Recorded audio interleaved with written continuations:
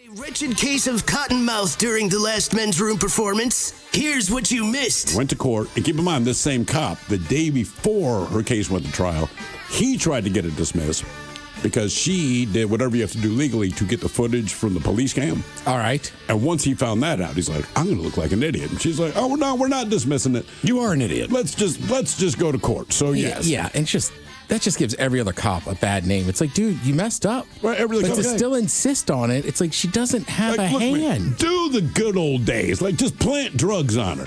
But don't tell her that you saw the phone in the right hand when she doesn't have a right hand. Now we look bad. And then it's even worse once you know she went through the proper channels to get the body cam footage. Like, no. So you knew you were wrong. There's some new restaurants down there. What is his name? Tuffy? Is it Tuffy Stone? He's won a bunch of competitions or whatever. Kansas City also still has like the biggest competition meet. Yeah. But he opened like a newfound one. It's like Q13 or Q32 or something. But people are calling it some of the best brisket you'll ever have in your life or whatever. Damn. Okay. I also want to say, when you travel to these areas, like Mike will attest, like you did it, like sometimes barbecue is one of the few things where I'm like, it might seem like everybody goes there. It's a tourist trap. Still go. Go. People make fun of Terry Black's in Austin. Terry Black's is some of the best barbecue I've ever had in my life. And people are like, well, everybody goes there. It's like, there's a reason. Right. Come on. There's a line. You want to go to the restaurant that nobody goes to? I wonder why. Yeah, right. Like, I don't have to be that special and know that, I don't know, Miles over there only does one brisket a day and I got to line up 2 hours ahead of time. Like, the hell with it. You got to order it a month in advance. Yeah, exactly. It doesn't make it taste any better. It just makes you feel special. Guys, another lap around the giant ball of gas. For my birthday request, I want the captain to retell the legendary saga of Sugar Bear hustling out Snap, Crackle, and Pop when they hit rock bottom. Maybe a hype session from Coke Ted trying to get fired up for this year's dolphin season. And a fresh batch of dad jokes for Miles to round it all out. The PNW appreciates all that you do, guys. That from Sal. Hotkey 2, Ted. Ooh, well, ahoy there. It seems your story's a little mixed up. You see, Sugar Bear was their agent back in the early days, and he convinced Snap, Crackle, and Pop that he had a role for them in a movie. Well, it turns out that he was lying. And the roles they were hoping to get were already cast. They lost out to those guys named Happy and Bashful and Dopey and Grumpy and Sleepy and Sneezy and Doc. Those 7 guys went on to become international superstars. All the ladies throwing themselves at them. Meanwhile, Snap, Crackle, and Pop are dead broke, living on the streets, selling their bodies for enough money to buy rice. Then they dried the rice, passed it off as breakfast cereal, and now they're cereal moguls. And they finally made enough money to hire someone to break Sugar Bear's knees. Crunch Bears. And on top of that, I still don't wear a visor or face cage. Dude, put the cage or the visor on. Come on. Seriously, man. Don't take a puck to the face. Unless you're already that ugly. I mean, maybe, but who knows? But I've been playing for 25 years now. Never had a single stick, puck, or skate to the face. And now that's not to say it might happen someday. Oh, it's going to happen now. I'm telling you, man. You said it out loud. Now it's going to happen. And you won't even be playing the game. You're just going to get hit in the face with a puck. The universe is like, let's get this son of a bitch. All right, your question. A platinum record is awarded to an artist after selling how many units? 5 million? Wow. Million, huh? 1 million, yeah. Question 4. Yeah. Question number 4. Any color plus white is called what?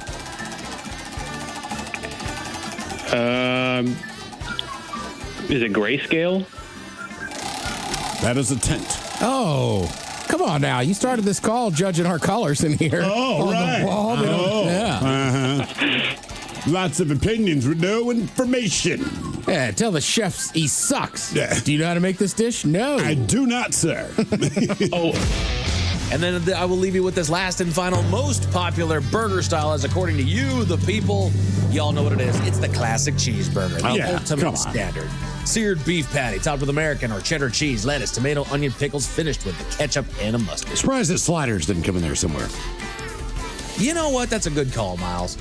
just as a different style. Aren't they teeny tiny smash burgers, basically? They're teeny tiny. They can be a little bit thicker. Yeah. That what they're serving up at White Castle is not a smash burger. Right, it's a good point. It's not even quite a hamburger. No. And don't cut your regular burger into fours and tell me they're sliders. Who did that? Who did that? I will refrain. Oh, they are a Are they a friend of disgrace. yours? No. You just cut it into four. That's not a slider. Right. That is a fourth of a burger. Now they know what they did wrong. Yeah, come on. Right. I was like, this is just lazy. Man. Like, slider should be its own separate It whole has its bun. own bun, yes. Yeah. Exactly.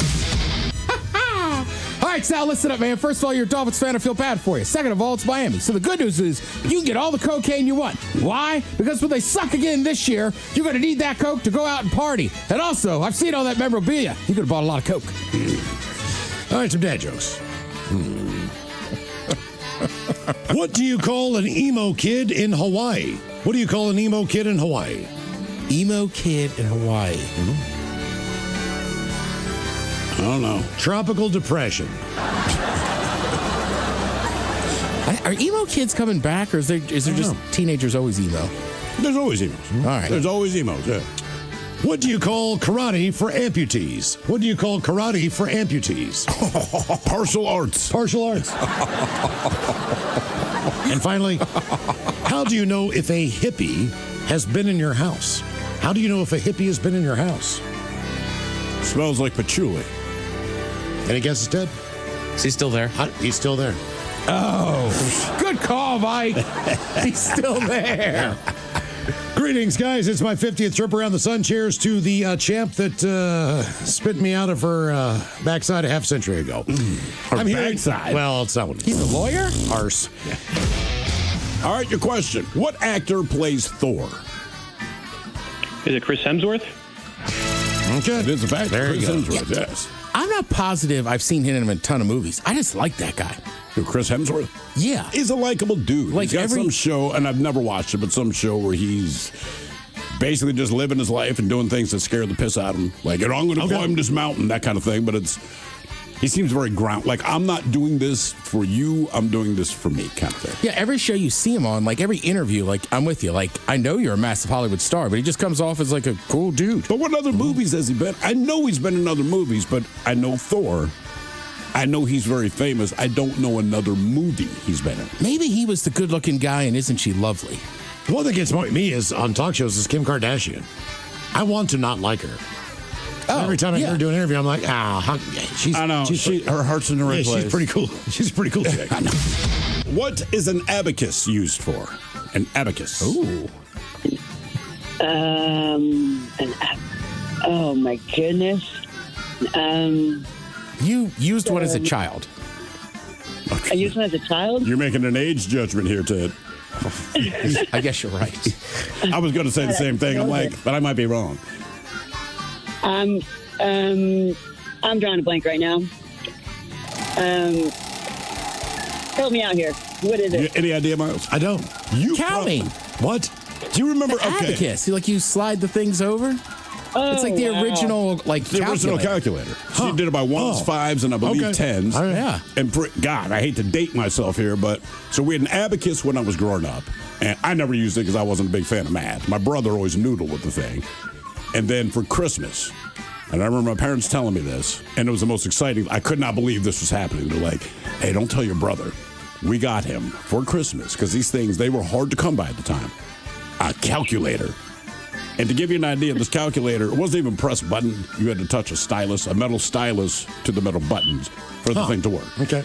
That is how old I am. Yeah, calculators were new. You never had an abacus? I'm a product of the West Virginia public school system. I would think you're still using them there. No. I would just think everybody my age, I'm 45 and over, like definitely had one as a kid and learned. For sure. No. You never had an abacus? No. Never Are even you saw, sure, never man? even saw one in real life. Google that thing.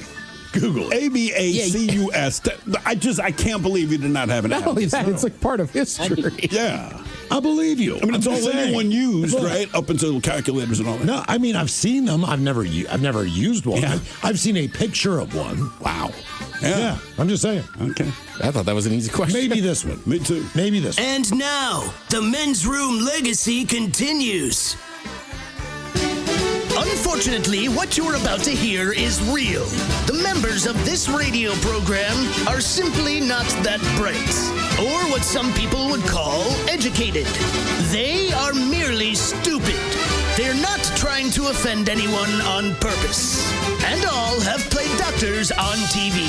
You have been warned and are cordially invited to join the party. This is the men's room. Forget it, man, and get with the countdown. Get with the countdown. Shake this square world and blast off for Kicksville. The trippers, the grasshoppers, the hip ones, all gathered in secrecy and flying high as a kite. This is the men's room with Miles and Thrill. You know what they say, shake your radio more than 3 times, and you're playing with it. You're listening to the men's room. And away we go. Welcome to the 21st Amendment season, episode number 4539. Along with Steve the Thrill Hill, the Ted Smith, and Mike Hawk. And you are the men's room. On tap today, we celebrate Sunday night's full moon on a Bad Choice Friday. The return of Ted versus the FCC. Plus headlines, a men's room shot of the day, fun with listener emails, and everyone's favorite, TV Time with Ted. Click, clack. Dragging and drum. All right, here we go. Man escapes a police transport van, only to immediately be hit by a train. Meanwhile, shooting at police and your name is Looney Tune, you are completely insane. A traveler pees himself to avoid having to get on his flight. One Atlanta judge sure does treat the local police officers right. And a man gets banned from Six Flags because he's eating nuggets on a roller coaster and filming it. That is all coming on today's very special episode of The Men's Room. And now, here's the question. Hola, bitches. Good day to you and yours. All right, one of our show's longest time listeners.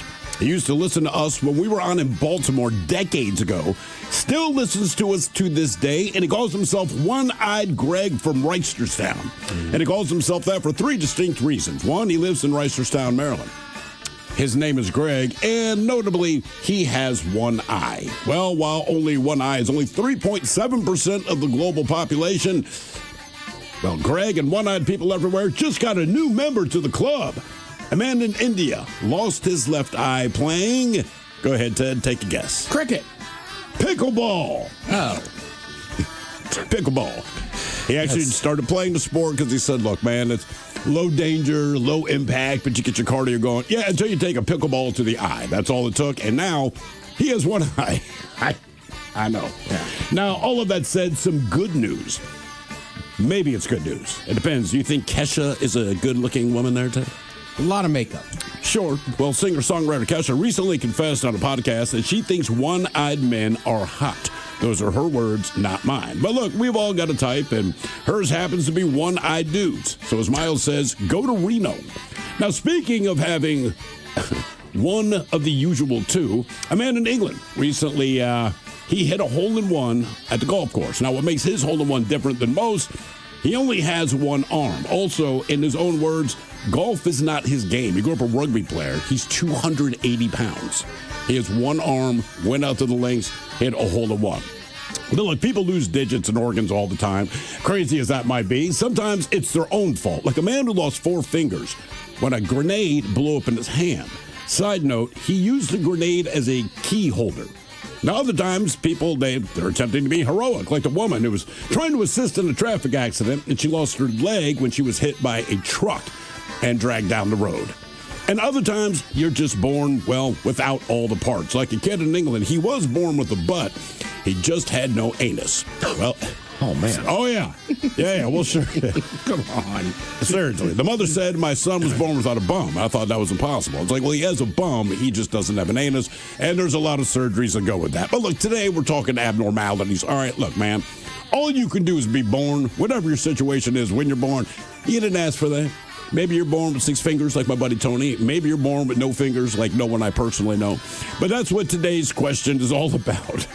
Today's question from our friends at Advanced Hair Restoration is, what body part were you born without, or what body part do you no longer have? To be a part of the big show, call 206-803-ROCK. Like the Men's Room on Facebook, follow us on X and Instagram at Men's Room Live. Send those emails to the Men's Room at KISW.com, and now watch the show live on YouTube at KISW Rock. All year, we're celebrating...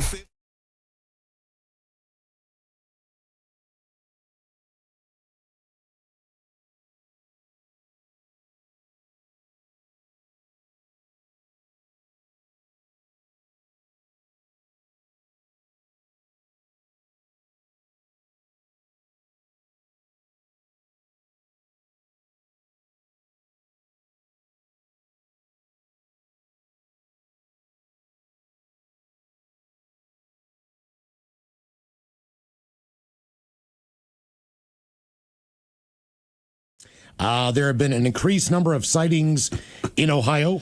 Bigfoot. As far as Bigfoot. Okay, yeah, first of all, the beauty of the UFO pictures, like they release, this big thing of UFO pictures.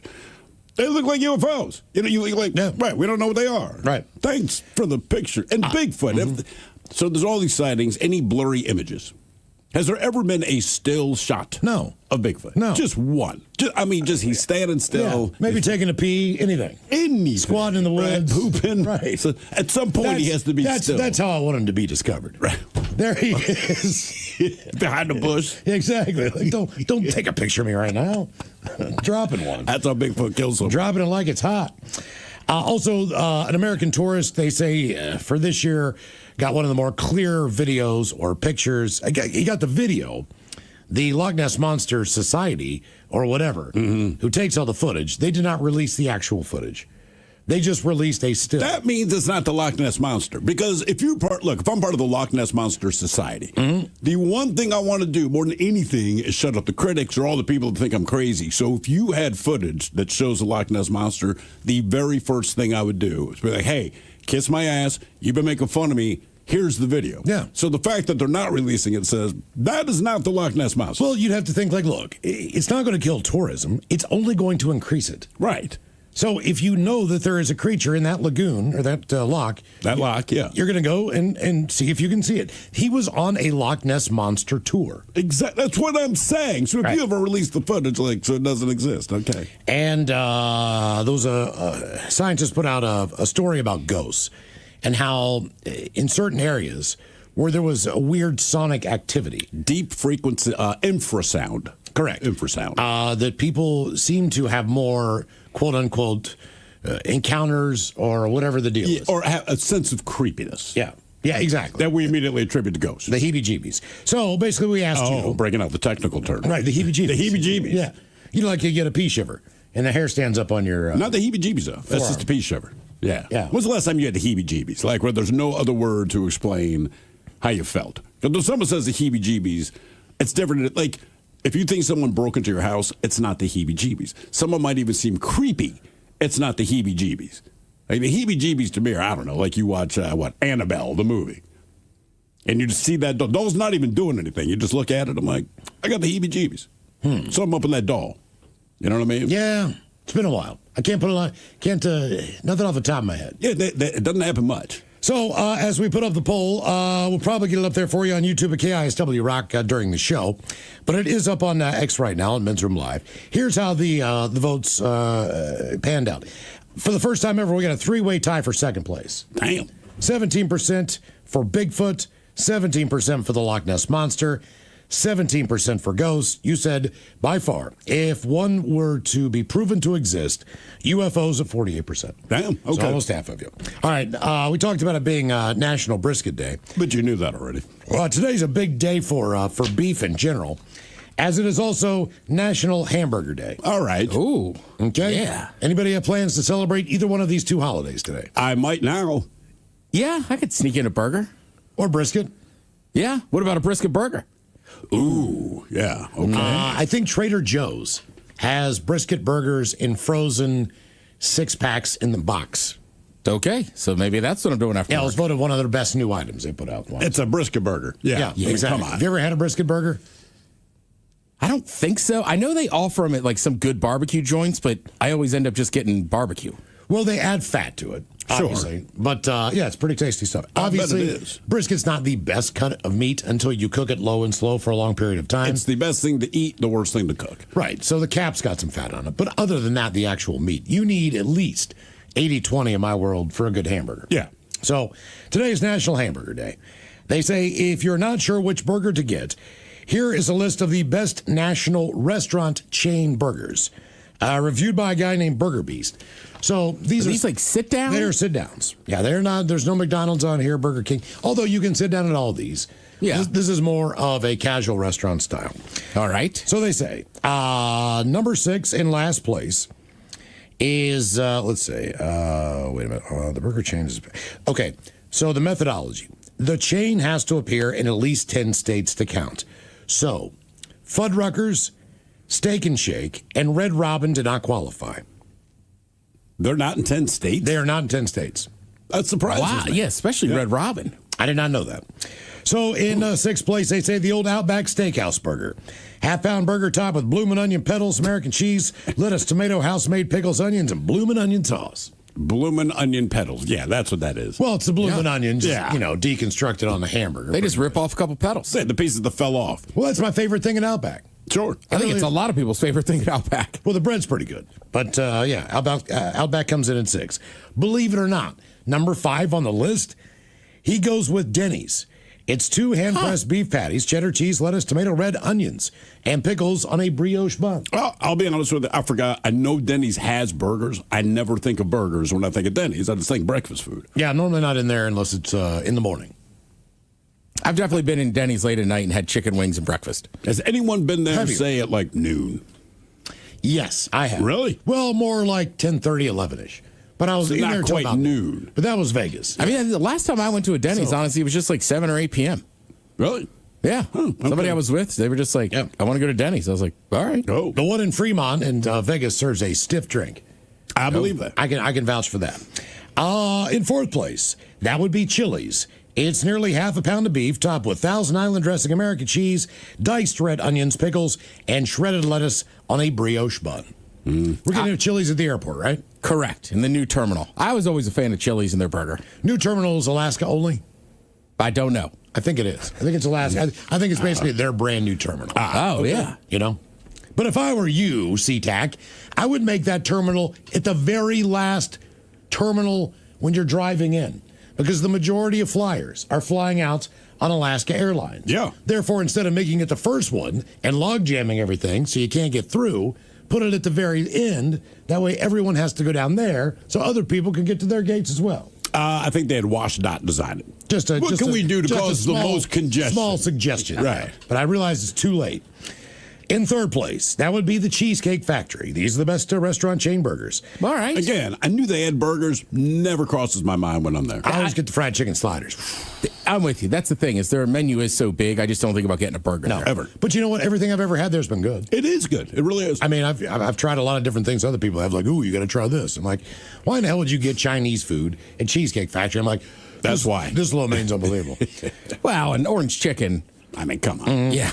Yeah, that's pretty I think China's even like, just take it. It's yours now. I mean, it's up there with General Sal. Well, they say it's never ours anyway. Right, like orange chicken at General Sal. That's us. Double patties, double cheese on a toasted sesame seed bun, lettuce, tomato, red onion, pickles, and a secret sauce. Now, here's one I've never heard of before, as far as the location. Number 2, this guy, the Burger Beast, says Cheddar's Scratch Kitchen. Never heard of it. Well, it's obviously in more than 10 states. Yeah. Quarter pound medium well burger that comes with 4 slices of bacon, cheddar cheese, lettuce, tomato, pickles, and onions on a brioche bun. Okay. You guys have any guess? You'll never guess who this guy says has the best burger, because you would never in a million years order one there. I can't imagine. IHOP. I was thinking IHOP, but It's more of a dinner place. you just wouldn't think to order the burger. I wouldn't. I mean, I'm just saying I wouldn't. Was it like Red Lobster?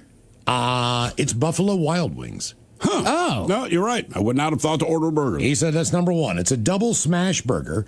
American cheese, bacon, grilled onions, pickled Fresno chili peppers, Okay. and hatch chili aioli on a challah bun. Challah. Oh, Holla. Look at them. Yeah. Okay. See, I get where they're coming from now. They got a sweet buns. Maybe that was the thing that took it over the top. Okay. So it is National Burger Day. So today, we are going to pick a food that you can never eat again. All right. All right. So in my mind, what I did was, as everyone's been doing this thing lately, and I don't know what it is, the Mount Rushmore of this. The Mount Rushmore of that. Yeah, I've been hearing yeah. this all the time on the radio. I'm like, what in the hell's going on? That's funny because that was massive about a year ago on social media. Now it's kind of slowed down. Yeah, so on today, the Mount Rushmore of Arena Rock. Right. Queen. I saw that too. Jovi. And disagreed. What was the other one? Journey, Bon Jovi, Queen, and I can't remember the other one. Somebody else. Because somebody made the argument, what about KISS or Motley AC/DC? Crue? Yeah. But see, here's the thing. They bring up this dumb Mount Rushmore thing, and now we're debating it. Right. I think it's just about I'm not going to get involved. See? Because you don't want to talk about it. You don't Well, I just think there is a slight difference to me between like stadium rock bands and arena rock bands. Like I've seen Metallica in an arena, but to me they're like a stadium rock band. They are a stadium band. I Same agree. with Guns N' Roses. I was thinking the same thing, right? But see, KISS to me, stadium. Or not stadium, arena. Yeah, it's true. I You don't can know. see them outside, but I actually think it's better to see them indoors. That is weird.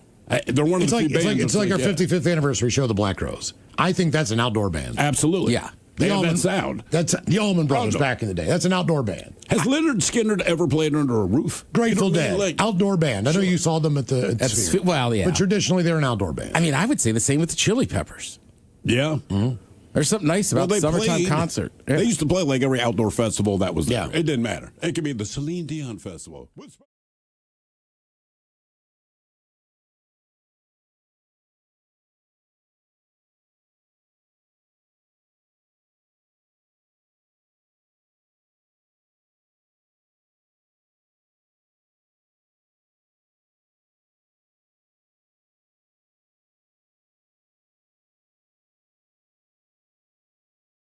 Luxury rolls on. You're listening to The Men's Room with Miles and Thrill. 99.9 KISW. Oh, but y'all, away we go. Welcome to the 21st Amendment season, episode number 4,539. What a large and in charge program we have for you today. Guaranteed future repeat on this oh-so-positive Friday. The exciting return of Ted versus the FCC, I believe, take two, as we get back into a Buck who makes fudge suckers. Oh, yeah, man. that guy. Who doesn't like a good fudge sucker? Well, Fred, he likes to suck Buck's fudge. Well, who doesn't? Yeah.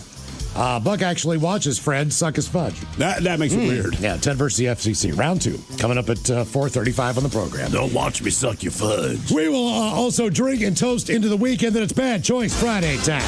You know it's Bad Choice Friday. It's Bad Choice Friday. You know it's Bad Choice Friday. Hey, man, this is your fault. Shame on. Ted, you know what Sunday is? Sunday night? Yeah. It's a giant full moon, I believe, at 1:42 a.m. I believe we will be You believe able that? to see it. I have a hunch. Yeah. Based on the forecast, it looks like we're going to get a chance to see this big-ass full moon. Is it going to be specifically big in the sky? Is that what they're saying? I believe they're saying it's going to be a big full moon. Is it a super moon? I don't know. Oh. I don't know. I mean, you're the astrology guy. Astronomy. Astronomy, Jesus. I was like, astrology. That's not right. Yeah, I'm Aquarius. Yeah, I don't know, man. I mean, like, look, it's like a full moon, you go cool. Then every once in a while, like it's a blue moon or a harvest moon. That just depends which full moon it is in the month, right? All right. But like big ass full moon, as Ted said, I'm not sure if this is the big ass full moon or just a regular full moon. It's a blue micro moon. Also, it's a small. Oh, Jesus. It's a What's small a moon. blue micro moon? Blue moon. It's just really cold. It turns blue. Da-da-da-da-da-da. Oh, so it's the opposite of like a giant supermoon. So because it's the not a moon big-ass is full moon. at or near Apogee, the furthest point. apogee. Apogee. It's like a helicopter. It's going to appear 10% smaller. I see. Really? So it's not a big ass full moon. All right, it's it's a teeny small- tiny. it's a teeny tiny moon. It's full moon. 10% smaller. It's Oh, not yeah. tiny. It's teeny tiny. That's why the astronauts did not go now, because they wouldn't be able to hit it. Yeah, they're like, oh my God, it's 10% smaller. It's just, how do we land this? Once you go to space, you can hit it a lot. Okay. So we're going to celebrate Sunday night's full moon. We have a crooner battle today on Bad Choice Friday. That's right, Battle of the Why? Crooners. Because Ryan Castle was not available to approve these songs. Yeah. So what we did was we took it upon ourselves, you see, to pick these songs today, which includes Frank Sinatra. Fly me.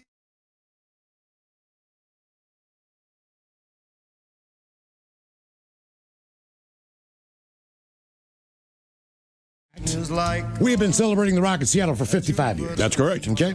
Before that, this radio station was a classic crooner radio station. So there's a good chance this song has been played on these very 56 years ago. Yeah. You see? And we're bringing it back. That's right. Last time I smoked a cigarette inside a bar doing karaoke was this song. Vegas? No, up on Capitol Hill. Oh, really? You were smoking and singing this? I'll be honest, it was early on in our time here. I believe it was a gay bar. I don't know. You tore it up. Had a cig, and I said, "Can I get a light?" And I said, "Can I get a light, boys?" Yeah. Yeah. Then you went home with Terry. So I woke up to Craig. Nice Great day. night, yeah. Unbelievable cuddler. Very soft hands. Makes great corned beef hash. Frank Sinatra and Fly Me to the Moon taking on Dean Martin on a Bad Choice Friday.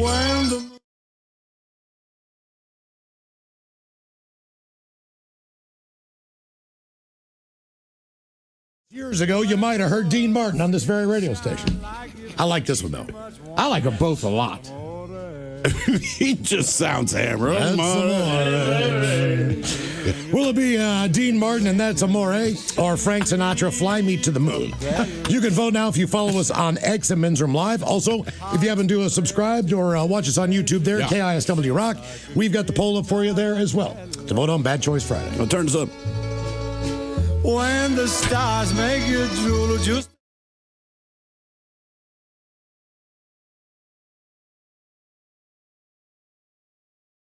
Later, most of the time, it was just tea. Yeah. Oh, yeah. He Frank was the one guy that much didn't drink. heavier drinker, but Dean was known as the drunk of the Rat Pack. Oh, yeah. Right. He played the part well. Yes, he did. Okay. Yeah, it's got to be kind of fun. Either way, a crooner wins today on Bad Choice Friday, so vote now. The people win. The people win. Yes. Everyone Yes. wins. Today, everyone wins. So today we're going to talk about body parts.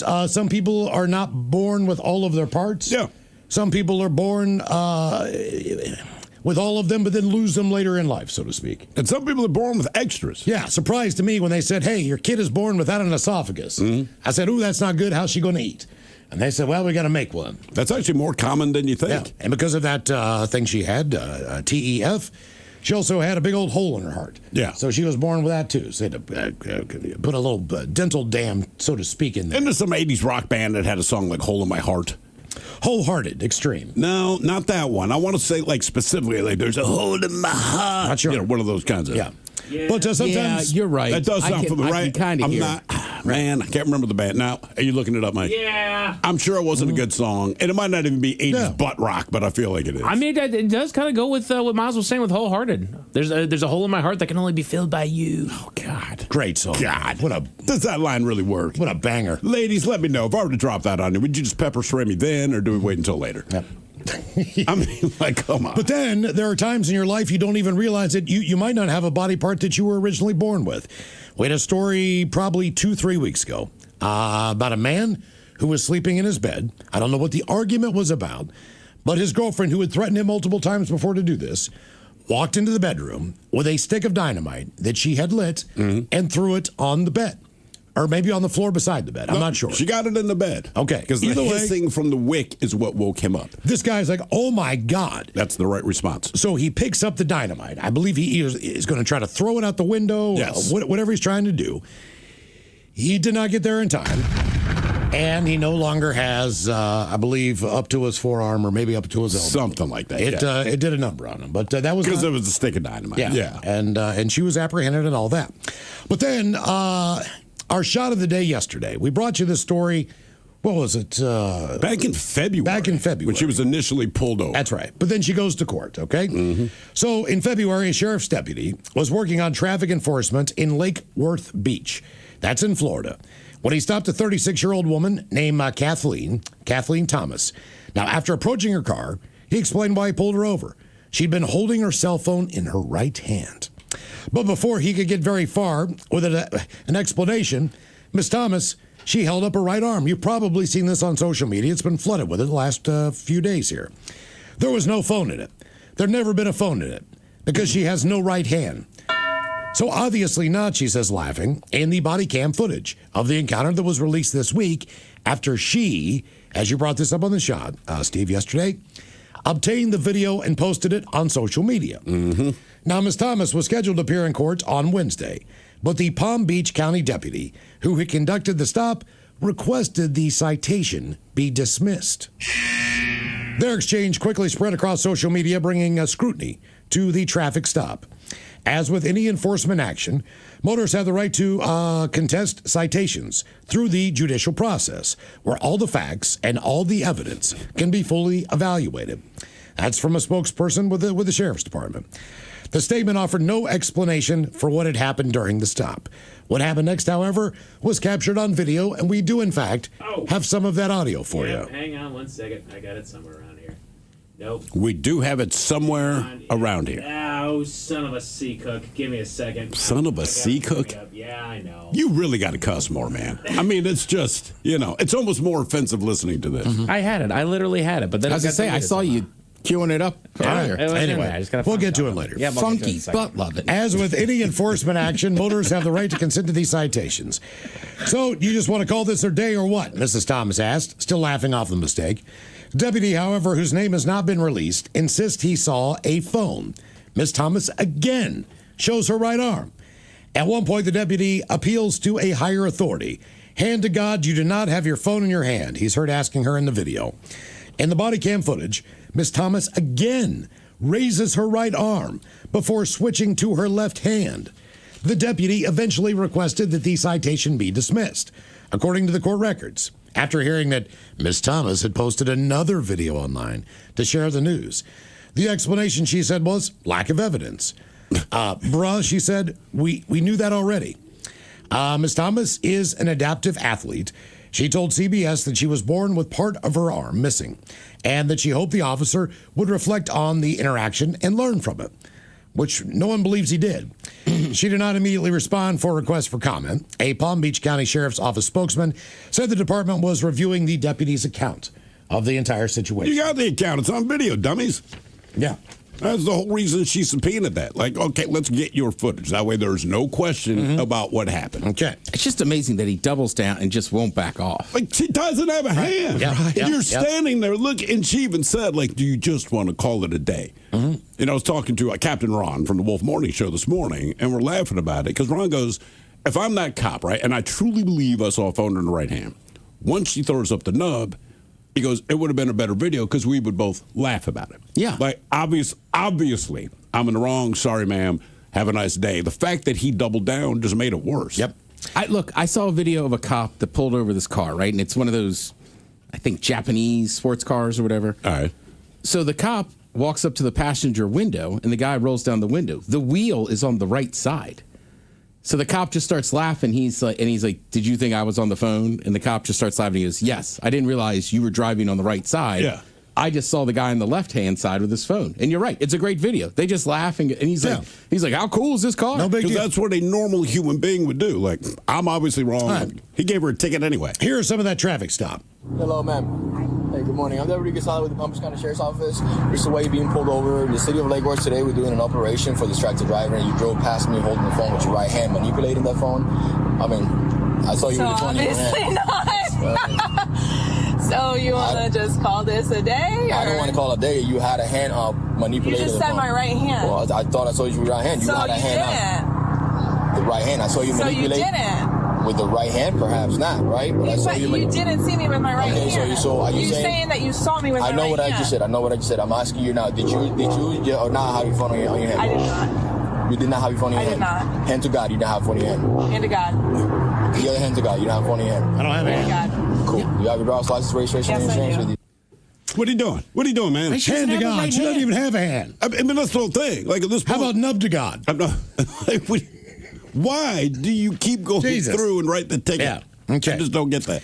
Now, on the flip side, some things and people are born with extra, like your buddy Tony, born with a six fingers on each hand. And sometimes you have to get those removed, which I'm sure Tony did. Probably made him a worse guitar player. It's not that Tony did. His parents made the decision they didn't want a six-fingered boy in their family. Right. And you're right. He is one of the best guitar players I've ever known personally. And we always imagine how much better would he be with if a six finger. Hey, man. Jerry Garcia did not have a finger. All right. Tony Iommi, in an accident when he was in high school, lost part of his finger as well. Wasn't it two of them or just the one? I think he lost the tip of one. Okay. But he might have lost 2. Either way, he got a little rubber. It doesn't impair guitar playing, if anything. But this is a strange story. This is not human in nature, but it does involve a dog. A dog born with a spare penis had to go emergency surgery to relieve him of his extra appendage. Wait a minute. So it wouldn't encumber him, so to speak. If I were born with 2 penises, I think it'd be real quick to say, hey, it's not a spare. The doctor, the surgeon. Let's try it out. He said, right, give me a minute. He said, I've never seen this condition before. The extra endowed canine, fittingly named Willy Wonka, had reportedly been handed into the Animal Welfare League in Queensland, Australia. Upon inspection, the animal rescuers noticed that the dog boasted an unusual double feature. We noticed Willie wasn't walking well on his back leg. We also saw something dangling on the side, which was very odd, according to the vet nurse. Now, the people who surrendered Willie initially thought it was an extra tail, only to realize it was actually, quote, a bonus penis, as seen bonus penis. and the footage circulating online. The examination by vet employees revealed that the double wiener dog suffered from diphtheria, a rare condition that results in a duplicate dong.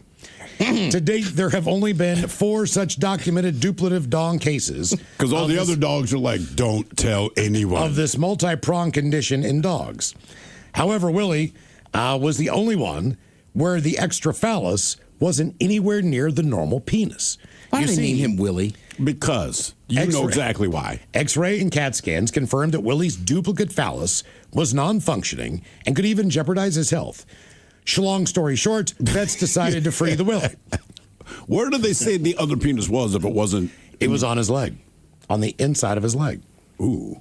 Surgery was the kindest and most responsible way forward, according to the doctor, who conducted the complicated operation to remove the pooch's extra penis, as well as his deformed limb. Thankfully, Willie is recovering well after undergoing the knife, per the surgeon who said that now he's just a normal 3-legged puppy. So they got rid of one of his legs.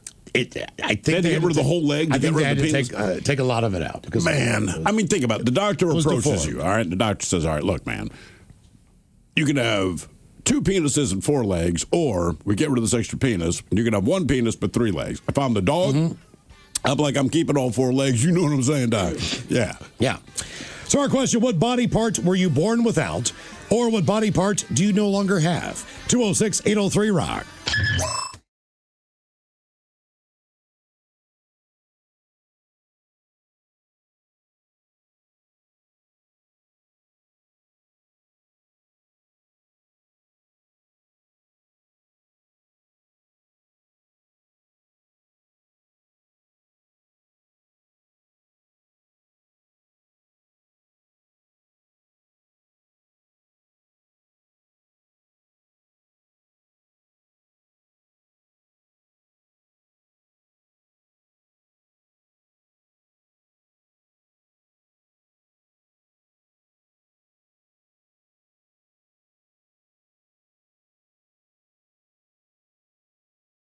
Pizza, tacos, or wings?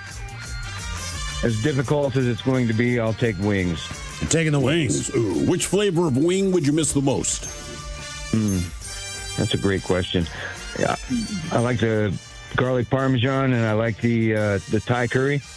Ooh, I don't know if I've had the Thai curry. I've had the garlic parmesan. Had the garlic parmesan, big fan. Lemon pepper, which is Ted's go-to, I believe. But honestly, much like Lay's potato chips, there's just nothing wrong with straight buffalo sauce, man. God, I love teriyaki, though. They're just hard to find. Teriyaki wings? Yeah. They're my favorite. All right, okay. All right there, Matt. Here is your question. What is another name for a wildebeest? Another name for a wildebeest.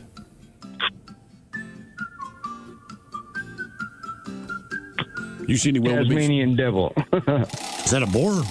It is not. Wild hog? Nope. A gnu. G-N-U. A gnu. Did you like see like Gary Gnu? Gary Gnu, but it's just a gnu, not a gnu. He doesn't look anything like that. No, I know. I'm just telling you, it's another name for a wildebeest. Oh, now you're disappointed. Well, it's like buffalo wings.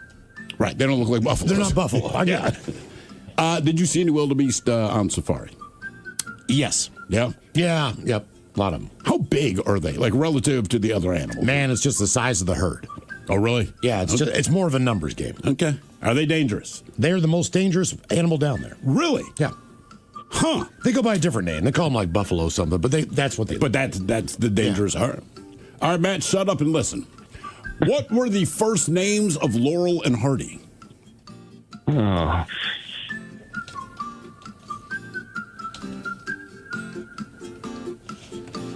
Yeah, I don't know. They were Stan and Oliver. Yeah. Stan and Oliver. Okay. All right, your question. Kind of fitting for today. Jean, Louise, Tina, Bob, and Linda are the main characters of what animated sitcom? Let's go with Bob's Burgers. Got it. Yeah. I wrote that question last week. It happened to land on National Burger Day. What does one know? Game is Big Dummy 206-803 Rock. Big Dummy! Hello, Stephanie. Welcome to the men's room. Liquor and whores. Liquor and whores. Steph, are you sober or not sober? I'm not sober. Okay, here we go. Good times. All right, Steph, what are you never going to eat again? Burgers, pizza, tacos, or wings? I'm going to have to say pizza. Really? Wow. Yeah, I'm going with pizza. I've done my time. You've done your time. What do you mean you've Can't done go your time? without burgers and wings and oh no, God, just going to go with pizza. I mean, look, I got to stay with pizza. I worked in many pizza places during my cooking life, and everyone said, man, you're going to get sick of pizza. And I really thought I would. I'd never have. Never got close. It was always good. I'm telling you. I just, for me, there's always at least, I think, one frozen pizza in my freezer. Yeah. You just never know. And I mean, you'll get tired of ordering from certain places, but you just order from a different place. Yeah. I mean, seriously, I make once every 4 months, we switch up who we order from. Yeah. By the way, quick side note, my wife and I, Friday night, date night last Friday. How was it? Went up to Pizza Hut, that's right, and we said, man, you know what? We're going to sit down in the restaurant because we both got nostalgic and excited about it, right? So first of all, I just want to point out, even on a Friday night, we're the only people sitting in there. All right. You got 1,000 customers, but they're all DoorDash. Or I'm not people positive picking up. people know you can. This one you can't. I mean, It's a restaurant. We're the only people sitting there, and in the end, disappointed. Really? Yeah, it was the crust, all right? So, their cheesy bread and their breadsticks are what you remember, right? Yep. And they were fantastic. But the pizza itself, first of all, even though we were doing the sit down, they handed it to us in a box, like it's carryout. It used to be in a big skillet thing, right? Yeah, it usually comes out in the pan. Yeah. But they changed the dough on the pizza, man. And we were like, this ruined the whole thing. We were so jacked about this all last week. We're going to Pizza Hut. We're going to Pizza Hut. It was all right. It was all right. Yeah, they handed it to us in a box at the table. I'm like, God damn, guys. I was going to say, my buddy and I ran into him and his wife, right after this. And I was like, hey, how was it? And he's like, Yeah, I was we were so oh, excited. no. Yeah, very disappointed. All right, your question. What is an abacus used for? An abacus. Ooh.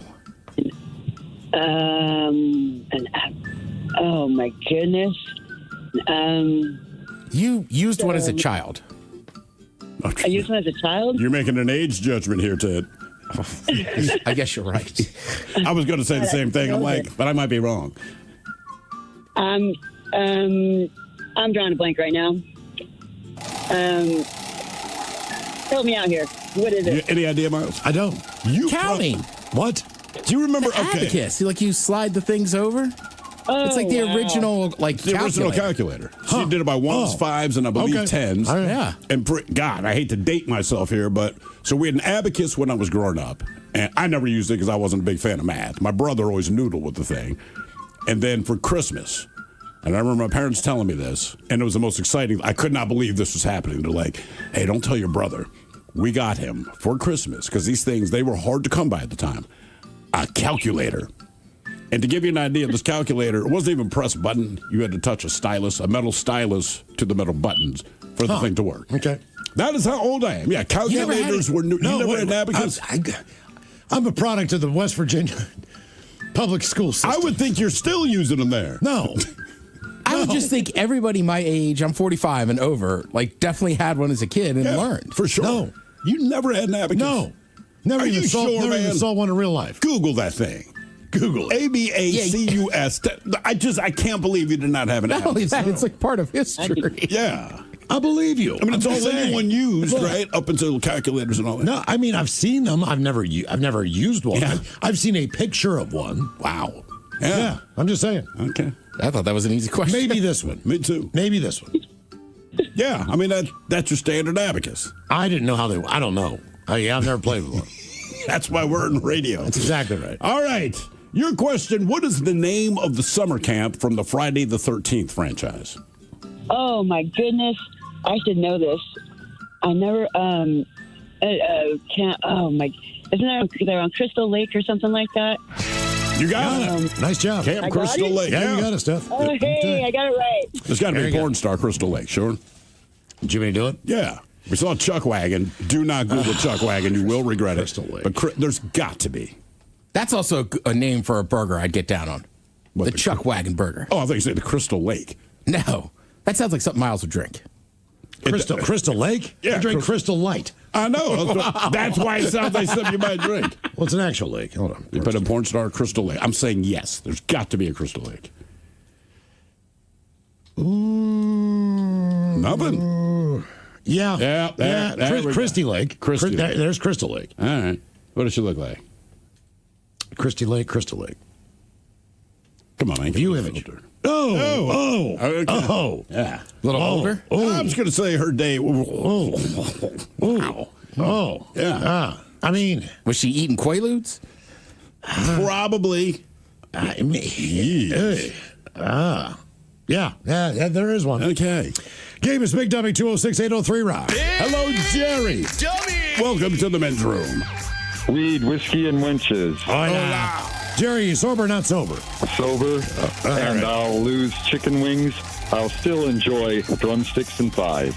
You can't have a drumstick, but well, I mean, if you have a full-size drumstick, I guess. A drumstick is for the arm. Yeah, you're right. Yep. Okay, you can take it. Only the wings that I have to sacrifice. That is correct. All right, I like your thinking. Yep. You're not wrong. All right, here is your question, Jerry. The words of poet Emma Lazarus are found on what U.S. monument? The Statue of Liberty. You are correct, sir. Well, I figured that would have a French name. Well, no, they just made it. And the name was built by a French guy, Monsieur Eiffel, who also did the Eiffel Tower. Right, and then they wanted to originally present it, I don't remember which country, but for the Suez Canal. All right, and they said, yeah, we don't want it, so we basically got re-gifted the Statue of Liberty, and then you have a U.S. poet. Okay, something on there. Yeah, fair enough. All right, well, before we let you go, I'll give you a 50-50 question here. True or false? Texting and driving is still legal in 4 states. True or false? I'd say there are 4 states true. Good news is it is false. However, there is still 1 state where you can text and drive because it's impossible that you'd crash into anyone, and that would be Montana. Huh. So you can text and drive in Montana. All right. Yay. Game is Big Dummy 206-803-ROCK. Big Dummy! Hello, Alex. Welcome to the men's room. Hey, bitches, how's it going? Alex, are you sober or not sober? I am extremely sober, Miles. Awesome, Alex. Good for you. See, if I'm a cop, I don't believe you. Well, I'm watching you guys on the YouTube right now, and I got to say, the gray paint in that studio is ugly. Well, okay. It's wait. It's the entire floor. So we have light gray, but it's kind of a foam sound insulation, quote unquote, on one wall, and then behind Miles and I is a darker gray paint that Ryan Castle painted himself. If we spare no expense. Well, then he probably should have painted it olive drab green. Okay, we'll let him know. Okay. Yeah, you know what? I'll call him later and just say your color palette sucks. It sucks, dude. Yeah. And our listeners aren't happy. The mighty 99.9 KISW and KISW HD1 Seattle. Always live on the free Odyssey app. From the Pinky's Plumbing Studio, you're in the men's room. Text the guys at 206-803-ROCK. We head to India. The Central Eye Hospital received patient NVH, 39 years old, admitted to the hospital after being hit hard in the left eye by a pickleball. According to the doctors, the patient suffered from eyeball contusion, bleeding and glass discharge, mild cornea edema, severely impaired vision and can only see palm shadows at very close range. Okay. The doctor said that after a period of internal medicine treatment, patient's vision did improve, but the glaucoma increased and cannot be controlled with drugs. So doctors were forced to perform surgery to lower the glaucoma to treat complications and from the injury. Now, the patient still needed to continue to be monitored, and he was treated for a long time. Patient said he'd only played pickleball for about 3 months because he thought this was a light, less dangerous sport. However, in one shot, his teammate hit the ball hard, causing the ball to deviate and fly straight into his left eye, causing severe pain and blurred vision immediately. He was sent to the Center Eye Hospital, received a more severe case. This is another patient. Patient was admitted in the hospital in a state of eyeball rupture, corneal tears, and tissue extruding and completely losing the ability to recognize morning and night. Jesus. Due to the severe damage that could not be restored, doctors were forced to perform surgery to remove his eyeball, and he was permanently blind in the left eye. I mean, are you blind to one eye if you don't have the eye in your head anymore? They say injuries to, as far as pickleball, have tended to increase in the eye world. I believe that. I mean, consider the age of the people that play, as we picture it. Yeah. Right? I mean, the pickleball, it's still kind of a dense wiffle ball. I was going to say, right, it's a little bit heavier, but I'm like... I mean, you can smell... Like, my father-in-law plays it all the time, right? And in spite of the health concerns and the family worried about, he worked our asses on the pickleball court like nobody's business. And for the most part, he just puts these weird curves on the ball. I mean, you can't even track it, but every once in a while, he'd smash the piss out of that thing. And, look, I never got hit in the eye. I think one I took off the chest. I mean, it stings for a second. But, yeah, I mean, if it hit me straight on the eye, it'd have been bad news. Don't play that, man, by the way, in pickleball. Well, especially when you watch people who are not on a pro level of wiffle ball, but are competitive. I mean, the pitcher is sick. Oh, yeah. I mean, it's absolutely like, you're like, wow, dude. I mean, that's what he does when he hits this thing, and he knows exactly where it's going to go. But I mean, these crazy turns. It's like a masse. It's almost like when you're playing ping pong or shooting pool. That's exactly what it is. As far as the curvature of the ball, it's crazy. But he gets it, and he can just do it at will. But every once in a while, he said he'll smash it. It's like, you don't want that thing hitting in the eye. So our question, what body part were you born without, or what body part do you no longer have? 206-803-ROCK. Hey, you're right. It'll never sound cool, Ted. I mean, it's like it's a pickleball. I know. It will never sound cool, but, Right. Just lie and say tennis. What happened to your shoulder? I broke it. Got hit with a wiffle ball. Right. Right? Like I diving out of the box of a curveball and wiffle ball? Like, come on. Hello, Chris. Welcome to the men's room. Hola. Hola.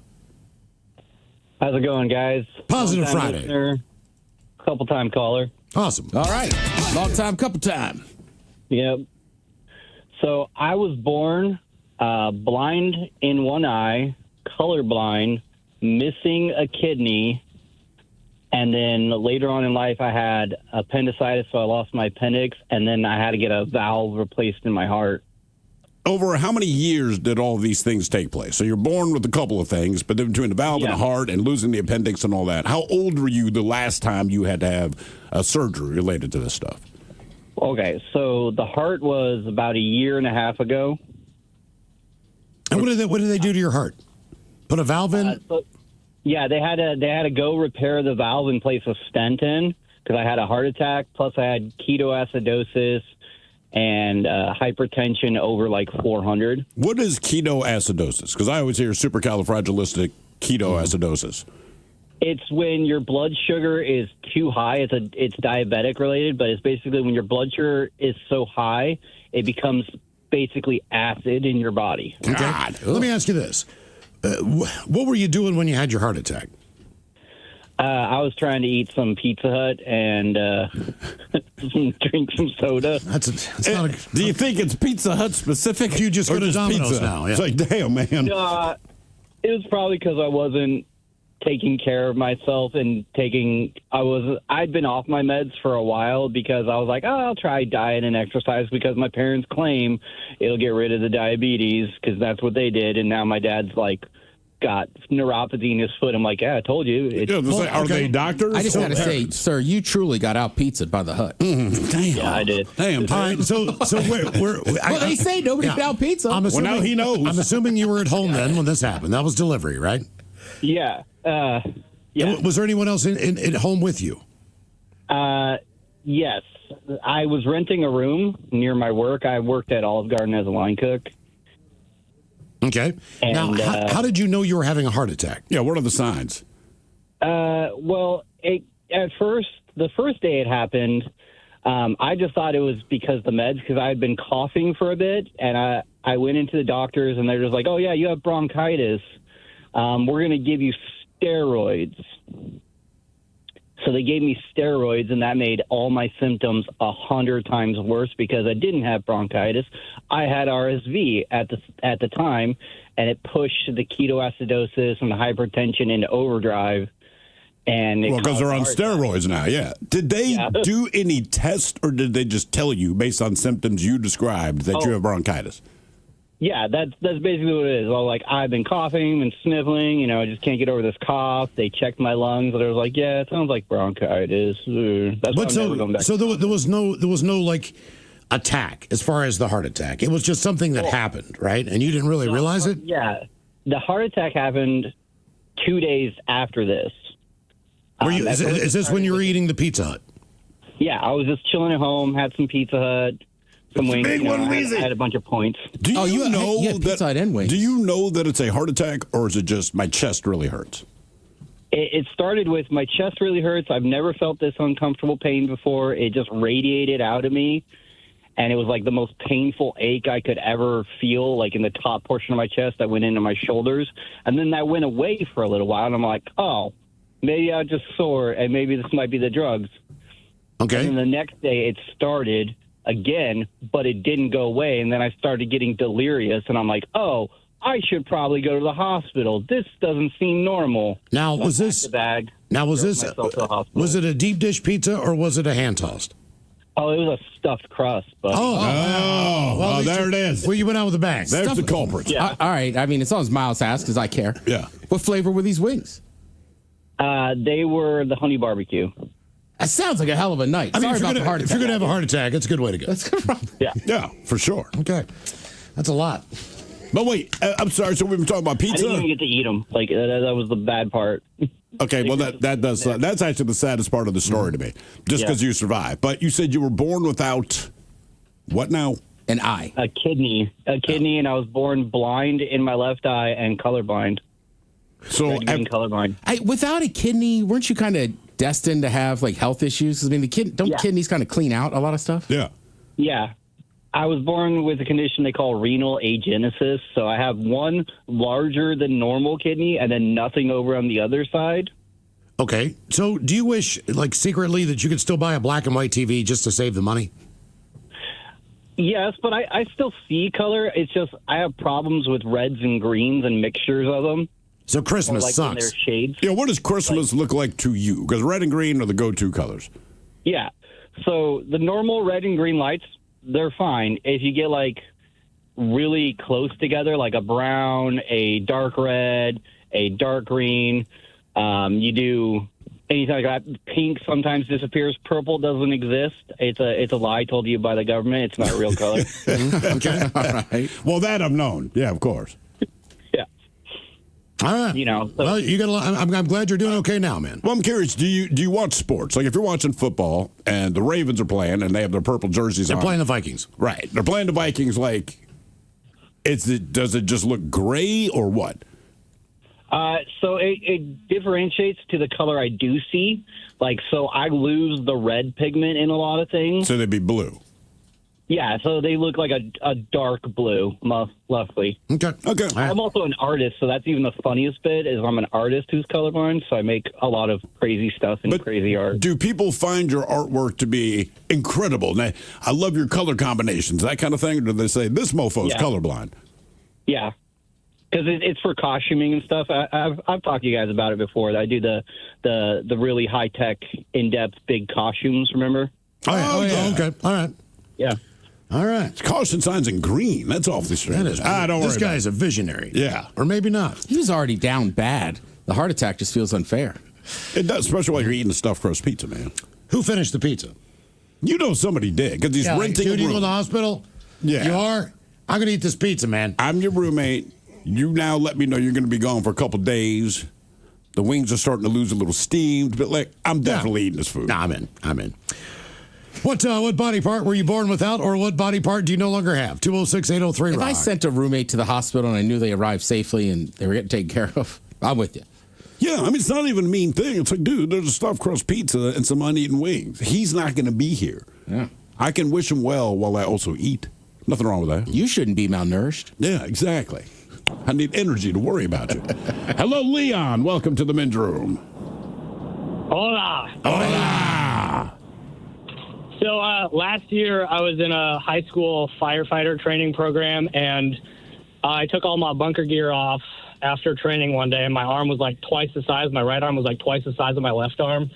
So I went to the hospital, and after many weeks in and out of the hospital, they determined that my top two ribs grew too close to my collarbone and were cutting off circulation to my arms. So they did surgery in my armpit where they removed the rib, and then 6 months later, after physical therapy, they did the other side. Okay. So it did it on both sides of your body? Yeah. And how was the recovery on that? Because you can't really do much. Painful. It was like my surgeon said it was the most painful surgery he performs on people. So. Oh, cool. Damn. Cool. Does he tell you that before the surgery? He said that after the first surgery, but before the second surgery. That's how I would time that. Was the first one so bad that you were not looking forward to doing it again? Yeah, definitely. It was pretty painful. I couldn't walk for a little while, and it also caused blood clots. And when they disrupted the blood clot in my shoulder the first time, it spread throughout like my entire upper body. So I had like 12 or 13 of them in my neck and chest and back and all that. So what about now that they've done it? Is the blood clot thing still a threat, or is that finally gone away? Since it was a structural issue, it was there's no blood disease or anything. So since they took the ribs out, they said nothing will happen anymore after that. Okay. How old are you?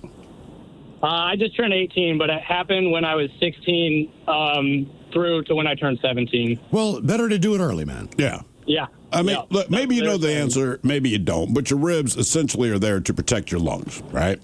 Yeah. So when they were your lungs also elevated higher than they're supposed to be, or are your lungs in the right place and the rib cage just kind of missed? Lungs are in the right place, just the top two ribs grew too close to the collarbone, like grew too high up, which is a condition that a few people have, but it's kind of rare. And my surgeon usually performs this on like 80-year-old people for some other reason. So he was kind of surprised that he had a kid doing it. So did they remove 4 ribs total?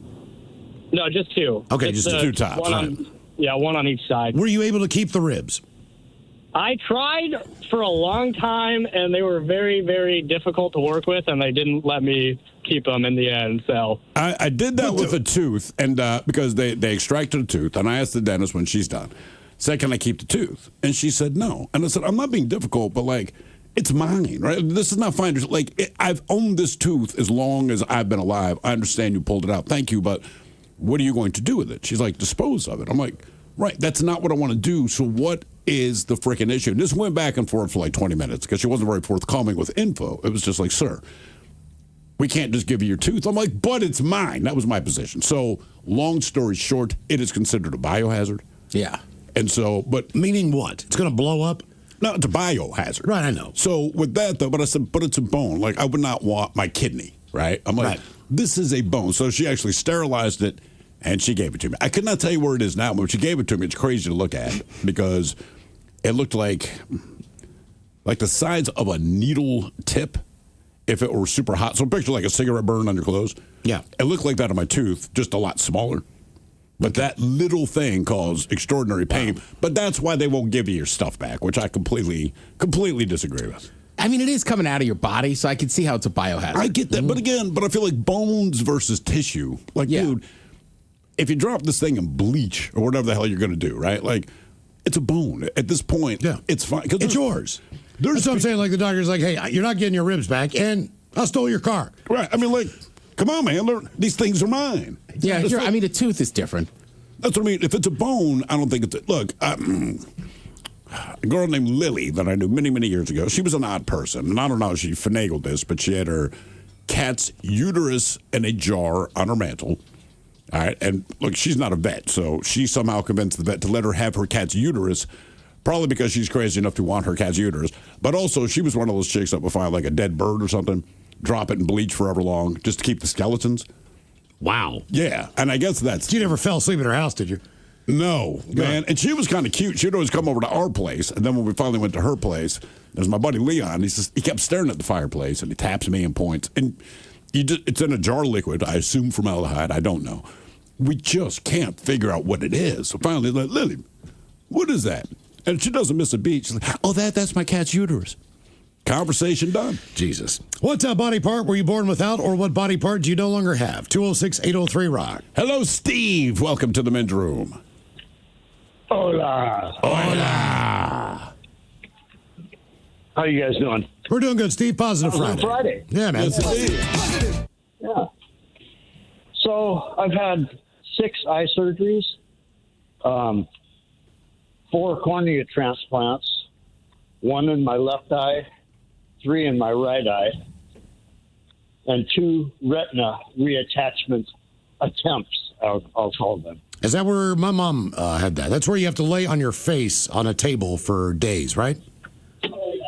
I had to, just got my car. Hello? Hello? Steve, you all right? Hello. Uh-oh. Is he gone? Steve! Steve! Oh, no. There we are. There he is. He's back. Back from Here the I dead. am. Okay. Sorry, guys. I'm just hiking to my car. I'm in the shipyard in Bremerton. Okay. I'm glad you're driving with all the eye surgeries. Well, you got to, I still got to work. Yeah. I'll be, I turned 60 nice. Nice. So, Okay. Yeah. what is your condition that all these surgeries have had to be performed on both of your eyes? Well, they say it's not genetic or, doesn't run in the family, but my mom's had cornea transplant. My sister has had cornea transplants. My other sister and my father, however, did not. And they don't think it runs in the family. Okay. Right, but 3 out of the 5 of us have had cornea transplants and, pretty severe eye issues. So Okay. where do they And transplant the cornea from? Does it come from a cadaver or what? Yes, sir. All right. Yeah. So you have had, you said, what, 4 Hopefully or not 5? Nobody I know. I had the first one in my right eye, and then half a year or so later, because they said you're going to need it in both eyes, but we don't do it at the same time because it takes a while to heal up and get your vision back. So did the right eye first, and then like 8 months later or something, they did the left eye, and the left eye remained good. That's the only thing I've had done to my left eye is the one cornea transplant. Okay, within like a year and a half or so, my body started rejecting the transplant in the right eye. They said, well, we'll do it again. Find another day. So we did it again, and it's like Miles said, but I didn't lay face down. I had to lay on my back and look straight up, for like a 24-hour period. Okay. Jeez. Yeah. My mom said that was tough. Because basically, it wasn't easy. In her case, she was kind of like on a massage table. Yeah. Where there's a hole for your face. Yeah. And you basically just try and just keep looking straight down. What are they under her looking up? When they reattach them, they want them to be straight. I got you. Instead of gravity, so you're just looking down all the time because For how long? It didn't attach. I think she was like 2 or 3 days. Like she was drinking most of her food out of a straw. Of course. She could get up and go to the bathroom, but she had to get right back down on the table. Damn. She had to sleep like that. I mean, to me, it just sounded miserable. That sounds awful. Miserable. Awful. What body parts were you born without, or what body part do you no longer have? 206-803-ROCK. Yep.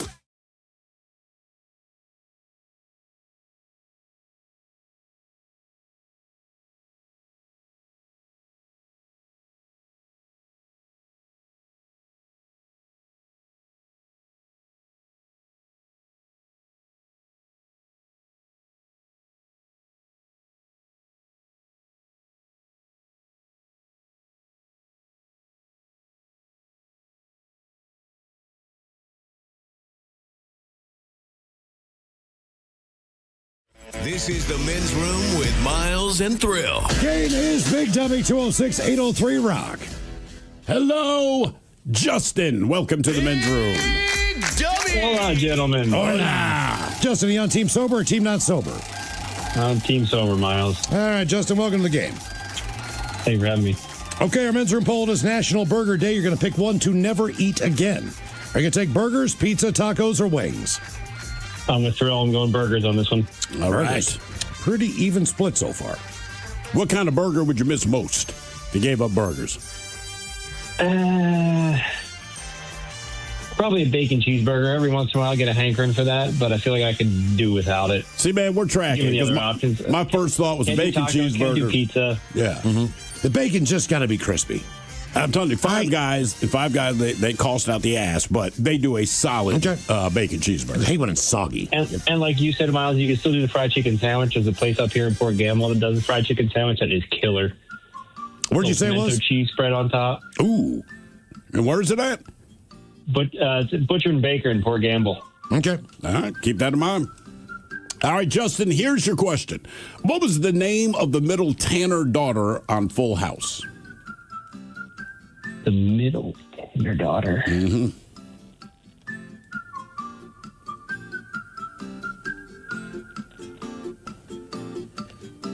It's Stephanie Michelle? I don't know. Stephanie. I was Stephanie. Yes, indeed. Oh, I thought you wanted her middle name. The name of the middle Tanner daughter. And you were just guessing her middle name anyway. I don't even know if they addressed the middle names of the daughters on Full House. Michelle. I thought Michelle was her middle name. Michelle was the baby. Yeah. So you knew Stephanie was the middle daughter? Yes, I think was DJ was the oldest. I don't know. Yeah, DJ was the oldest. Stephanie was the middle. Michelle was the little one. She was, yeah. What? I don't know. I feel like she was the easiest one to forget about. But it sounds like I'm just hating on middle children. It does. It does. Let me guess, you don't like Jan Brady. There was a Jan? Oh, there was a Peter. Yeah. Who were they? Were they on the show? All right, your question. What vehicle was driven by Fred Jones? Fred Jones. Vehicle. Fred Jones. Mm-hmm. You probably just don't know his last name, but when you get the answer, you go, oh, right, okay.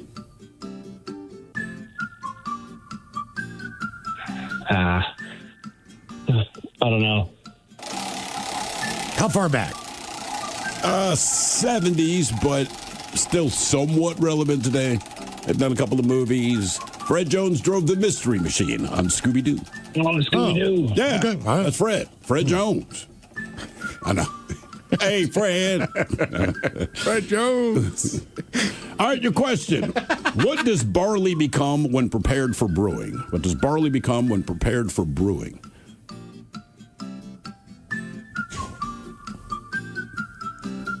Malt. Boom. Got it. There nice it is. work. Good Nice guess, work, man. Justin. Yeah. Okay. Malt. I did not know that either. I didn't know. Game is Big Dummy 206-803 Rock. I've drank a lot of beer, though. I don't feel like I should know that based on the amount of beer I've consumed. Well, not only that, but there's a lot of malt in everything. Like White Claw technically is a malt beverage. Is it? Yeah. And we think about like malt liquor. Yeah, I think malt's in milk balls. Same thing. Made out of barley. Probably. I would think guess so. yeah, I guess malt. malt's malt. Yeah. Going to a malt shop. Where's there a malt shop? I mean, come on. You don't know what an abacus is, but you're holding out hope for a malt shop. Well, it used to be a thing back in the day. I know. My grandfather loved them. So did my dad. I'm going to go get a malt. All right, I'm getting a milkshake. I'd always get a malt with my dad. We also had an abacus. I always hated the malt. Really? A milkshake, yeah. Yeah, certain flavors, like the vanilla malt I liked, chocolate malt I did not. All right, Miles, are you ready? Yes. Hello, Eastwood. Welcome to the Men's Room. God.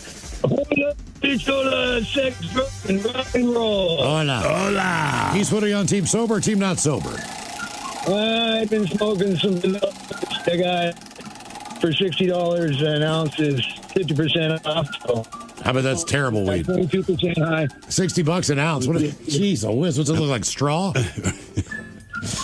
All right, Eastwood, you're never going to eat one again. Are you taking burgers, pizza, tacos, or wings? It'd be living. You know, I can't give up those, man. I'm just a taco. How you make this stuff? I make my meat. I boil myself a burn the meat, put in the taco season, some water, and I boil a potato. I put some russet potatoes in it, and it's just the best there is. Hey, Eastwood, could you move locations where you are right now? Because your phone's breaking up. I thought that was a good thing. I'll try, man. Yeah, I'm sorry. It's just down here where I'm at. I try to get the best location, so we'll try her here. So what are you never going to eat again?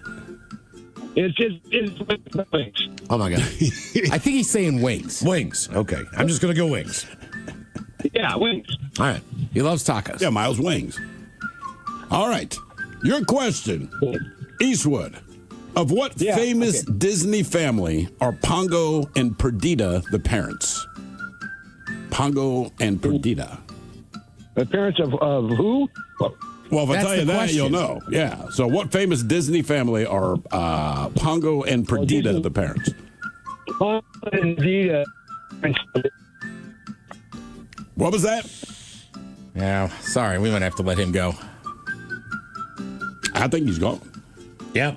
Eastwood, call back if you can, man. You don't have to. I tried. But, Go outside. I had to say, because normally Eastwood would still be talking, but his phone broke up. Any guess? He probably was the entire time. His phone was just breaking up. Pongo and who? Is it Swiss Perdita. Family Robinson? I don't know. No. Pongo and Is it Perdita. more recent?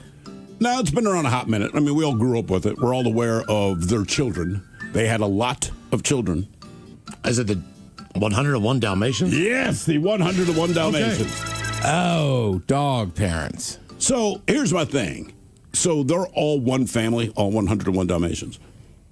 Is that the idea? I don't remember the film. I don't remember it enough. Because I'm just thinking, if they are just all siblings, all right? And you average, 5, 6, maybe up to 8 dogs a litter. I'm just saying Pongo is getting after that ass. Yes, he is. I'm just throwing that out there, man. That is a lot. Game is Big Dummy, 206-803, Rock.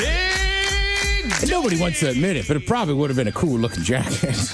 It would have been. And you're not wrong, dude. To be like, wow, is that a real Dalmatian? Hello, Corey. Welcome to the men's room. Hola. Corey, sober, not sober? Team sober. All right, Corey, welcome to Big Dummy. Why does no one ever sound happy to be sober? Oh, it's sunny out. I'm sober. Nice day. Should be outside on a deck someplace with a cold one. All right, you're never going to eat again on our men's room poll. Burgers, pizza, tacos, or wings? I got to go with pizza. Pizza? What? Wow. Okay. Corey, that's brave. Well, I raised chicken wings, so I'm not doing that. I love burgers, and I think pizza's just as good without the crust most of the time. So I don't know. I don't need it. What does raising chickens have to do with you not wanting to eat pizza? Well, chicken wings. I think all the work just makes them taste better, I guess. I don't know. Do you eat your chickens? Yes. Do you name them? No, these are just meat birds, so they only live about 8 weeks, and they end up delicious. I can't remember the name of the one I had. End up delicious, yes. I can't remember the name of the guy I got. Why is it because of the lack of steroids? Do you not put that in the food? We move them around on pasture, so they get lots of goodies from the field rather than your average chicken just lives in a barn, doesn't even see sunlight. Are you like a chicken cowboy?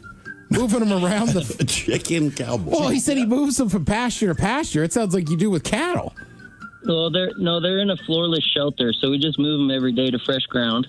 Okay. Now, do you ever look out at your meat chickens and think to yourself, that one specifically is going to be delicious? Well, you get the big boys that just grow like crazy, and but really the best ones are the smaller girls that put on a lot of fat. Those are the best chickens. Yeah. And how much different does it taste in store-bought chicken? I haven't had store-bought chicken for a dozen years, so I have no idea, but it's as good as it gets. I think the way to put it is this. His tastes like what chicken tastes like. Right. Well, I've had real chicken in Jamaica before. Right, and it tastes, that's what you got to I was like, oh my God, this is chicken? That's what chicken tastes like. I did not know that. Yeah, same thing. I'm dead serious. I was like, wow. It has flavor. Yeah, my wife thought she hated tomatoes, and then we went to Mexico, and I just put tomatoes on everything, so she ate one, and she's like, this is what tomatoes taste like. I said, right, we get what we get. This is different. Same thing in Italy. Yeah, but she should have gotten Jersey tomatoes when she was growing up. Those are the best that I've ever had. They might be good, but I get the feeling as a child, once you determine you don't like something, you're not going to try anything. All right. My wife got me on the wings with Frank's Red Hot and blue cheese, and that's good. I couldn't live without that. I mean, again, the original buffalo wing when they made it was just Frank's Red Hot and butter as the sauce. Yeah, but here's the deal. Like anything, 12 wings, right? That's 6 dead chicken. Yeah. Or one dead mutant chicken. That's a lot of plucking for an order of wings. I'm telling you, man. I have an electronic plucker. It does 4 at a time. Takes about 20 seconds. Wow. And then, so I part them, and I'll sell breasts and sell the legs, and then just keep all the wings for the family. Okay. Oh, like we had that. Boy, I like this guy. Yeah, the chicken cowboy. All right. All right. You just ride like a Great Dane. You don't need a whole horse. Yeah, like the image in my head is awesome. There's thousands of chickens, and you got a little lasso, and you're... It's going to be the next Yellowstone spinoff. Right. Chicken cowboy. Our kind, not many of us left. They all hate Purdue and Tyson. We had to take them all the way across the country. Lost a lot in Mississippi, but we made it. All right. Your question. What does the word amen mean? Amen. I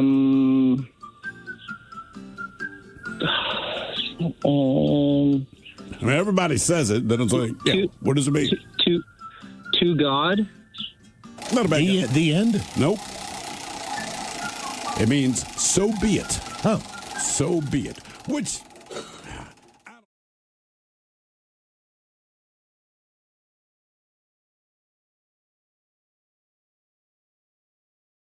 Miles and Thrill. Coming up, we'll drink and toast of the weekend with a shot of the day that is Bad Choice Friday. You know it's Bad Choice Friday. It's Bad Choice Friday. You know it's Bad Choice Friday. Hey, man, this is your fault. We've got a full moon on Sunday night, apparently a teeny tiny blue moon. It's just the 10% of its normal size. It's a blue micro moon. It's a very rare micro moon. Are we excited for that? Yes. Yeah. Really? I am. It's Some the moon, girls are. Blue. It's the moon, but tinier. It's micro. Well, that's why it's blue. Yeah, right. Exactly. The micro. It all goes hand in hand. I believe we'll be able to see this. So we celebrate today with a couple of crooners. We'll start off with Frank Sinatra.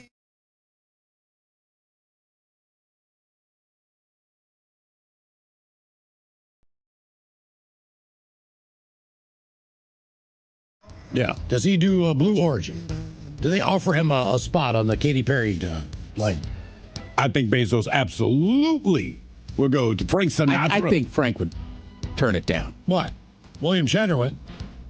William Shatner doesn't come off as old and Italian and old school to me as Frank Sinatra. Yeah, but I bet you Frank Sinatra on one condition, baby. I can drink a little whiskey and smoke a cigarette in a capsule. I mean, I feel like that would be his deal. Yep. First man to smoke a cigarette in space.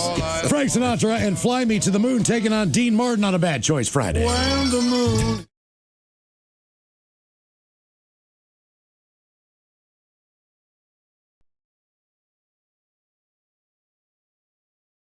Second thing he says. But whatever the next dish is he names, that sounds so good. Well, coming up now. Yeah.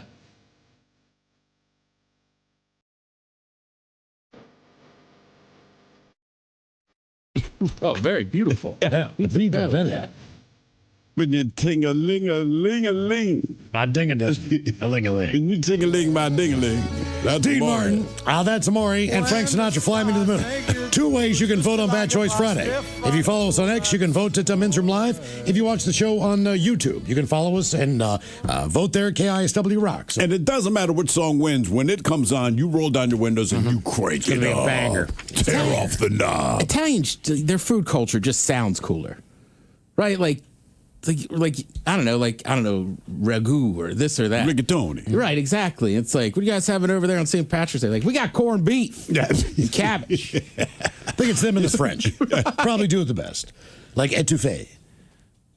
That's more Creole, isn't it? Like, I would take definitely Creole, but it's a French word, right? All right. Etouffee. Yeah. A baguette instead of bread. Yeah, but we still like a baguette. Italian, it's a loaf. Yeah, there you go. That's where they go wrong. Loaf. Focaccia. Well, yeah. Ciabatta. Head to New Zealand on our question. A woman tells her story about when she gave birth. It's a boy. My partner Cody, then 25, told me about our newest addition, who arrived in the world via C-section, like the gorilla at the Woodland Park Zoo. Which gave us a new perfume idea, but I can't say it here. Now, little Archie didn't have a big appetite after his first feed, and he slept through the night without even stirring. Doctors put his lack of appetite down to an uncomfortable tongue tie. I trusted the doctors, but when I discovered stool in the front of his diaper the next morning, I was concerned. Having changed thousands of diapers in my time, down there they call them nappies, I'd never seen anything like it. Alerting nurses, they sent a doctor in who examined Archie's butt. But nothing could have prepared me for what came next. Archie needs emergency surgery, the doctor said, explaining that our little boy had a life-threatening condition. A congenital birth defect that meant his anus was missing. He also had some That's type the boy's of problem right here. He ain't got no anus. Urethral fistula, which meant instead of stool moving through the natural passage, it had been redirected out of his penis. So surgeons attached a colostomy in place. This meant his large intestines was diverted through an opening in his stomach, and a special bag was attached on the outside to collect his waste. Thankfully, the 8-hour operation was successful. And apparently this kid, a lot of people feel bad for the kid. The mother said, listen, do not feel bad for him. I guess, like when they brought him into school, they were very concerned the other kids would make fun of him for understandable reasons. They said apparently he walked into the classroom, like lifted his shirt, and he's like, I got a bag where I poop. She said he will tell anyone whether you ask or not, but as a result of doing that, all the kids are like, that's weird, but cool. So she said he does really well in school because he is up front, and she's like, you can't go to a restaurant without him. If anyone like looks at him and they look down at his shirt, he'll look at the stranger and be like, it's my poop bag. With a colostomy bag, is that attached to the stomach or the intestines? Do we know that? It's attached to the intestine. It is. Yeah, but that's why they said they have to redirect the intestine and bring it up the side. When it's feasible that the bag could fill up with gas. Sure. I mean, you know what I'm saying? Yeah. Like all farts, no poop, right? But it would go there, I believe, right? Where else would it go? Do you think you still fart if you...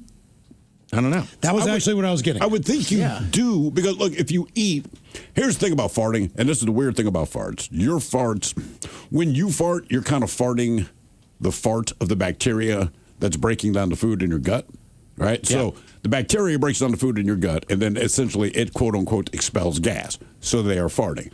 So your fart is kind of a collection of your gut bacteria's farts, and then you fart. Okay. That's the weird thing about it. So, if you eat, the fart's going to happen. But, I guess it would go to the bag. Our question, what body part were you born without, or what body part do you no longer have? 206-803-ROCK. Dude, that is what happens. It's called ballooning. If a fart goes into the bag, and they don't know it's going to happen. But you can easily manage the noise and odor and ballooning through specific dietary choices. Do you think it makes the same noise, though? Because I feel like, listen, and I just say it like this, because when you fart under normal circumstances, assuming you're not gambling, you can control the pitch based on how tight you squeeze or whatever you're going to do, right? Yeah. But if it's just some automatic opening that goes to the colostomy bag, like you can't control the pitch or cut it off or anything like that. Delicious. So is it every time, or is it just a... You know what I mean? Like, we can kind of control it with our butts. We know what's coming, and we make this, depending where we are. If I'm at a funeral, I'm going to fart one way. If I'm on a plane, I fart one way. If I'm in the studio, I fart an entirely different way. But I have control over that. And I think with the colostomy bag, it just is what it is. You could honestly just take it and maybe just push all the air out and just reattach it. Oh. Because you don't have anything else in there. You could, in theory, fill that entire bag full of air. Yeah, you could. But then watch it. I mean, you got to go outside to do that, man. You got to, you got to burp. No, I mean, that's got to be the worst smell. Because it's a collection of. We go one at a time. This is like, hey, man, you've done it 9 times. It doesn't get a chance to dissipate. No, it's all just concentrated. It's just straight. It's like concentrated orange juice. I think that's the only prank I could play if I had a colostomy bag. You're in there taking a steamy shower, just like, oh my god, close the door real quick. I mean, I had a teacher at DeMatha. He was the cross country coach. Yeah, right. So he was a pretty small guy. But he wore very baggy clothes, like shirts, dress shirts, which in the late 90s wasn't that. But you kind of noticed, like, man, that's a baggy shirt. So finally, one of us figured out that he must have one. Yeah. But same thing, like, I think we were freshmen, and he was just like, look, here's the deal. I do have a colostomy bag, right? And somebody smiled, and he goes, you guys have no idea what and I didn't. And he explained what it was, and then we were all like, oh. All right. Yeah, when you understand, when you understand it, it's not funny. When you just say it out front, like I poop in a bag. Right, that's how the word was getting around to me. It was like, he poops in a bag. Hey, Tiny, he poops in a bag. Right, attached to his tummy. What body part were you born without, or what body part do you no longer have? 206-803-ROCK. Yeah, when you put it like that. Right, exactly. We're like, oh. Hello, Wade. Welcome to the men's room. Hola, bitches. Hola. So, first question is, I think farting and pooping, I think I do that pretty regularly. There must be, like, ailments to that, right? What do you mean? I would think if you have to wear a colostomy bag, this is just my guess, having never worn one, but my first question about my diet, to minimize how much I'm going to do either one of these Are you saying, Wade, you have a colostomy bag? No. Okay. Miles, come on. No. I mean, you asked the question. He's supposed to. I figured you were going to explain to us this. I think I do it regularly, and I think it's pretty healthy. Farting and pooping. Yeah, both of those things are.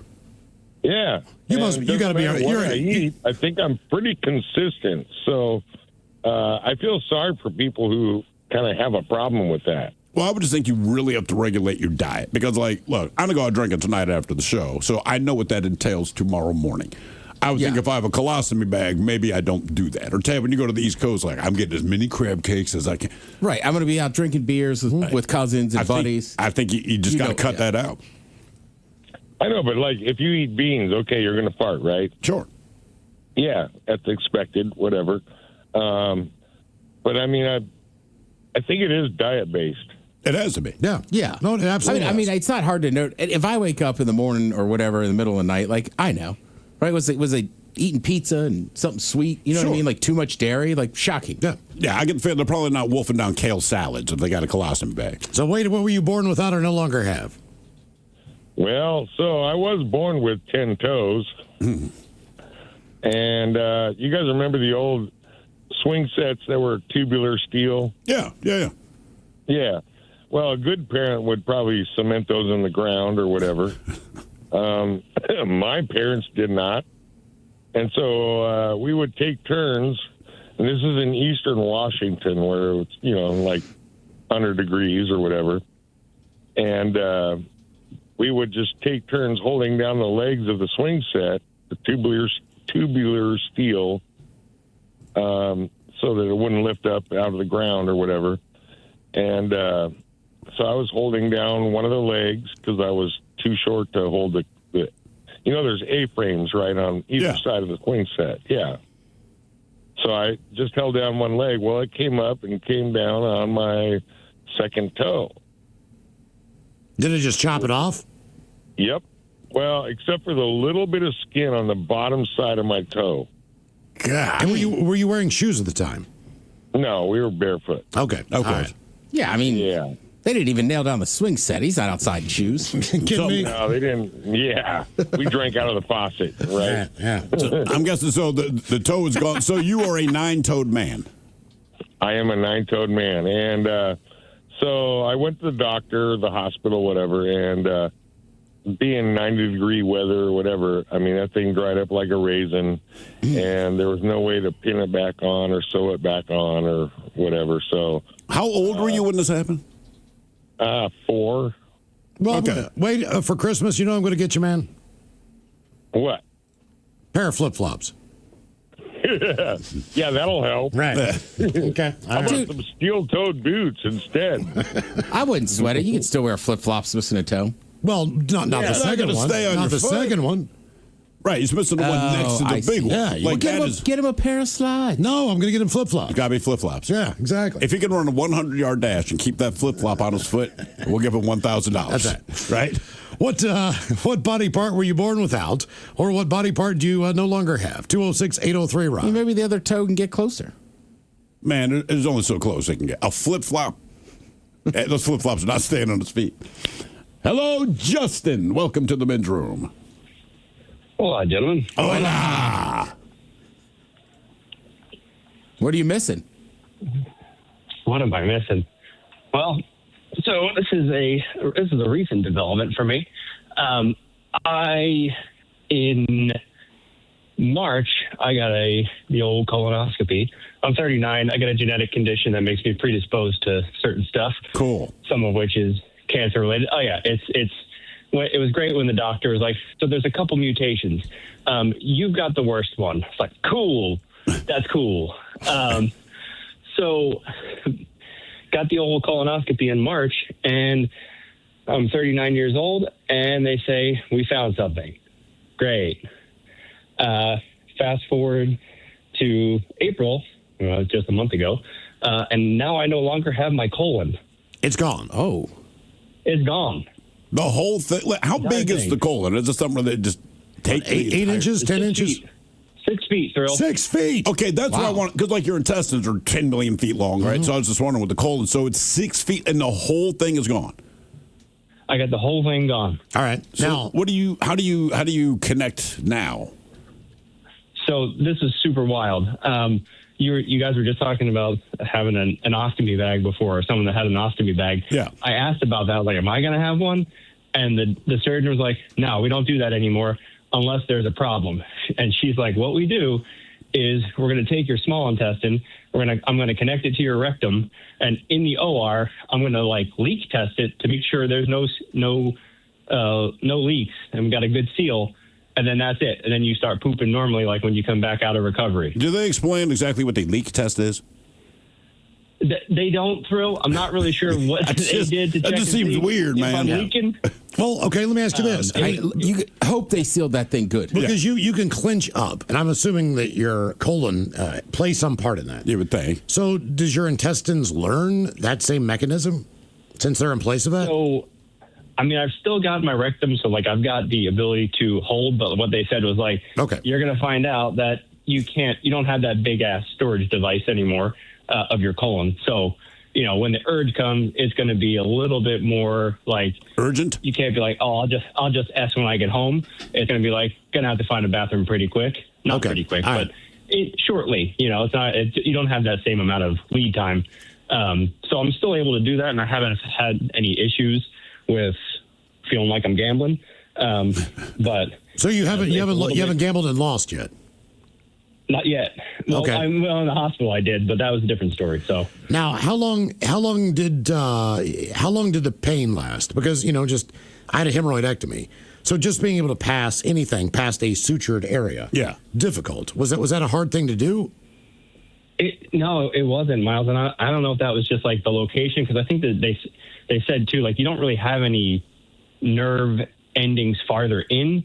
So the reason why people don't really find out about colon stuff, let's say, isn't necessarily because you're in pain. It's more you might be pooping blood. That's the classic sign. Right. But they said there's not really nerve endings in there where you would feel that. So I don't feel any incision, and despite being terrified of the same thing of what's this first one going to feel like, this is pretty scary. It was completely fine. Okay. Yeah, man, you got a J pouch. A J pouch? That's what they call it. Surgeon can construct an internal pouch from small intestine, allowing you to pass stool more normally. I like how they give it such a cool name. To me, a J pouch sounds like something to fill with tobacco and throw in your cheek. I got a B pouch. It does, yeah, but that sounds cool. I got a J pouch. Yeah, I got a J pouch. What body part were you born without, or what body part do you no longer have? 206-803-ROCK.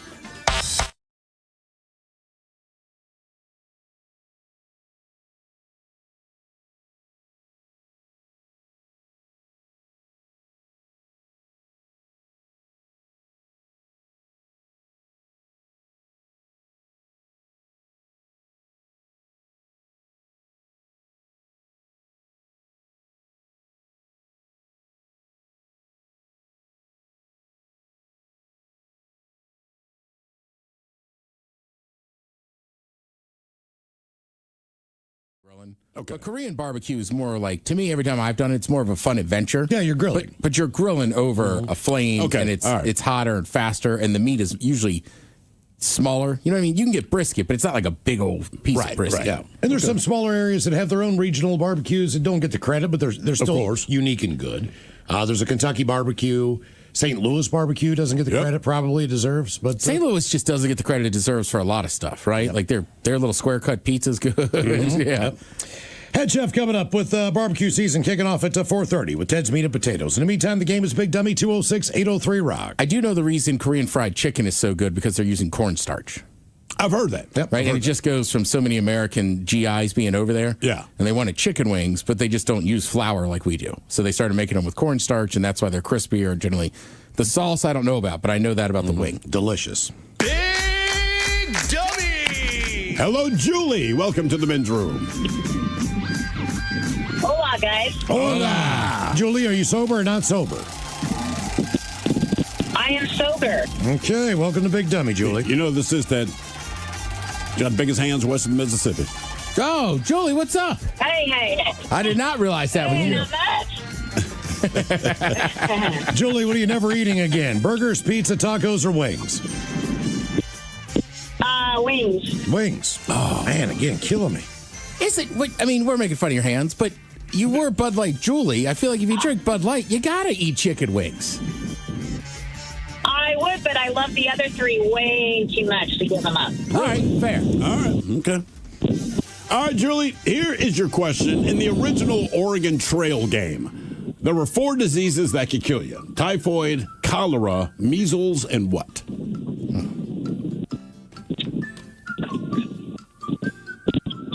It was the one we most died of. Is it? Yeah, that's the only one I remember. This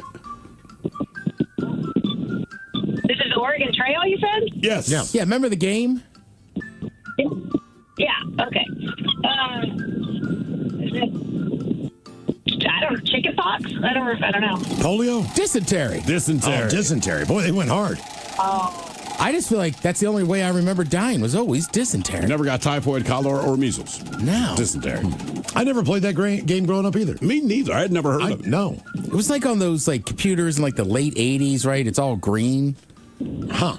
I don't. Yeah.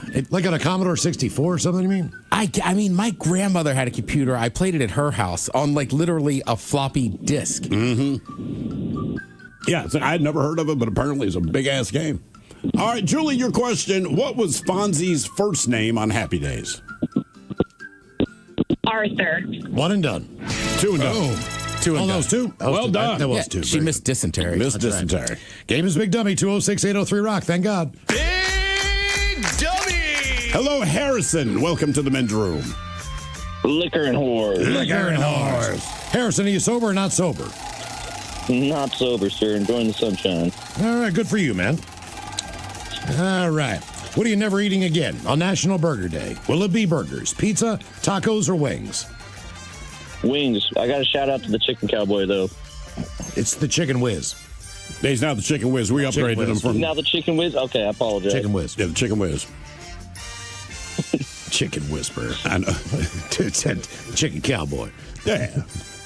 All right. We moved his farm. We moved his farm from Woodby Island over to Kentucky in February. Oh, you were part of that caravan?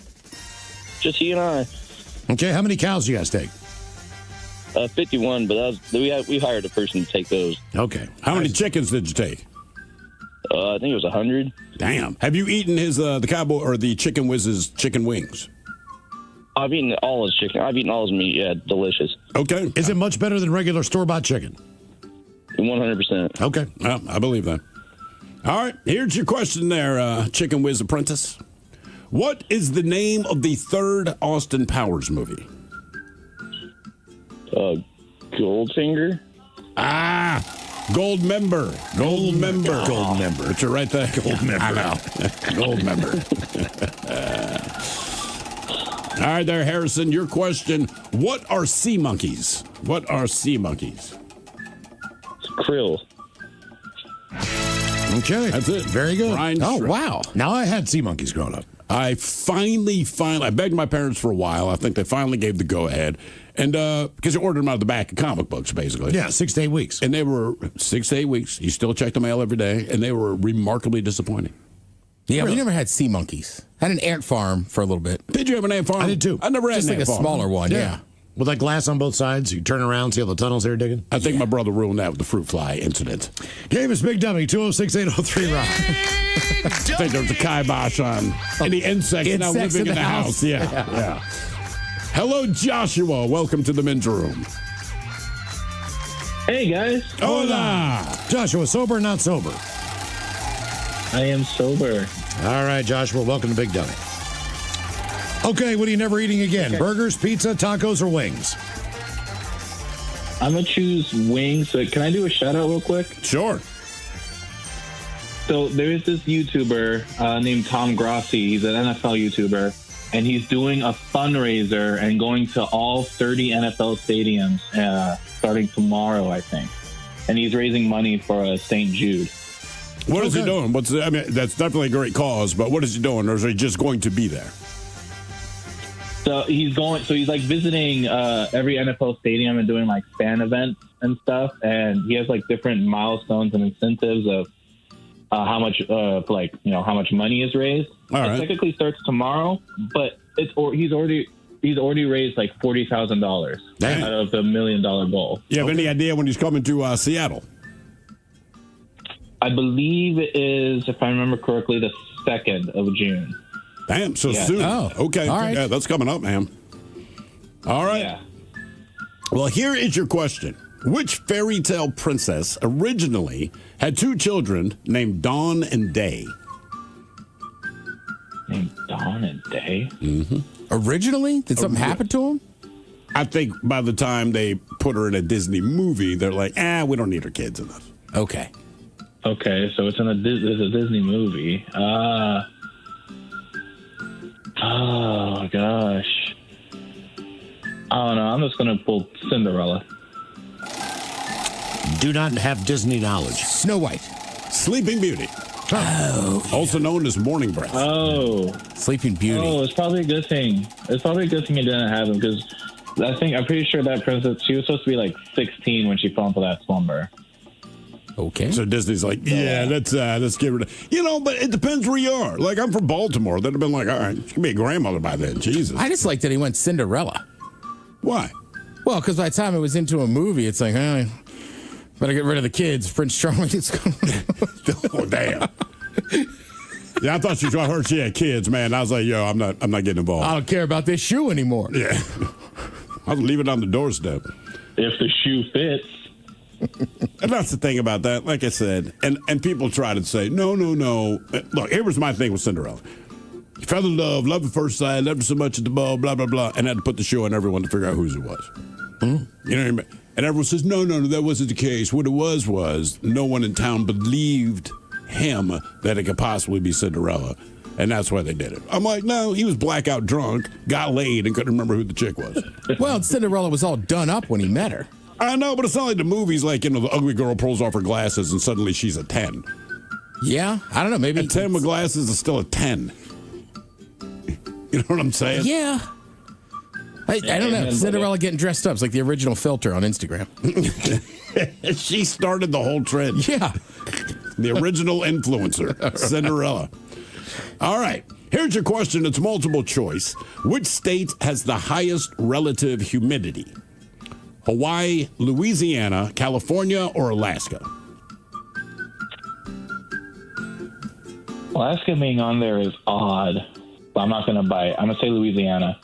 You should have bit. It's Alaska. Yeah. Is it Alaska? It is. Wow. Really? Yeah, that was my thought, man. That's why I put Louisiana, because I've never been there where it's not humid. But the highest relative humidity, believe it or not, Alaska. Damn. Like, Seattle's humid. It just doesn't feel the same. I don't know how to describe it. Because sometimes when I check it, I'm like, I can't believe it's that high. I think because we came from a super humid place. Yeah. So anything less than like 70% humidity just does not seem humid. Because it was always 90% humidity. Yeah. Any given summer day, it's 90 or worse. So anything less than 70, I'm like, you're fine. It's not the heat. It's the humidity. All right, your question. Call Me Ishmael are the opening words to what novel? Oh gosh. Only Ishmael, that's odd. I don't know. To Kill a Mockingbird? Look down, my guy. Moby Dick. Moby Dick. Oh, never read that. Ted, that's the easiest charades in the world, and you took the wrong. You're trying to form the letter M. I'm like, just point at your groin. Yeah, well, I did form the letter M. I know, but I'm saying just point at your groin. Yeah. Yeah, everyone will figure it out there. Penis? Is that his name? Bingo. What is Moby Dick? Is Moby Dick the whale? Yeah. Yeah. He named it Moby Dick. Well, Ishmael's the guy trying to the catch whale's it. parents I know Ishmael's the guy trying to catch it. But why they name it? Like, he just come up with the name? No, the whale's parents did. Look at that thing. I never finished the book because I got bored. So I'm like, did he come up with the name? Did he say this is? Well, if your kid's born with a big one, you know, go for it. They kind of all have them. That's a good point. All right, your question. What vehicle was driven by Speed Racer? Like specifically? Yes. The name of the car. Yeah. It's also a razor. Oh. It's also a razor. Well, the only razor I know is the Gillette. Mach 5. It is not the Gillette. It is, in fact, a Mach 5. Question 5. I still use the Mach 3. I stopped at 3. Once you get so many blades, I'm like, this is ridiculous. Yeah, exactly. All right, it's kind of like Bloody Marys. The mighty 99.9 KISW and KISW HD1 Seattle. Always live on the free Odyssey app. Text the guys at 206-803-ROCK from the Pinky's Plumbing Studio. You're in the men's room. Return of Ted versus the FCC coming up at 4:35 right after emails on our question, what body part were you born without? Or what body part do you no longer have? We go to jolly old England. As the story goes, golfers as old as 103 have hit holes in ones. Wow. Some as old as 56. Oh, shout out to our buddy Sean Pollock. Yep. Yeah. He hit one yesterday. Oh, yeah. All right. Chambers Bay. Looked like he was in a tournament, too. That's your course, man. He signed closest to the pin as a hole-in-one, which means he better have won that damn thing. Okay. But have you ever heard of the feat achieved by someone with only one arm? I have not. An Irish golfer celebrated sinking his first ever after learning how to play the game since an accident left him with only one arm. Patrick Duke beat the odds of 100,000 to 1 when he hit the perfect tee shot on the fourth hole at Overstone Park in England. 100,000 to 1. Damn. I've hit 5. Holes in the hell have How in the hell have I never scratched off a winning ticket? You're putting all your juju in the golf game, man. Apparently so.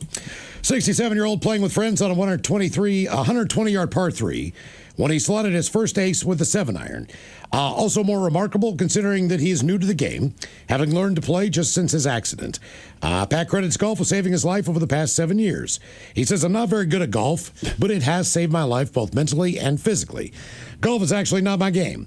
I'm 280 pounds and 6'2". Jesus. My games were always rugby, football, soccer, and cricket. And I've also worked all my life since I was 15. So I was very active until that accident changed my life. I couldn't see a way back for me at times. But then a friend said, hey man, have you ever played golf? So I took some lessons. He said what works for me would not work for others. So I kind of sort of developed my own technique. He said he'd managed to birdie the hole before, a few weeks earlier. But this one had always been a problem for Pat. 8 times out of 10, I knock it in the water. And it starts to get in your head, which is the game of golf. So he thought this time I'm going to aim straight for the flag instead of the green. But he knew it as soon as he hit it. He said, that's it. That is going in the hole. So our question, what body parts were you born without, or what body part do you no longer have? 206-803-ROCK. I'm watching a video of him golfing. I mean, he's right. His swing's not that good. Hey, it works. It does. It's just, I don't know. That's but he's got crazy. one arm, man, so his swing's definitely going to be odd. Right? I mean, what's your standard golf swing? Not very good. Right, but I'll see you with the 2 hands, right? Yeah. So I don't know what arm he doesn't have. So he's really missing his left arm. So he's swinging. Okay. You know what, man? What would your best be? Do you think, not hit a hole-in-one, but do you think you could have a reasonably decent score? Because you play a lot of golf. I'd have to practice. Sure. It's kind of like, same with a baseball bat. For whatever reason, a tennis racket makes sense to me in my head as far as swinging something and hitting a ball. Sure. But that is the only sport, other than any kind of racket sport, where I can think that is the standard technique. You know, you never see someone throw a baseball bat with their right arm unless they're left-handed and they're just slapping at it. Sure. I've seen that move before. So I'm assuming he's hitting kind of a slap shot. He has to, A one-arm slap shot. Yeah, I mean, he's got one arm, yeah. What body part were you born without, or what body part do you no longer have? 206-803-ROCK. Hello, Patrick. Welcome to the men's room. Hola. Well, it's not me, but it's my son. He was born without pinky. He was born without pinkies. What? Both of them? Pinkies, yeah. Well, yeah, technically both of them, but he had basically a nub when he was born on one side and nothing on the other. So they went in and had to surgically remove the other one when he turned a year old. Okay. How old is your kid now? He's 15. All right, so 15. So you've seen him grow, go toddler stage, all that. Now he's a teen. What proves to be more difficult for him not having a pinky? Honestly, not much. You kind of forget he doesn't have his pinkies. Okay. Does he play baseball? He played soccer. Okay. I was going to say, because you could throw a hell of a screwball and a hell of a knuckler. I think you do it every I tried to get him pitch. in the football, but he didn't really want to. All right. Football. I don't know why. Okay. What about tying his shoes? Pretty good at that? Yeah, he can do everything. He has his thumbs, so yeah. I mean, he can do pretty much everything. I would think being born with that would be better than losing it later in life. Agreed. Because you've already established how you work your hands. But if that's all you know, The pinky just doesn't feel that important. In the scheme of things, it's not. They said, like, if you're going to lose a digit, lose your pinky or your pinky toe, right? And I want to say it's basically the same. Your hands to your feet, like start with the pinky. That may be the equivalent of the ring finger or something like that. But like, your thumb's the main one. Okay. And your big toe, as far as your balance goes, that's the thing that keeps your balance. And not the rest of the toes. It is your big toe keeps the balance. So they're like, look, you'd be better off losing 4 toes and keeping your big toe as far as walking straight than you would be just losing your big toe. Interesting. Yeah. That's kind of a terrifying prospect. Yeah, just big toes, no other toes. They just said, look, if the shoes cover your feet so no one can see it, if you still just have your big toe, you might limp a little bit, but people would not be painfully aware. They said, but if you had your other 4 toes and did not have your big toes, your ability to walk would be, like when you're hammered. You just crash into stuff. What body part were you born without, or what body part do you no longer have? 206-803-ROCK. Hello, Paula. Welcome to the men's room. Hi, how are you guys? Hola. Well, I just got a little quick tidbit. I love your show today. We all have one kidney when we are in conception, and then it slowly separates and becomes 2 kidneys, for which is most people. But I didn't have that happen, so I was only born with 1 kidney, and I've never had any problems. But it's just a little medical tidbit.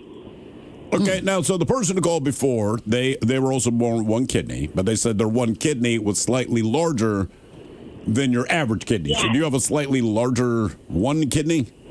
I think so. Yes, I think that's what the doctor said. Yeah. Okay. But never had any side effects through life? It's never affected my life, and it's just kind of one of those miraculous things.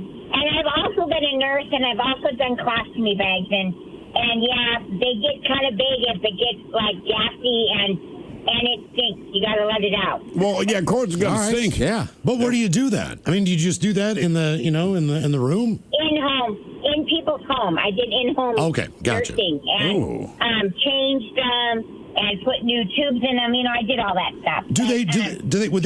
People live long, productive lives, so. Did they prefer to walk outside when you burp that bag, so to speak? That would have been a nice alternative. Yeah, I mean, that's... But no, most of the time it was in their room. All right. See, I would be like, hey, dude, can we get on the porch and do this? I'd be like, listen, I appreciate what you're doing. Please, can you open up? I know how to do this. Just let me do it. I'll do it. Yeah, exactly. anywhere other than the room I'm in. Because that's just concentrated. Yeah, do it in my roommate's room. That's funny. That's heavy. That'll bring a tear to your eye. What body part were you born without, or what body part do you no longer have? 206-803-ROCK. It's like opening Frito. Stings. Oh, yeah. Hey, man, you open a bag of Dorito chips? Nah, man, it's my colostomy bag. I'm just burping it. Smells like nacho cheese. It sure does. Hello, Andy. Welcome to the men's room. Hola. Hola. So I was born without my big toe and my middle toe on my left foot. Okay, back to the balancing. Is Steve right? It's very hard to balance, honestly, and I fell a lot as a kid, and I still kind of fall a lot as an adult now. Is there anything you can do, like as an adult, and like when you buy shoes, is there any kind of insert you can put in there to try to compensate for where the big toe was, just for balance? I kind of just stick like foam in there, Okay. and it kind of helps sometimes. but then if it gets dislodged, it's really uncomfortable. What has been the most embarrassing spill you've taken as far as falling? Well, when I was in high school, there's this like big staircase at my high school, and everybody was in the cafeteria all ready for lunch, and I fell down the staircase. Oh, like top to bottom? Pretty much, yeah. Oh, that had to hurt. That is bad at high school, especially when everyone's looking. Now, Yeah. did your fellow students know that you're missing a big toe, or did they just think you were clumsy? I think they just thought I was clumsy. I didn't really advertise it then. Okay. Well, what about now? Like, say we're dating, we meet for a first date, things are getting hot and heavy, and we're going to go back to your place. Is this something you tell me in advance, or what? Well, usually they know because right now I'm on this subset of OnlyFans that's like for like toes that are just different. Wait. There's a sub, and look, I don't know. OnlyFans is for whatever you like. It's there. So there's a subset where you're making money, and people are getting turned on by your feet. Yeah, and especially like the like interesting parts of like your feet are like. There's like a subset of people that really like it. No, I know there's a lot of people that like feet. Like we make fun of what Rex Ryan is that who it was? Whatever. He's an unabashed foot guy. But he's a foot guy. But the woman, his wife, whose feet he really turned on by, still has all 10 toes. But you are offering something different than your average foot fetish. Yeah, it's just like new and exciting. Like it feels like now these days, like everybody has a foot fetish, but nobody has like a missing toe foot fetish. Okay. Well, apparently they do. How much do you make a month off that? I can make a lot, like depending on if I'm like doing videos that month. Like I'll do like the one-time view subscription fee of like $200, and I'll make a lot of money. Yeah. Is there a subset for like kind of weird looking like what do you call those guys in the Shire? Hobbit feet. He's asking for a friend. Yeah, not for me. Yeah, seriously. Short, stubby, little hairy toes. I thought you were a feet guy. I'm not, but if somebody wants to pay to look at my feet, Okay, game so on. whose idea was it? Did a friend of yours suggest you go on OnlyFans, or were you like, F it, I'm going to give this a try? Did you do research or what?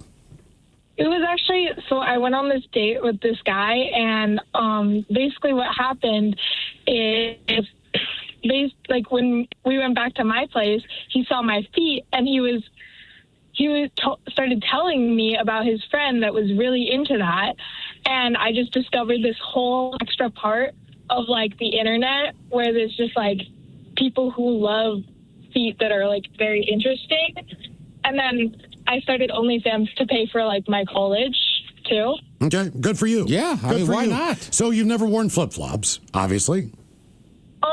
Well, sometimes like I get requests to wear like certain shoes or flip-flops for like videos and stuff, but I don't usually wear them outside. Right. They're hard to walk in. Well, of course, because you don't have a big toe or the other toe. What is the weirdest, as far as the video requests that you get, what is the strangest thing that someone has asked you to do with your three-toed foot? Step in a cake, like what? Right. Somebody asked me to like scoop peanut butter out of the jar. Now, what do you think? You just say, all right, for the money. How much? But I mean, they offered me like $500 to do it, and I had to like make a sandwich, so. Creamy or crunchy peanut butter? It was creamy, thankfully. Okay. So wait a minute. So you scoop the peanut butter out with your toes, and then what? Spread it on the bread, and then finish making the sandwich, and they'll give you $500 for What that. about jelly? Yep. Miles. All right, hang on. I have one more just logistics question. Yeah. It seems like the big toe would be the knife of the foot. Like, how did I agree. You had to spread it with the other three? I kind of had to turn my foot weird. It was hard. Did you tear the bread? But they said they didn't mind. All right. Okay. Yeah. Did you put did you put jelly on the other side? No, they just wanted peanut butter for some reason. Okay. Now I'm curious, when someone makes a request like this, is this something you can immediately do, or you just say, let me get back to you so that you can practice trying to spread peanut butter with your toes? Because I think I speak for most people where we've never tried to spread peanut butter with our toes. It depends on like the request and how much money they're gonna give me. Okay. Now, not understanding how this works, okay? Are you able to view the person that's making these requests, or can they only see you? they can only see me. That's probably a That positive. seems safer. Do you exactly. want to see the people that want to see this? Well, like, I usually can't see them unless, like I was saying, they especially reach out to me and, like, want to go on a date with me and stuff. Also, you get some local requests. Yeah. How many other people are kind of in your quote-unquote category on OnlyFans on the Substack? As far as, and not just foot fetish, but I mean like missing toes out there. Are you one of the top earners in the missing toe, or are you in the middle, or what? I'd say I'm, like, higher middle. Like, there's not a lot of us, but there is, like, a decent amount. I'd say, like, there's 50 of us around the world that, like, are on the app. Okay. Now, if you got pulled over, unfortunately, you've been drinking. Can you stand on one foot? Oh, definitely not. I would face plant. Okay. All right. So you can't run. I'm assuming you can't dance. Nope. Don't worry, I can't either. Yeah. I got 10 toes. I can't dance. That one's all right. That's fascinating. Wow. I can't believe you make that much money. I'm glad that OnlyFans exists just for something like that, because it probably bugged you most of your life, and now it's like now you're making money off of this thing. What percentage? What percentage of your school are you able to pay for with this means? I've been able to, like, pay for, like, 75% of all my student debt. Damn. And how much time a week? It's really only, like, when I go home, I can just, like, film videos for, like, an hour and then edit for, like, a few hours, and then it's just easy and the money starts rolling in. What are you studying in school, by the way? I'm just curious. What are you trying to get a degree in? I'm a teacher. All right. Okay. And so do you send these videos to the people after you make them and edit them? Is that how it works? Yeah. Okay, so they pay you first, you do the video, then you send it to them. Yep. Okay. I mean, honest to God, Ted's been saying this all the time. You don't know anybody who has OnlyFans or claims to be on it. Right. No, every guy I know, nobody's like, no, not me. But it's like, there's no way. They make too much money. There's too many subscribers. Like, we know. People are lying. Right. We know that we know people on OnlyFans. We just don't know who they are. Yeah, I just don't know what the mechanism looks like. You know what I'm saying? Like, I don't know what you're seeing when you go on the site. I mean, as soon as they're making a video, they're just making a video. But I mean, well, she said a Substack. Well, I didn't know if it was so live or depending on, like. I mean, I think it depends. I have looked at the website. Some of them are, just videos up there. And honestly, a lot of them aren't even nudity. I've heard that too. It's just like it's like the prostitute is like, I have a repeat customer, but he never wants to have sex. He wants to cuddle and talk. Or think of it like a strip club. You go to a strip club, you can see the naked women. You can't have sex with them. Yeah. Right? So, like, I think with some of the OnlyFans people, it's just like people want to see hot chicks in bikinis. Well, I knew a stripper who said basically that she had one client, in particular in Seattle, and he just wanted to go into a private room and talk to her for hours. What'd you talk to her about? Whatever he wanted to talk about. But it was not sexual. He just wanted someone to talk to. Damn. And I was like, that sounds pathetic, but, But you're making money. Yeah, exactly. She's like, he was one of my most regular clients. Always booked the room for 2 hours. Jesus. And I would just sit in there and have to talk to him. That is so expensive. I know. He was rich. He was single. And lonely. And that's what his thing was. And every other stripper apparently was jealous. Well, of course. He didn't have to do anything. That she had this client. Yeah. And that he kept coming in all the time and just wanted to talk. She was like, there were nights where I didn't even get up and dance. Right. Just, Like he would occupy the whole night. I'm assuming she was hot. I'm guessing so. Well, you do her. Yeah. What's that? Yeah, I mean, she had stripped a long time ago. She's a very attractive person. This was back in the day. That's this very was delicate. Things were tighter back then. Well, no, I mean, she was in her 20s then. She's probably in her Before 40s. everyone moved into the neighborhood. Before she got all droopy. Exactly. No, not even. I'm not saying that at all. Just saying that, like all of us, we looked a lot better when we were 20, probably, than we did when we were 40 or 50, Just a safe assumption there. Sorry. You should have just lied and said, yeah, smoke show. Just digging a hole, right? Digging a hole. The pause really set it off. Never have a chance now. Well, I didn't know. Ted versus the FCC coming up, and we got your emails on the way next in the men's room at KISW.com.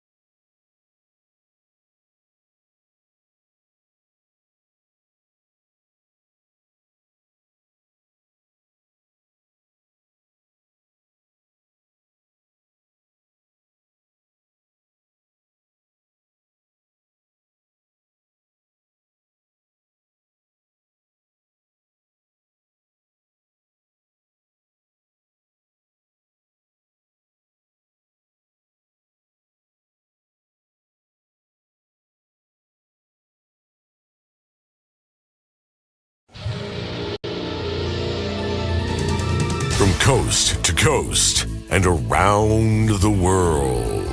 If it's not important, you'll hear it here, exclusively on In Action News. Here now are Stone Ledbetter and Felix Foxworthy. Tonight, a metal fan was left devastated when he realized that Rob Zombie was actually alive. But first, the Colossal Tech Company is releasing new noise-canceling earbuds, smaller and less cumbersome than the noise-canceling headphones. The new noise-canceling earbuds are already selling out in pre-orders. That seems like something you'd be interested in, Felix. Felix, the new noise-canceling earbuds from Colossal Tech. They seem like a product you would appreciate.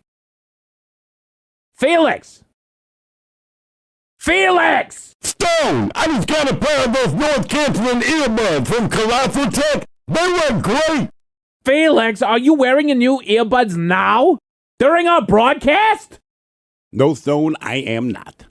What? You're not wearing the earbuds? No, Stone, I am not. Why would you do that?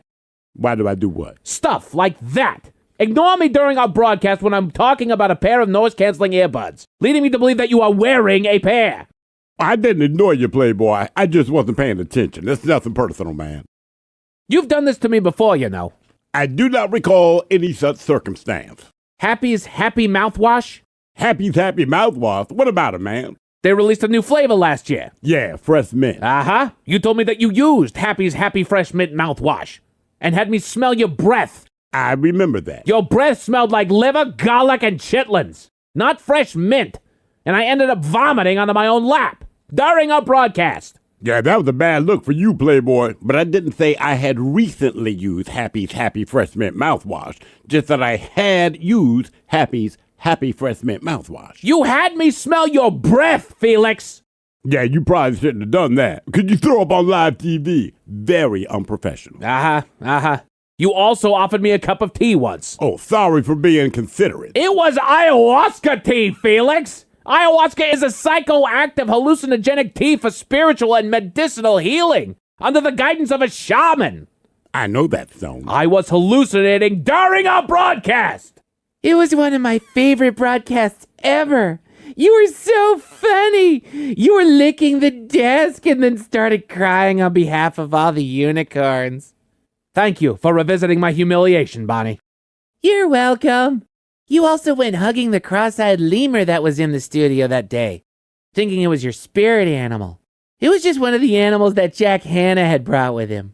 Yeah, you missed a really good broadcast, Playboy. Jack Hanna was very interesting, but you hid under the desk for most of it. That's why Mr. Hanna won't do the show again. I remember all of that. That is my point, Felix. You consistently do things that put me in an awkward position during a program. Okay, I didn't ask you to lick the desk or hide under it. And as I recall, Jack Hanna asked you several times to stop hugging his cross-eyed lemur. But you wouldn't. I get it! I hugged a lemur! A cross-eyed lemur. Thank you again, Bonnie! You're welcome again, Stone. I've apologized to Mr. Hanna. I've apologized to our audience. I've apologized to corporate. I'm just asking you, Felix, to stop creating these situations for me. I'll do my best, Playboy. Will you? Will you do your best? Come on, man. Of course not. I'm done. We'll be back next hour. Hello, everyone. This has been an In Action News broadcast, a Comedia Dysfunction. Watch all In Action News videos, new and old, on our YouTube channel, youtube.com/@inactionnews. And make sure you like and subscribe, man. And be sure to follow us on all your favorite social media platforms at In Action News.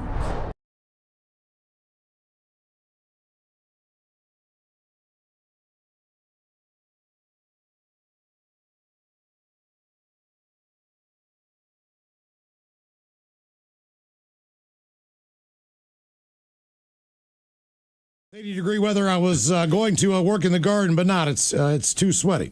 So I settled for a cold beer and AC instead. So can I get Turtle Sex followed by Ted and Thrill doing the Dirty Germans talking about gardening. Love you guys and rock on. That from Darcy, maybe? Yeah, once again, when it comes to gardening, it is all about that landscaping, but I'm very particular about that flower. Yeah, it's goods, man. You can grow stuff. Things with stocks. Yeah. Yeah. And I don't mind a little mud hole. Yeah. Root vegetables. Yeah. You can play with my root vegetable anytime you want. Yeah. All right, guys, here you go.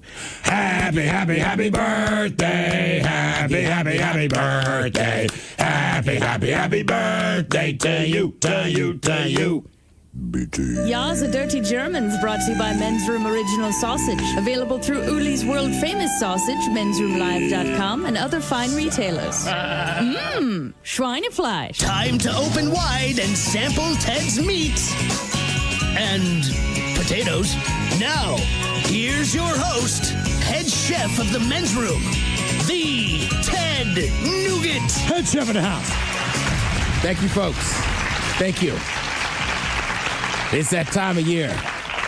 You can smell the charcoal. You can smell the wood. You can smell the pellets. What are we talking about? Barbecuing. Mm-hmm. Also, public service announcement. I say this every year. I shouldn't have to, and I think most of you don't care. But if you invite me over for a barbecue, it better be barbecue. You could just say, hey, we're having a cookout, right? Cookout. Grilling. Barbecue is low and slow.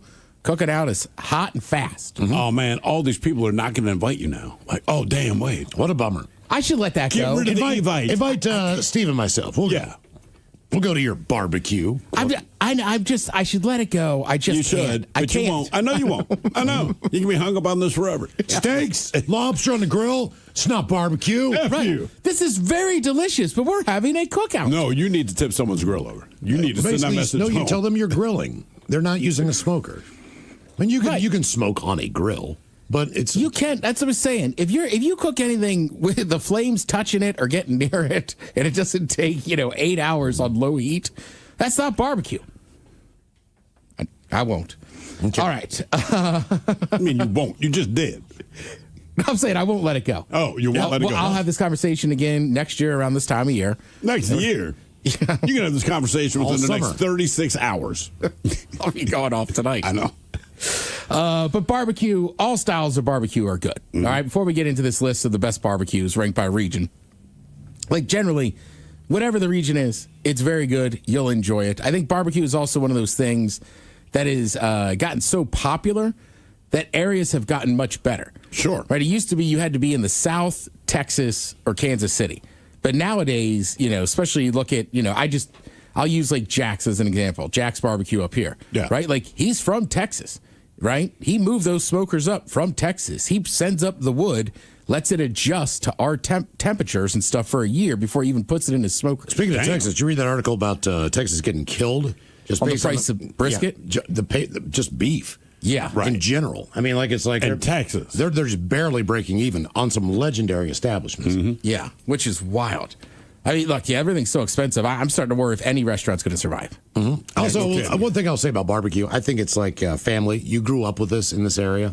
So you're going to like what you like based on the region you grew up with. Not that you're not going to like other types of barbecue. Right. But when you think about home, you think about family, you think about being in the backyard, those are the that style, whatever it is going to be the style that you appreciate the most.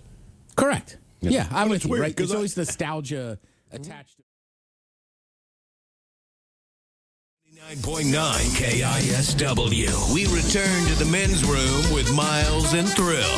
Coming up, we'll drink and toast the weekend with a shot of the day that is Bad Choice Friday. You know it's Bad Choice Friday. It's Bad Choice Friday. You know it's Bad Choice Friday. Hey, man, this is your fault. Sham on.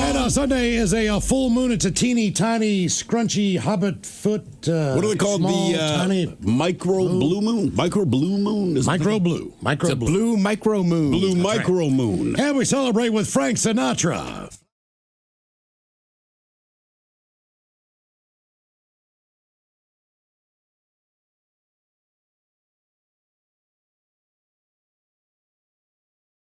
See, Frank makes me want to go drink.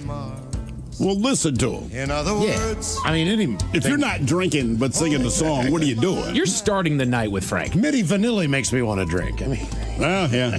But like this makes you, I don't know. Yep. Makes you want to go talk to ladies and have like whiskey on the rocks. But I was going to say whiskey. Yeah, you're just getting sat down. You got your 3 fingers of whiskey, and you're just getting started. And you're giving people the finger guns. Yeah. Let them know you're here. Frank Sinatra and Fly Me to the Moon taking on Dean Martin on a Bad Choice Friday. well,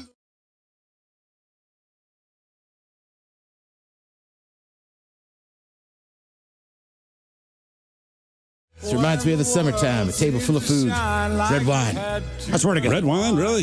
Yeah. You know what it reminds me of? Yeah. Every restaurant in Palm Springs. I swear to God. That's a good call. All they play is crooners. That's all they got a crooner radio station down there. Really? There's so many old people down there. Wow. And that's such a Frank Dean destination. You're listening to 99.9 KISW, the crooner. It's kind of part of their heritage as far as where the Rat Pack would go and kind of hang out and do the thing in the desert. Yeah, it was a massive They kind of invented that town. Or made it what it is today. Correct. Right, and it was like a law within town that the mobsters could visit there, but you couldn't bring a gun and you couldn't talk business. It was for families. Proper. That's it. All right. Yeah. Dean Martin, that's Amari taking on Frank Sinatra and Fly Me to the Moon. Vote now if you follow us on X and Men's Room Live. You can also vote on YouTube if you watch us there at KISW Rock. I'm pretty sure they also have a station called K-Gay. K-Gay? They do. Yeah. They should. I mean, again, that is a good place for it. We carried it for a number of years here in Seattle. On our HD2. Oh. It's the same. Was that the Q? Yeah, it's the same network. Huh. I didn't know. I was just, my buddy was driving me around. I got a personal tour of the station. Okay. I was like, I like the music on this station, and then I heard the image, and I was like, that makes sense. Yeah, there you go. It's not going to be depressing. One of those two tunes coming up right after we drink and toast with the shot of the day. Okay, do we have time for a few emails to the men's room at KISW.com? You've got mail. You've got mail. Now we've got a couple here from our question. What body part were you born without, or what body part do you no longer have? Guys, my dad was born without a kidney. Then maybe a year or two later, his appendix burst. Jesus. And then later on, his gallbladder had to be removed. So pretty much he doesn't have anything on the right side of his insides. That is so weird. What if you got like an indentation? Like a little Can you hole? do they'll customize Monopoly, depending on the city. Yeah. Could they customize the game operation? So when it's your dad, there's just nothing on the right side. There's nothing to pull out. You know, we were talking about this the other day on a brand new episode of the podcast about they're making robot doctors. Yeah. And I was like, it's so precision. Cobb was taking the angle of, I think they could be more precise than humans. And I said, there's only one way to solve this. Robot versus human, game of operation. Ooh, I thought you were going to say doctor versus robot surgery on live TV, pay-per-view event. No, just the game. Okay. February 20th, 2015, I had my left leg amputated above the knee. Good remainder of you have an open wound. Get it taken care of immediately. And don't think you can take care of it yourself. That from your neighborhood amputee Tyson. That is some good advice. Guys, I was born without my ACL on my left knee, and the one on my right knee is in the wrong place. What? I was still able to run 3 full marathons. Jesus. Really, man? Impressive. That's impressive. Guys, you know me as your former graphic designer. Not exactly a high-risk profession. And yet, 7 weeks ago, I became a proud, if reluctant, member of the Stubby Finger Brotherhood. I was cutting a board on a table saw, basically home free at the very last inch, when the tip of my glove got snagged by the blade. Ooh. My index finger lost its first segment, gone, retired, had a good run. My middle finger got cut in half, but the surgeons put metal pins in the bones. So now it's just F. Reattached the tendons and saved it. So that's one still with me, just structurally a little bit enhanced. Typing with a shorter finger is, to use the clinical term, kind of a bitch.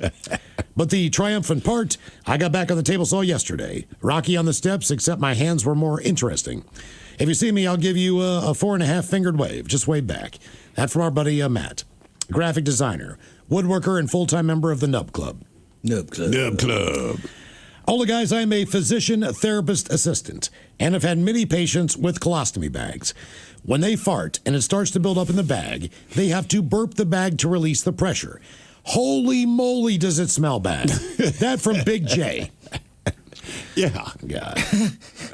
There's more. When I was born, I also did not have a butthole. When I was 2 years old, they made one for me. I had a colostomy bag until I was 2. My surgery was called a perianal pull-through. Perianal pull-through. Somehow pull-through makes it worse. You know what I mean? You got to pull through this. You got the perianal yank. Guys, 2013. Pull through. I was on a little one-day getaway to one of my timeshare condos in Port Townsend with 2 friends. Invited people back to the condo. Only one person wanted to go with us, but we didn't think anything of it because there was 3 of us and 1 of him. We invited him back to the party. He turned out to be a psychopath who attacked me from behind when I got out of the shower after the hot tub. Stabbed me 5 times in the back, 3 behind the right shoulder, 2 behind the left shoulder, and he destroyed the top half of my lung, which needed to be removed. It's a great story since I lived. Maybe I'll tell you the whole story sometime. But what did he do that made you think he's a psychopath? Wow. I missed that part. Wow. That is insane. Okay, do we have time for a few birthdays brought to you by Men's Room Roasted Red Salsa from San Juan Salsa Company. Dip responsibly. By the way, if you're looking for it is a market time in Fremont. All right. I know that because I know the local places that have it in my neighborhood. And, of course, all 3 products can be found at the Thriftway in West Seattle. I don't know what Thriftway's doing over there, but you guys have been killing it for us for years. Dominating. Thank you. Dominating, yes, Ted. Yep. What do we got? Guys, want to send Anka Skakanka a happy 21st birthday. I hope you got that right. She would love to hear the Dirty Germans tell her how she will be suffering tomorrow after some 21st birthday drinks at the Twisted Lime in Mill Creek. You ever been there? Yeah, great bar. Okay. And, well, I had a feeling. Yeah. And a bunch of dad jokes, even better if they're about doctors, because she is a pre-med at UW. Mamo and Tato, too. There's a lot of stuff I can't read in that. You can't tell. You can't tell. I just can't do it.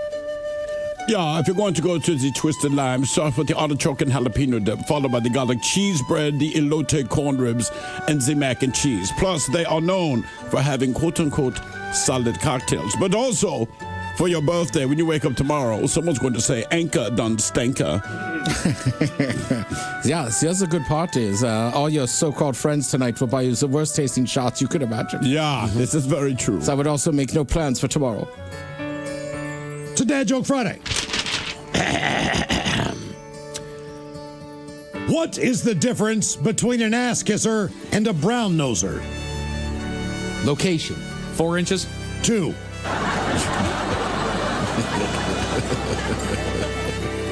Did you guys hear that Tigger got a job at a nightclub? No. Oh, he's a bouncer. It's right there. I know. Another hippie joke. What did the hippie do when he saw a spaceman? What did the hippie do when he saw a spaceman? Parked in it? Parked his van. So, And finally, see a space. on a Dad Joke Friday, why don't serial killers hide bodies in a cemetery? Why don't serial killers hide bodies in a cemetery? I don't know. I was just asking. Damn. Dark. Guys, it's Deshaun's 28th birthday. Longtime friend of the men's room. He'd like a birthday shout. Dealer's choice on sound effects. Uh-oh, look out. With the owl. That owl. I just love that one. And it's the second hit. Just play it one more time. Ted, you pointed this out to us. Said, look, you hear the owl hit the window. But it's if you about listen 20. It's about 20. yeah. The window's about 20 feet up in this church. And then you hear the owl smack into the ground. This is at a wedding. This is at a wedding. That needs to be. Yeah. But fellas, I know this is a late one, but I'm in the middle of a move and totally forgot until just now. I discovered you guys when I was visiting my sister in Seattle back in 2012. And today's my big 3-5.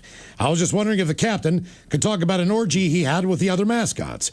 If you guys are able to do that, I would be forever in your debt. Thanks, guys. That's from Travis in Michigan. Careful. Ooh, well, ahoy there. Well, the truth be told, due to the little non-disclosure agreement we all signed before the big old orgy, there's not much I can say, but I will say this. The top of Pop's hat, that was not chocolate from the old Fudge Stripe Chocolate Factory, but what can you do? He fits. And also, a lot of people thought I had Cheeto dust in my teeth. Let's just say I spent some time with Tony the Tiger. Crunch berries. He fits. Yeah. He fits, Mike. You got to wedge him in there. He puts up a little bit of a fight. Is that Snap, Crackle, or Pop? It was Pop. It was Pop. Yep. It was Pop. He used to spell it with 2 O's. Guys, can you please give me a shout-out pickup line for my 45th birthday? Some pickup lines. May I please have a pickup line from the Captain Thrill, Mike Hawk, Jennifer Coolidge, Cocaine Ted, and Miles maybe as well. I'm a chef and beekeeper, if that gives you any material. Thanks, guys, and love you. That from the lovely Kelly. Ooh, well, you're a beekeeper, like the old Capitan likes to say when he strokes his mustache in front of the ladies. I be keeping the flavor saver on my lip. Crunch berries.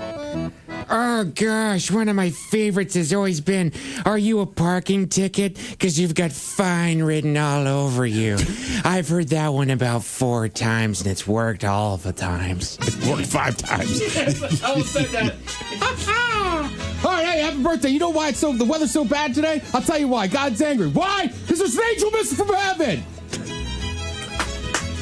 Say it with that same intensity. Well, I have a really good Coke one, but I think Mike will dump me. Oh. I'll just start it. All right, just start. That shirt is very becoming on you.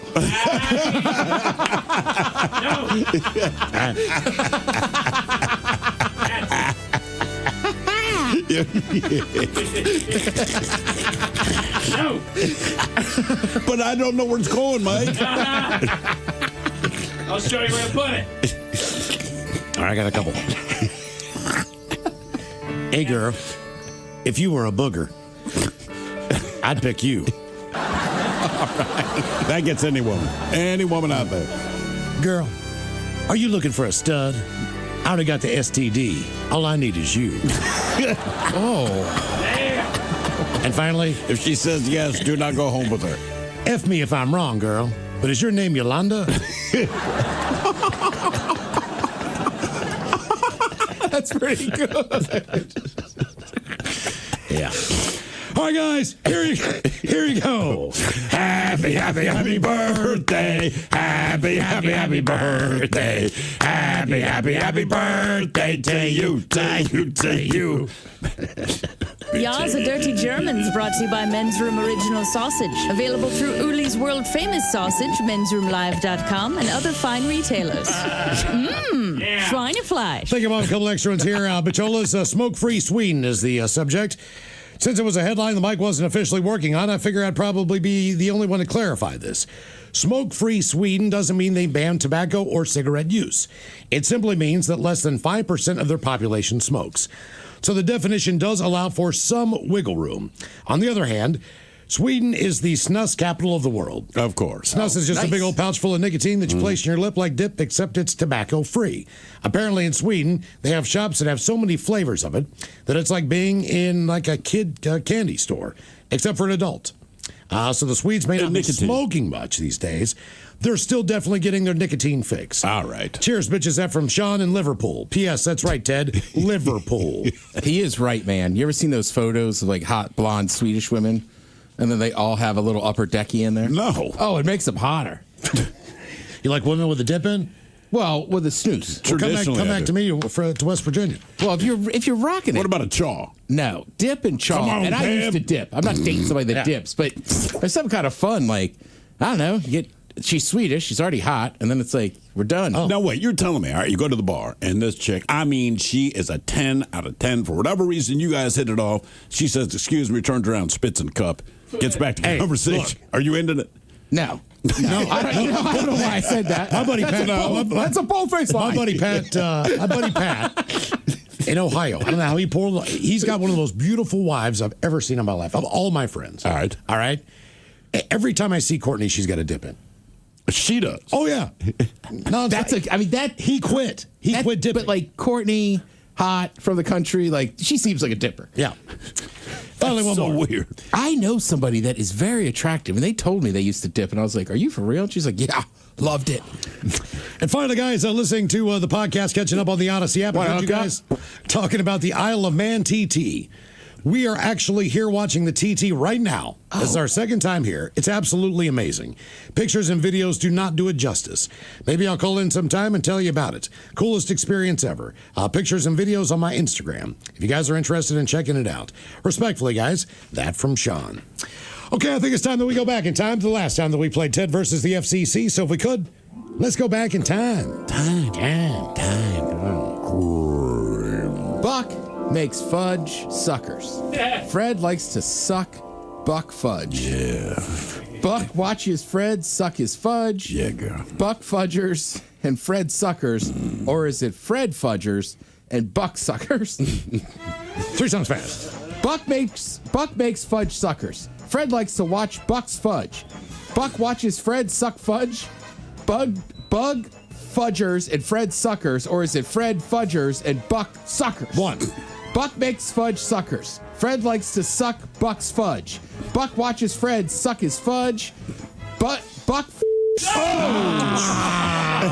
All right, let's do it again. And now, everyone's favorite daytime game show, where one person could lose $325,000 and their job, or win and walk away with nothing. It's time for Ted versus the FCC. Here we go in round 2. Once again, this is from our listener, Eric. He says, suck it, Ted. Thanks, Eric. You've tried this once. You already know how it goes, but I'll give it to you one more time. And it goes something like this. Buck makes fudge suckers. Fred likes to suck Buck's fudge. Buck watches Fred suck his fudge. Buck fudgers and Fred suckers. Or is it Fred fudgers and Buck's suckers? The way we do Ted versus the FCC is 1 time through, then 3 times fast. You can do it. All right, come on, Ted. Buck makes fudge suckers. Fred likes to suck Buck's fudge. Buck watches Fred suck his fudge. Buck fudgers and Fred suckers, or is it Fred fudgers and Buck suckers? 3 times fast. Buck makes fudge suckers. Fred likes to suck Buck's fudge. Buck watches Fred suck his fudge. Buck fudgers and Fred suckers, or is it Fred fudgers and Buck suckers? 1. Buck makes fudge suckers. Fred likes to suck Buck's fudge. Buck watches Fred suck his fudge. Buck fudgers and Fred suckers, or is it Fred fuggers and Buck suckers? 2. Buck makes fudge suckers. Fred likes to suck Buck's fudge. Buck watches Fred suck his fudge. Buck fudgers and Fred suckers, or is it Fred fudgers and Buck suckers? Oh, nice. There we go. Finally. All right. I think you got that. We'll do it. You want a review? Come on. I might have to review it, but I'm not positive. I might have to review it. I'm going for the win on that one. I think I made up a word. You did, but you didn't cuss. You are listening to The Men's Room. You know,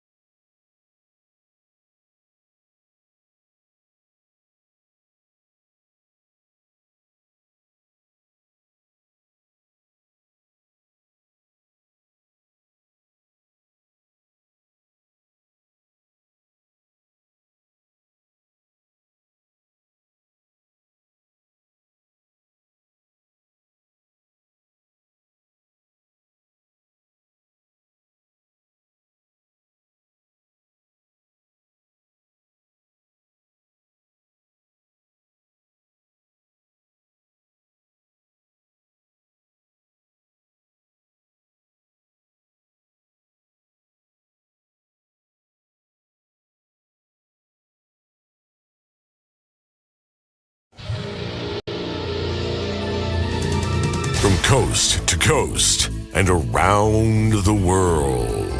If it's not important, you'll hear it here, exclusively on In Action News. Here now are Stone Ledbetter and Felix Foxworthy. Tonight, A metal fan was left devastated when he realized that Rob Zombie was actually alive. But first, the colossal tech company is releasing new noise-canceling earbuds, smaller and less cumbersome than the noise-canceling headphones. The new noise-canceling earbuds are already selling out in pre-orders. That seems like something you'd be interested in, Felix. Felix, the new noise-canceling earbuds from Colossal Tech. They seem like a product you would appreciate. Felix!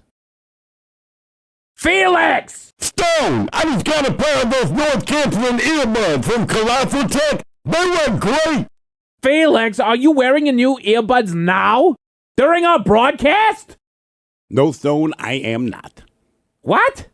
You're not wearing the earbuds? No, Stone, I am not. Why would you do that?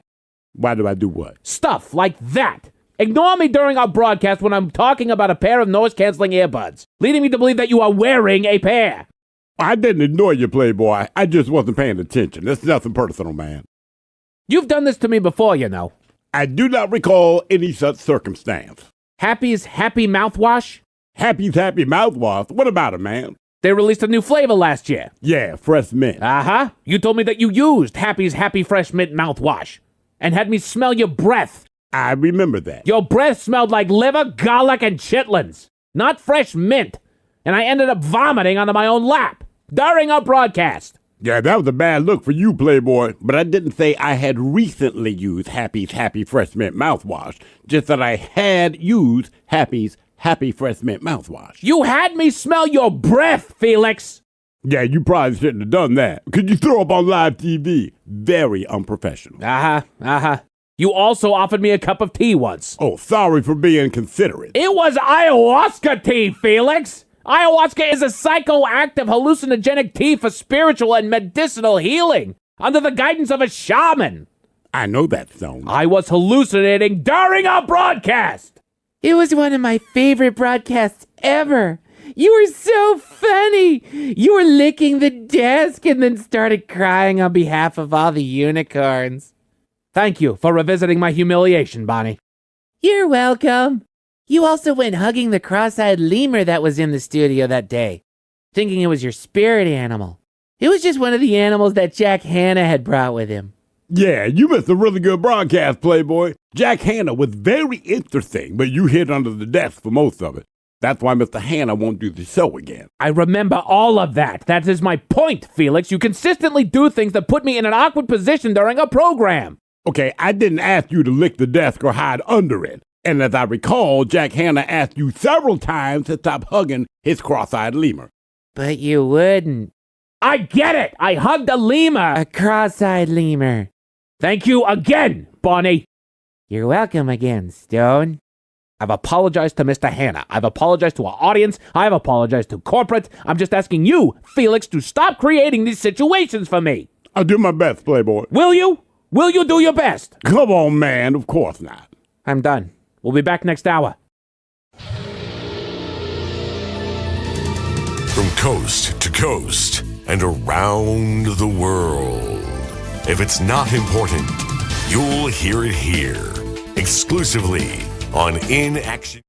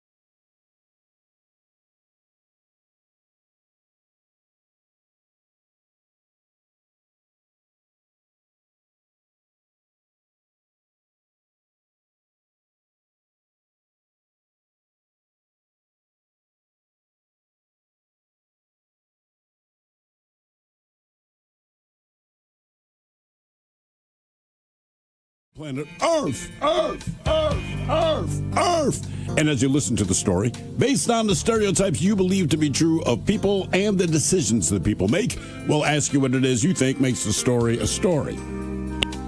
Hello, Jeff. Welcome to the men's room. Do you girl and your Johnson? Hola. Do you girl and your Johnson? What's up, Ted? How you gentlemen doing today? What's up, Jeff? Well, Jeff, I'm not even going to ask if you know how this here game is played. I imagine that you do. And with that in mind, unless it's changed, yeah. it has not changed. You still have your choice of one of three categories. And today, those categories include interior decorating, where you guess the foreign object that ended up on the inside of someone. Hit me with your best shot, where you guess the unconventional object that someone used as a weapon. And finally today, Animalize This, where you guess the animal responsible for causing the problem.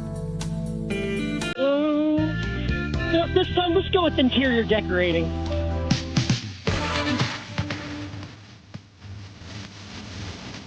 What? All right, here's your story. A man visited the emergency room complaining of abdominal pain. Now, he claimed he had no idea why his abdomen hurt so much, so he was x-rayed. That's when doctors discovered the source of his distress, the trophy that he had inserted into his anus. Now, the trophy. Initially, doctors attempted to perform a transanal extraction. You don't have to know what it is. It's right there in the name, and you don't want this to happen. Using a gentle lubrication, grasping tools, and an endoscope. Now, sadly, that didn't work. So they resorted to the much more invasive transanal surgery, or laparotomy, to extract the object. So, yeah, they had a trophy hidden in their backside. The question I have for you is, what kind of trophy was it? All right. And basically, the nurse that caught it, she's like, we're doing the x-ray films. She goes, you see the outline of the trophy. And I said to the other nurses, how did he not know what was causing his abdominal pain? Anyway, was it a Little League baseball trophy? Was it a gymnastics trophy? Was it a bowling trophy? Or was it a Pinewood Derby trophy? So as far as trophies go, Little League, gymnastics, bowling, or Pinewood Derby, what kind of trophy did he slip into the backside? I'm not sure if this is my answer, and I want to lean towards bowling trophy because of a bowling pin. What do you guys think? Honestly, when he said trophy, that was my first thought as well. And I'm guessing you got to have some. You can't use a Little League trophy for that. So, like the bowl, you shouldn't use any trophy for that, for the record. But like bowling trophy, I'll be like, all right, at least you were an adult when you got it. You going bowling? Bowling. Bowling for Ted. All right. Jeff, you sticking with Ted? I think I am. Bowling makes the most sense. Does it? Yeah, it does. It's me. I'm going Little League. That's right. Was it a baseball trophy, a gymnastics trophy, bowling, or Pinewood Derby trophy? We'll find out next. That was a tease. You are listening to the men's room.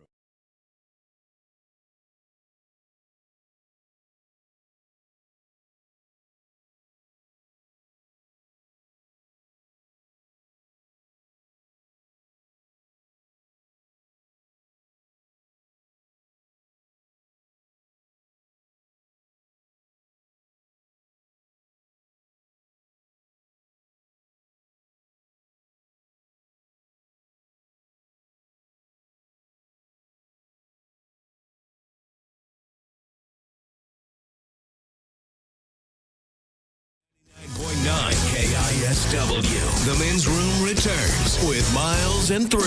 All right, Tuckoto at 5:08. We'll drink and toast the weekend with a shot of the day. And we do have your headlines on the way at 5:50. But first, quick check in with Mike Hawk and some of the stories and headlines he is not working on. Well, thank you, Miles. Apparently, people think their friends are less cynical than they really are. Well, it's whether you're friends. Well, and I think does that kind of go speak to truth to we don't actually take a second to think about what other people are going through kind of a thing? We don't think that our friends are all that cynical, but they're living their lives where there's plenty of things to be cynical about. But you know them. Yeah. Right? So even if they're going through a bad thing in their marriage and it's been that way for 18 months, because you already know this, whatever little crass statements or jokes they're going to make, you just laugh. Sure. Because you already know. A stranger would be like, wow, man, they're really unhappy. Yeah. Or you kind of, oh, God, right, yeah, they are, sorry. But and generally when you're hanging with your friends, you're not not always talking about all the bad stuff that you're going through. No. It's kind of the escape portion. Yeah, it's not as dudes. You know, no. It's sometimes, if you have some good friends, they can drop some knowledge on you that would almost seem rude from somebody else, but you're like, yeah, you're right. I didn't think about it that way. And that's the difference, right? Yeah, absolutely. I also read a good thing yesterday that said, if you both hate something, it builds your bond as friends. It does. Yeah. The enemy of my enemy is my friend. Without a doubt. Oh, excuse me, Socrates. Good job, Ted. You know, it's funny that you say that, though, and because Miles, you said this to my wife yesterday. So you always say, look, man, the only people that you speak to like your children are your children. Where you can say, Jesus Christ, your breath stinks. Go take a shower, right? You don't just say to the average person. So she's telling me this interaction she had with her son, and she's like, if you do that, I will break every bone in your body. And I immediately thought about your words, and I'm like, who else would you say that to? Nobody. And she was like, no one. I'm like, right, your own children's every bone in your body. But same thing with friends. They'll tell you that. You're like, all right, I got you. And I mean, as a kid, you might talk back to a parent, but like, I would never have dared to talk back to somebody Not to else's another parent. adult. Nope. Right. No. Researchers have found that a sugarcane byproduct could freshen bad dog breath for a month. Okay. All right. Yeah. What about good dog breath? Well, normally when my dog had bad breath, it gotten into something. So it wasn't like a permanent thing. Yeah, my dog's breath isn't particularly bad. I wouldn't say it smells good, but it does not smell bad. Isn't that what the greenies are for? Yeah. Does he like them? I don't Does think it work? I don't think we've gone that route. You ever brush your dog's teeth? No, he's not good at letting us do that. I used to do that all the time. Yeah. He does his own thing. He just sleeps all the time now and just has breath. His morning breath permanently. Oh, man. You brush Miles the dog's teeth? Chewy. Oh, I was saying, Miles seemed like he would have bit you. He would have. According to doctors, even the best AI chatbot gets health questions wrong 1 in 5 times. 20%. Yeah. Cool. At least, I don't know.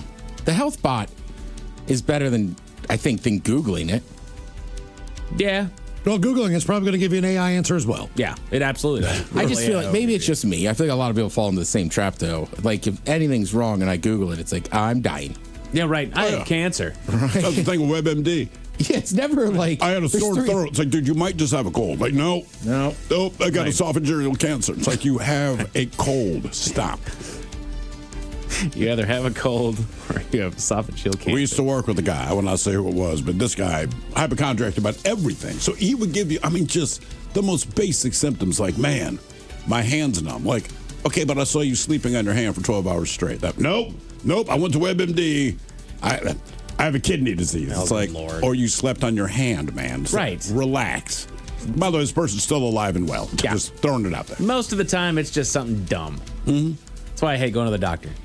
You should go to the doctor. Like, no, I know it's going to be something stupid. Like, no, you just need to stop drinking so much or something like that. Like going for your physical. They'll give you unless there's something going wrong in your life, just go for your physical. They'll let you know. Correct. Yeah. I mean, I did it a few weeks ago, right? When I tried to bite off that frozen candy bar and it, like, cut my throat or whatever. And yeah. And I remember the doctor just kind of being like, just calm down. Like, it'll be okay. It's a weird thing for a doctor to say. Yeah, right, buddy. Yeah. Well, he also kind of left and went, take it easy when you're eating. Don't freeze your candy bar. Right. Just like, because, we had an event that day, so I was honest with him. He's like, had you been drinking or something? Yeah. Just couldn't wait for that thing to thaw out at all. You got the opposite of most people. Most doctors can say, you got here 5 minutes later. Yeah, you'd be no dead. kidding. Your doctor's like, why are you here? Right. Yeah, and I went to a clinic on a Sunday. Right? Like my regular doctor I like going to. You know, you got to keep up on blood work. But like, I felt like a jackass. Calm down when you're eating. Yeah. Calm down when Don't you just dive in. maybe defrost it. Just a teeny bit. Take a breath. Bieber was coming on Coachella. Put your thinking caps on, Jen. It's time for the Merriam-Webster word of the day. Steve the Thrill Hill going for, what's this, 4 days in a row now at this point? Yeah, if I hit this. You get first crack, and I give you 65% of a success chance, and it is a noun brought to you by the letter C. Uh-huh. You just let me get it out of my system. Yeah, just let you smile about it. Here we go. And it means a group of individuals who have a statistical factor in common in a demographic study. A group of individuals who have a statistical factor in common in a demographic study. For the most... Honestly, when it comes to this word, I've heard it more of an individual side of things as an ally. Read the definition one more time. Starts with the letter C. It's a noun? Yes, a noun. Letter C. A group of individuals who have statistical factors such as age in common in demographic study. I've never heard this used in a group. I've only ever heard it used as a single. And it's usually somebody who's an ally to you. Man, I got nothing. Anybody else have guesses? A confidant. Confidant. I like the guess, Ted, but no. Very good. Centrist? Not a centrist. Any final guesses, Mr. Hill? I mean, I'll steal this from YouTube. It says cohort. Cohort is the word. Is that the Hank word? Hillmatic got That's it. Hank Hillmatic. That's all you. A cohort? A cohort, like a cohort of students. Okay. To me, a cohort was, like you were saying earlier, that's just my buddy. Right. My cohort here. Yeah, my cohort in crime kind of thing. You're right, So, yeah. so I suppose that it's somebody that you have something in common with, therefore that makes you two a cohort. Okay. So maybe that's what it is. Because when I read it, I was like, no, it's not a group. What are you talking about? Huh. All right. In a new study, bean plants under attack from caterpillars will emit a chemical SOS call to wasps for help.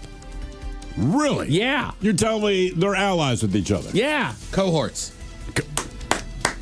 Good work, Ted. Okay. Good work. Bean plants will send out a signal to wasps to come and take out the caterpillar. Here's the thing. We're making this out to like call the wasps. I think they emit a chemical signal that the wasps pick up and they say, there's some caterpillars I can go eat. Smell it. I think that's what that is. But isn't that kind of the same thing?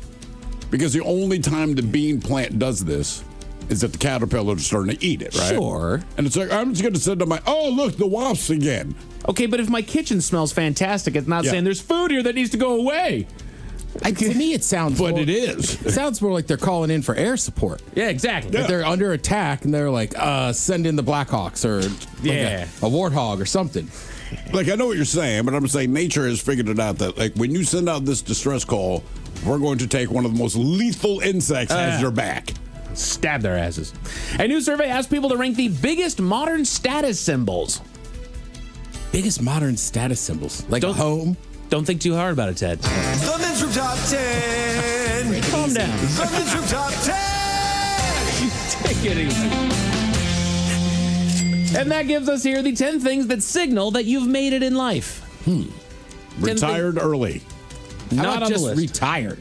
It's more tangible things. It's actual things. They're true possessions that show that you have some sort of status or that you've made it in life. So if there's Trophy wife. A trophy wife. You know what? That should be on the list. But I mean, seriously, you go to Bellevue or whatever, and it's like you're not fooling anyone, and good for you. But it's like, okay, that old fat balding dude who's about to die in his soup has this hot ass chick across from. Like, I get it. You knew what you wanted and you went and got it, as did she. Yep. A million followers on TikTok. Million followers on TikTok. I like I'll it. go big walk-in shower. A big walk-in shower. I like it. So these are some of the biggest signs that you've made it in life. Bottom of the list, they go with a backyard with an outdoor kitchen. I knew one gal with a backyard kitchen. I was a handyman for her for a little while there. I cut her grass and I did a handful of things, and I shined up that outdoor kitchen. I always looked at it. It's like, why do we have this? Well, 80% of the people who live in the South do. Yeah. It's just a normal thing. Sure. So, and they're paying, $350,000 for this 4-bedroom home. Right. They've also got a backyard with a kitchen, a pizza oven, wood stove. Well, they can use it year round. They got a TV hanging from and it's affordable. Yeah, but I was going to say the other thing too, though, even if you live in those areas, it's cheaper. But like a lot of people there are poor, so those people have made it. Yeah, that's true. It's all relative. Yeah. An electric vehicle. Does that mean you made it? I mean, they cost about the same as a gas vehicle. I was about to say, maybe back in the day. Back in the day, like my wife and I are debating getting an EV because I'm tired of spending the money. And like the prices, they're going to stay high even if they go down because that's how that game is played. And I'm like, F that. Just whatever. But the vehicles we're looking at cost the same as the gas-powered version. Exactly. Right? So you might as well, right? Because to me, it's about saving money. It's not because I have a ton of money. Right. It's actually the exact opposite. I'm tired of spending all of this money. But you're able to make that stretch to then start saving money. We're going to lease it. Yes. That could be dangerous for you guys. What's that? I have driven with you a bunch.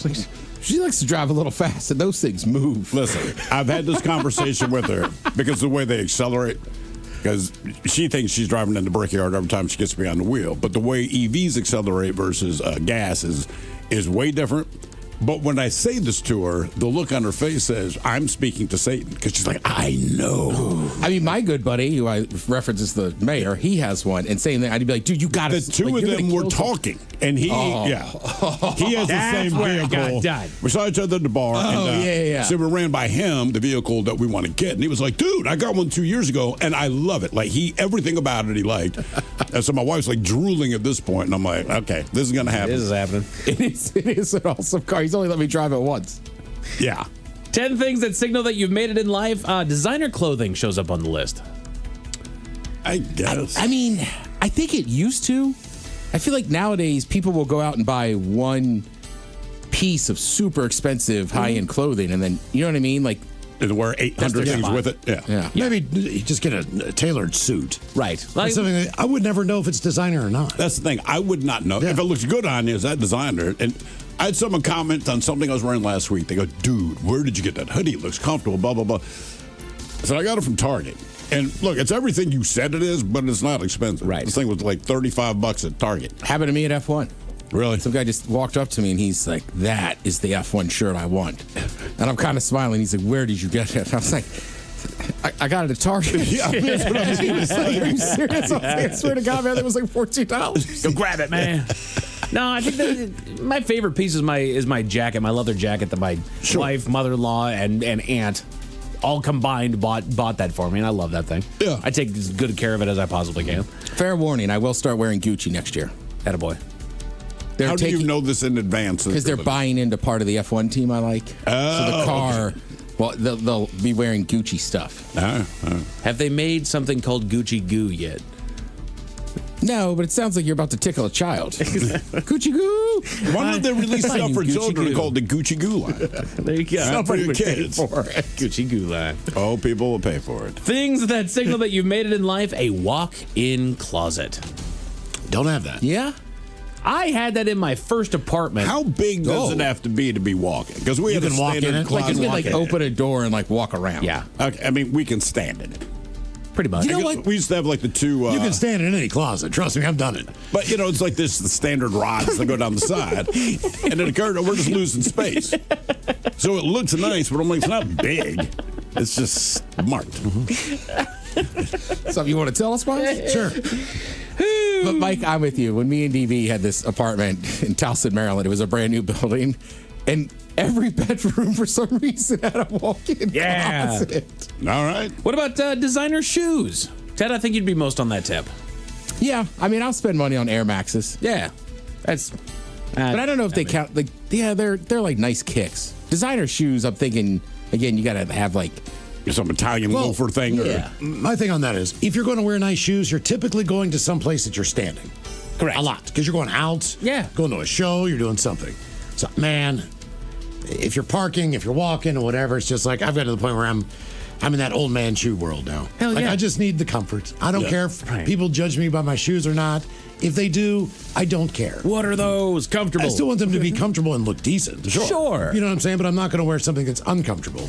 But I have to deal with the uncomfort for the fashion end of it. But it's kind of like the quickest tattered clothing item that you own, isn't it? Like it's on the ground all the doggone Like I have an time. arch. I have an arch, so it's hard for me to wear like Converse. Yeah. And I love Converse. But they hurt my feet after a while. A hot tub or pool? Yeah. Sure, I guess. I mean, a true hot tub or pool is what I'm thinking. and I don't want to be this guy. My cousin's had one. I love them. A pool's a pool, but I think there's a difference between the above ground people and the in ground people. Yes. There's a world of difference. Yes. Yes, there is. There's a big difference. 10 things that signal that you made it in life. An at-home sauna. Jeez. Oh. That to me is decadence. Well, sure, I got the space, and I feel that I'm going to use this. Those are going away, though, too, because you can buy those little pods. And my buddy loves that thing. Yeah. He loves it. He said it works better than a regular sauna because you're more enclosed. Sure. So it heats up faster. Gotcha. And you get a better sweat on because it's a smaller area. Okay. Yeah, my buddy has one on his deck, and he swears by it. All right. The latest iPhone. Nope. I don't care. I wouldn't even know if you had it. Right. I can't. My kids can look and they can identify. Because my son, it's about a year ago, and I still have the same phone. But he asked for my phone for something. I handed it to him, and he's just like, "Oh my God!" I'm like, "What?" He's, "Which one is this? Like I don't know, the 11?" I was like, "Bro, I don't know, and I don't care." And he thinks that is insane. How little I care about that kind of thing. Right. And I was like, "What does the new one do? This can't." Well, Okay. Right. Our conversation's done. Because it's iPhone. It doesn't progress the technology at all, whereas Samsung actually gets better every time. Is that Samsung's basic claim to fame? Pretty much. Well, iPhone is just an aesthetic. Yeah. People buy iPhones just to have the look. I'll swear by the Samsung TV. Oh, yeah. Until a better version of whatever comes out, I'm sticking with that thing because I've never had a problem. Yeah. I would say that, main reason I ended up getting an iPhone was for FaceTime. Yeah. For like family and stuff. I got an iPhone because that's what my wife got me. There you go. Look, man, because I can't say I hate the phone. It's not that, but I don't use it the way a lot of other people use it. I'm like, bro, I don't need tech. If you can text me and I can call you, I'm done. A luxury handbag. I got it like a million. Yeah, I know that is my wife's one luxury item that she has had her eye on forever. Thanks to Jessica Simpson, there is one Louis Vuitton bag that she has been staring at forever, and I'm like, when I make it, I'll get you that doggone. You know what? My wallet was expensive. Oh yeah. Considering it's a wallet, but it's also alligator. Yes, that's, and I knew the person who made it, Yes. and she did a custom thing for me. So a custom thing, huh? A custom thing. At the cloaca. Yeah. You can see the anus on the wallet. Hold it up to the YouTube camera, There man. you go. See that hole right there? They do everything out of that. They have sex. They urinate. They poop. Defecate. Yeah, but that's the actual cloaca. Penis comes out of there. The whole deal. And you made it a wallet. And fun fact, never thought of this. Left it in a pair of shorts. All right, wash the damn thing. Yep. Guess where alligators live? In the water. Didn't do a damn thing to it. Yep. I've had the same wallet since 07. Nice. Yeah, I don't even want to talk about that. I'm on a good streak. Yeah. I don't know how long I've had my wallet, but I don't switch out my wallet unless something happens to it, and there's nothing wrong. God, I'm lazy. The more I talk, I'm just like, I don't switch anything. And then this is the number one thing that signals that you've made it in life. And it is the one thing that I promise myself when I make it in life. Lipstick staying under a high-end watch. Oh, I've always said that when I do it, when I make it, I'm going to go buy myself a Rolex. I don't want it ever gifted to me. I want to go buy a Rolex. How much? Hey, return his gift, Ted. What's the tag on that? Honestly, the cheapest ones that you can get are about like $7,000. Wow. You can get them all the way up to like $150,000. Even if it's refurbished, you an older can one? literally spend as much money on a watch as you'd like. We were on an airplane once, and I'm flipping through ads, and normally the ads mean nothing. And I just saw a watch that I thought looked cool. I'm like, ooh, and I showed my wife. I'm like, God, that's a cool looking watch. So she pulls out her phone. It was $40,000. That is a cool watch. Yeah, that's why it's cool. Yeah. And I don't own it. And if somebody, if there's other means of getting a Rolex, Mike, you just take it. That's right. Some people don't want their Rolexes anymore. You just maybe they lost bets. Yeah, maybe they have a gambling problem. And then when you get one, you call it a timepiece. That's right. right. There's a time. When you spend a lot of money, it's a timepiece. A man has officially been banned from every Six Flags park for life, and the reason why is just ridiculous. Miles, What did he do? Tell you all about it at 5:50. Thank you, sir. Headlines are coming up at 5:50. In the meantime, have we managed to the weekend and drinking time? Somebody out there deserves to be recognized. And the men's room knows just who it is. So to you, we say, bottoms up, sailor.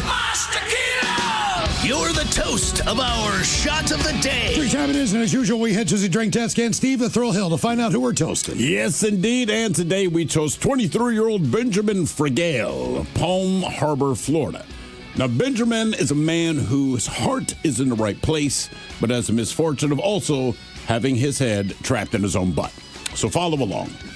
There's a chiropractic clinic there that uses a marquee sign outside of its offices, basically to host a bunch of puns. You see a lot of churches do it and all that. Come up with little clever sayings. The chiropractic humor includes such winners as, we never crack under pressure. Oh, it's easier to throw out your back than your mother-in-law. Huh? All right, so that's the speed they're working at. Well, our honoree, he's not the brightest bulb on life's chandelier. So he was arrested for smashing the sign, damaging the letters, and the message board, and the interior lights.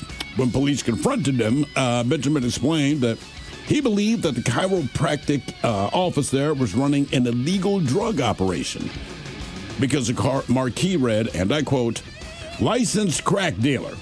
Now, how he did not get the joke or why he believed that cocaine was being openly advertised was not addressed. Cops also pointed out, before you ask, he was not under the influence of drugs. He was not under the influence of alcohol. He does not have any history of mental health issues, meaning he's just straight up stupid, but a big-time drug advocate. Anyway, he's now in jail for felony criminal mischief.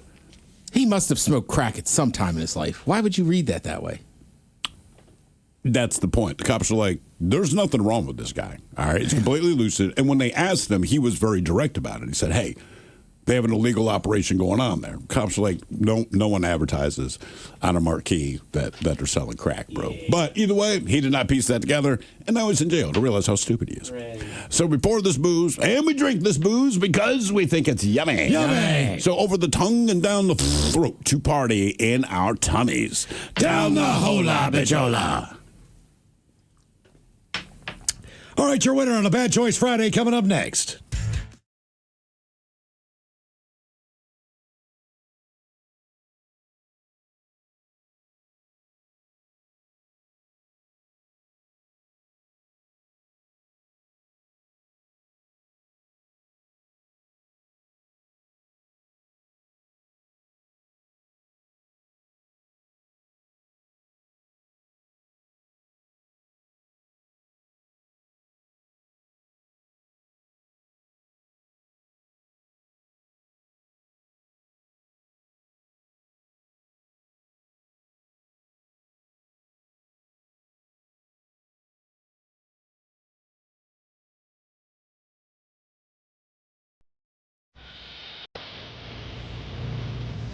From coast to coast and around the world. If it's not important, you'll hear it here, exclusively on In Action News. Here now are Stone Ledbetter and Felix Foxworthy. Tonight, a metal fan was left devastated when he realized that Rob Zombie was actually alive.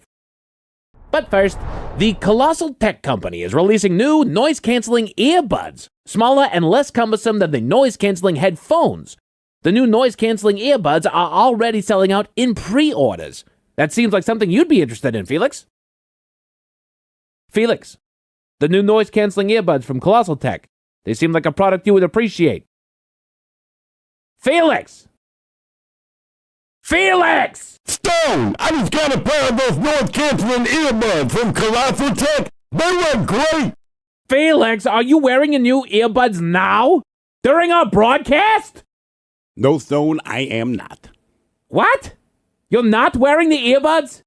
No, Stone, I am not. Why would you do that? Why do I do what? Stuff like that. Ignore me during our broadcast when I'm talking about a pair of noise-canceling earbuds, leading me to believe that you are wearing a pair. I didn't ignore you, Playboy. I just wasn't paying attention. It's nothing personal, man. You've done this to me before, you know. I do not recall any such circumstance. Happy's Happy Mouthwash? Happy's Happy Mouthwash? What about it, man? They released a new flavor last year. Yeah, fresh mint. Uh-huh. You told me that you used Happy's Happy Fresh Mint Mouthwash and had me smell your breath. I remember that. Your breath smelled like liver, garlic, and chitlins, not fresh mint. And I ended up vomiting onto my own lap during our broadcast. Yeah, that was a bad look for you, Playboy. But I didn't say I had recently used Happy's Happy Fresh Mint Mouthwash. Just that I had used Happy's Happy Fresh Mint Mouthwash. You had me smell your breath, Felix. Yeah, you probably shouldn't have done that. Could you throw up on live TV? Very unprofessional. Uh-huh. You also offered me a cup of tea once. Oh, sorry for being considerate. It was ayahuasca tea, Felix. Ayahuasca is a psychoactive hallucinogenic tea for spiritual and medicinal healing under the guidance of a shaman. I know that, Stone. I was hallucinating during our broadcast. It was one of my favorite broadcasts ever. You were so funny. You were licking the desk and then started crying on behalf of all the unicorns. Thank you for revisiting my humiliation, Bonnie. You're welcome. You also went hugging the cross-eyed lemur that was in the studio that day, thinking it was your spirit animal. It was just one of the animals that Jack Hanna had brought with him. Yeah, you missed a really good broadcast, Playboy. Jack Hanna was very interesting, but you hid under the desk for most of it. That's why Mr. Hanna won't do the show again. I remember all of that. That is my point, Felix. You consistently do things that put me in an awkward position during a program. Okay, I didn't ask you to lick the desk or hide under it. And as I recall, Jack Hanna asked you several times to stop hugging his cross-eyed lemur. But you wouldn't. I get it! I hugged a lemur! A cross-eyed lemur. Thank you again, Bonnie. You're welcome again, Stone. I've apologized to Mr. Hanna. I've apologized to our audience. I've apologized to corporate. I'm just asking you, Felix, to stop creating these situations for me. I'll do my best, Playboy. Will you? Will you do your best? Come on, man. Of course not. I'm done. We'll be back next hour. From coast to coast and around the world. If it's not important, you'll hear it here. Exclusively on In Action News. Here now are Stone Ledbetter and Felix Foxworthy. Tonight, the experiment of a vegetarian Jurassic Park yielded the same result. But first, because of ongoing construction downtown, officials say to expect delays for the next few weeks. Either leave a little earlier or find alternative routes to and from work. Yeah, man, I forgot about that and had to speed most of the way to work just to get here on time. But you weren't on time, Felix. You missed the staff meeting. Well, I would have been here on time, but I had to write a letter. You had to write a letter? What are you talking about? Like I said, man, I was speeding to get here this morning, but I sideswiped the parked car and knocked off the driver's side mirror. You knocked off the mirror? It's not like I did it on purpose, Stone, but yeah, knocked the mirror clean off. So I pulled over and left them a letter. That's very responsive of you, Felix. I couldn't just leave the scene without apologizing, man. Honestly, I would fully expect you to leave the scene without apologizing. Your words cut deep, Playboy. Spare me the disingenuous humility. You got it. But yeah, I left a long letter. Got a picture of it on my phone.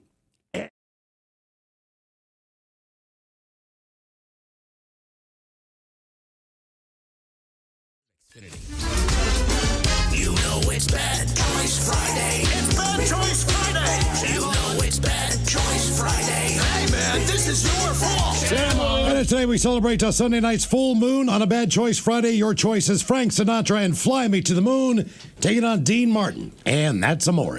Mike, bless you. How was the voting? It was pretty close, Miles. Not going to lie. It came down to a 54-46 split over a course of 118 votes. They love the crooners on this one. And at the end of the day, when it comes to looking up at that big moon in the sky, you just want to fly to it. We got all Frank Sinatra on Bad Choice Friday. Welcome to the weekend. You're listening to the Men's Room, 99.9 KISW Seattle.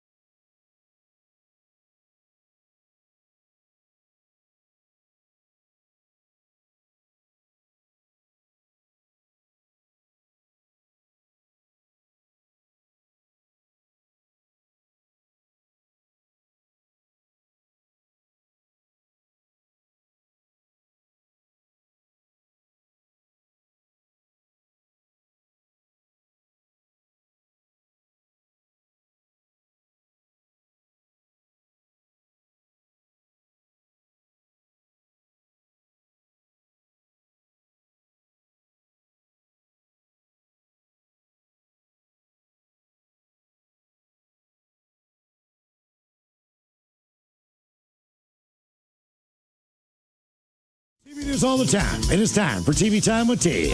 And now, because your pathetic life is confined to countless hours in front of a talking box, the Men's Room presents TV Time with Ted. I think everybody in here knows Sam Elliott, the actor. Where do you think you know him most from? Beef.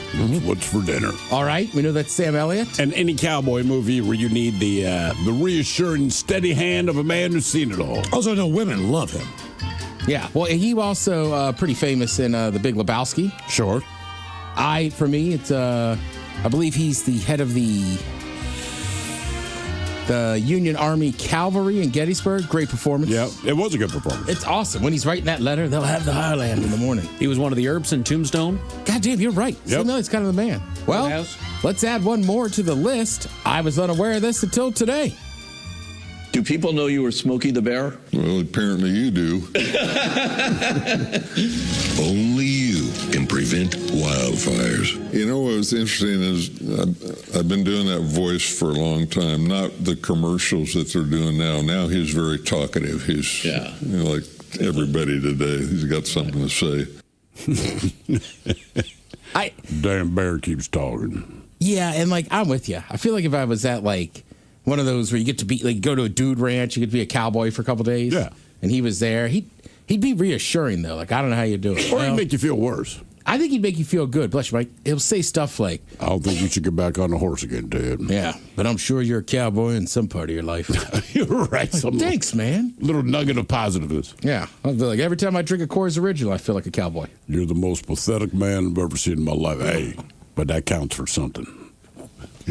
Okay. You have to make him that mean. He wasn't being mean. He's being reassured. Yeah. Somebody has to be the worst I've seen do something, and you, my friend, by far, are the worst I've seen. Are you paying for that woman? What is she doing here with you? I'm not understanding her attraction to you, so it must be money. He'd be a good guidance counselor, right? Yeah. I'm not saying the grades are bad, but if you're any goddamn dumber, they'd have you on a leash. Still think about my old guidance counselor. Smitty, look at these grades. What's your summer job? Picking up golf balls. With these grades, I think you're too dumb to pick up golf balls. I mean, Jesus. Understood, Coach. But you remember it. Yeah. Well, probably does that. Probably just throws people off at restaurants and everything else. I'll have the tofu. Yeah. And the side of fruit. Let me just get a fruit salad. I wonder if he ever actually smoked. Do you have a light balsamic? Very foo-foo. He's vegan now? Yeah. I would say, not Sam Elliott, if just anybody that was that cowboy was sitting next to me, can I buy a beer, sir? No, God, yeah. Also, what are the 1890s like? He probably like, you already did, boy. You pay for my whole round. Pull my Prius around. That would be pretty funny. He's just complete opposite. Exactly. Do the voice. He wants to go to sushi. Yeah, I'm going to do sushi, but I don't want the actual tuna in there. You got one with tofu or any kind of fish substitute. Oh, he's also smoking the bear. I did not know that till today. And as soon as you hear it, you're like, it's so obvious, right? Yeah, right. Because he doesn't even change his voice. No. Just like, I'm Sam Elliott pretending I'm a bear. Beef. I don't want it. I want the tofu. Well, when he said beef, it's what's for dinner. It felt like it was like a threat. Not an option. No, it's beef. It is what's for dinner. Beef. You can't afford it. Yeah. Excuse me, sir. Tell me more about this blooming onion. Let's see. Stephen Colbert. He's off the air, but no worries if you like his Ben and Jerry's ice cream flavor. That'll stay. That'll live on. Yeah, but Okay. it will. Well, sure. Yeah. I'll be honest with you. I bet there's people that eat that flavor of ice cream who probably don't even really pay attention to Stephen Colbert. Probably not. Look, if your ice cream's good, who cares? You like what you like. Yeah, I mean, I haven't watched Jimmy Fallon in a while, right? And what was his? A couple clips, the Tonight Show. Tonight Dough. Tonight Dough. That is one of my favorites out of Ben and Jerry's. Dude. And what's in it? Yeah. Because I do not enjoy his show. I feel like it's crushed. If I had to guess, I think it's. If I had to guess, I mean, it's No, No, don't look it up yet. Don't look it up. Let take a I think step. is it crushed up potato chips covered in chocolate and then maybe some cookie dough? If you were saying it, yes. Mike's going to I research. was confident. Now I'm not so confident. Okay, so the Tonight Dough has a base of caramel and chocolate ice creams. Okay. A crunchy chocolate cookie swirl, and in gobs of chocolate chip cookie dough and peanut butter cookie dough. So where did the potato chips come from, man? I thought one of those had a chocolate-covered pretzel. That might be Americone Dream. Okay. Hang on. I like that one, too. That one has chocolate-covered waffles. I know that. I eat that one. All right. Let's talk about the 2025-2026 TV season just wrapped up. All right. So got a list here of some of the most watched series on here. Let's see if anybody in here has actually watched them. Number 10 on the list on Netflix, Monster, the Ed Gein story.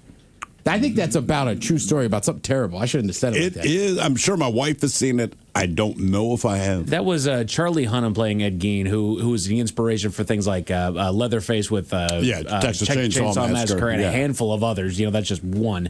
Didn't see it. I know my mother-in-law did. She said it was awesome. That goes in the same series as the Dahmer series. Okay. All right. Well, Charlie Hunnam. I mean, I love that guy. I couldn't get through that.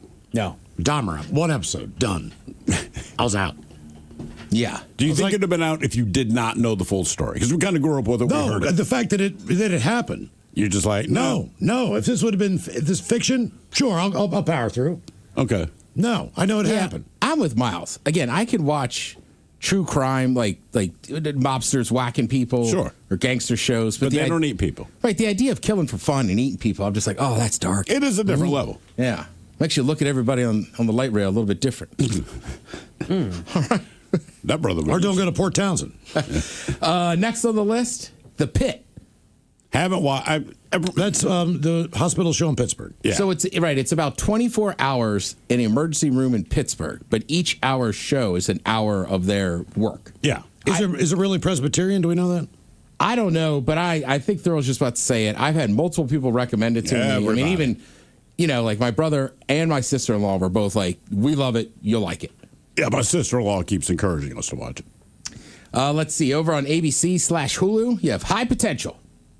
That's a pretty funny show. Yeah. All right. I don't know that I haven't watched that one. It's just a good time killer if you have network TV, right? Not a whole lot of thought. You just watch it and you're like, that's funny. It's not meant to be a comedy, but it's kind of a funny drama. Okay. Yeah, sometimes stuff on network TV, too. Like, I started watching Marshals, which is like the latest spinoff from Yellowstone. Then the one son, now he's working for the Marshals and this and that.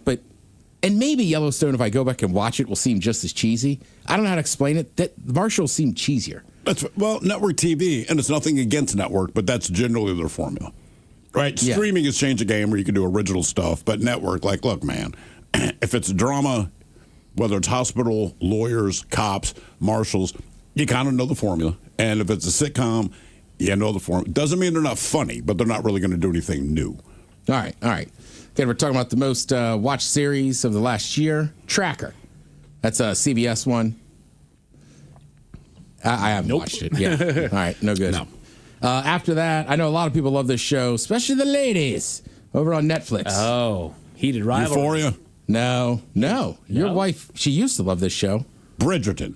Good call. Okay, I don't think she's actually watched it. But with her, it's hard to know because if she likes the show, a lot of times what she'll do is she'll wait for the season to finish and then binge it. So I don't know if she's off of Bridgerton or if she's just waiting to binge it. Yeah, I just see that guy everywhere, and I'm like, man, women love him. Yes, that I do know. Next on the list, I've had this one recommended to me a bunch. I haven't watched it yet, but Landman. Haven't seen it. It's Billy Bob Thornton, right? Right, Billy Bob Thornton. I want to say, are they oil guys or something down in Texas? He's an oil guy. That's all I know about the shows that it's him. He's an oil guy. I know nothing about what it's about other than that. He's just a lame-ass superhero. Well, I'm oil Landman. I walk. Landman. Does he walk fast? I'll be there in a minute. No, he's just an hour. He's just Landman. I thought you were saying oil guy. Once you had guy, like, Where's you know they're Landman? lazy. He's 8 miles out. Oil Man. Now that could be an exciting superhero. Oil Man. What does he do? He spills oils and people slip. That's how he gets them. That's how he gets away. And people clean him with Dawn. Yeah, and then sometimes he could slide like underneath doors and stuff. Oh, I got he's you right. Oil Man. That's the villain of Landman. Is he just sits there and just sprays down ducks. One I definitely watched and liked on Netflix. This was a special series, Sean Combs, The Reckoning. I watched that. Yeah, that was the one 50 Cent produced. Mm-hmm. Just, I don't know. If you can hear my voice, I don't know why you would ever be involved in a beef with 50 Cent. Don't do it. Nope. He's not going to let it go, and it's going He's going to make a movie about it. And it's probably going to be. He's on the right side of history on almost all of his stuff. Right. Well, I did watch this one. I didn't like it. Apparently, 20 million people did. Marshalls on CBS. All right. Jesus. Cheesy. Is it just because of the familiarity? It's just Yellowstone again, so why not? Let's keep the ball rolling. Right. And like I said, it is a character from Yellowstone. It's a different show. If I went back and rewatch Yellowstone, I might be like, oh, this is cheesy. And it might be, but you like what you like. Right. Yeah. You know, I thoroughly enjoyed the Infinity Stone saga of the Marvel movies. They're great. After that, I watched a few of them, but I didn't enjoy them near as much. So I wonder how much of that is on there as well. A lot of it, I think, is when you're caught up in the moment. Sure. Right, because you're picking up where the last story left off. And then once you got to know how it ends and you rewatch it, you're like, this is silly. Right. And the first movie came out, what, 07, 08, something like that. So I was 17, Well, and 18 years old. Yellowstone was on a streaming service, right? It was on Paramount Plus to start, which CBS owns. Yeah. This one's just on CBS. So I think they had a little more leeway, probably a bigger budget. Oh, God, yeah. Next on the list from Netflix, His and Hers, 25 million viewers. Never even heard of it. And then number one, and it was their final season, Stranger Things. Okay. Yeah. Let's see. As we head into the weekend, what are people going to do? A lot of people are getting up at 9 a.m. CBS Champions League final.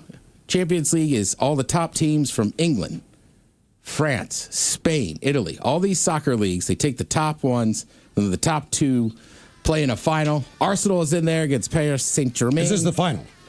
The Champions League final, Miles. Arsenal has been in it once, I want to say in 06, and lost, but they've never won it. Okay. And if you win this, you get to be the kings of Europe. Oh, okay. If they win this, I will be drunk in the street somewhere. You're going to put a video on Instagram of you crying? I might. Okay. It was very emotional. I'm going to check my feed. I was doing dishes this morning, listening to the Champions theme in North London forever. And I was like, God damn it. We need to win this damn game. Not just for Arsenal, for all the Arsenal American fans, the Cascadia. But for the Ted Smith. But everybody. For North London forever. Also, you have a big Game 7 NBA Western Conference Finals. Thunder hosts of the Spurs. Let's go Spurs. All right, thank you, Tim. We appreciate it. You're listening to The Men's Room. Here's your beat.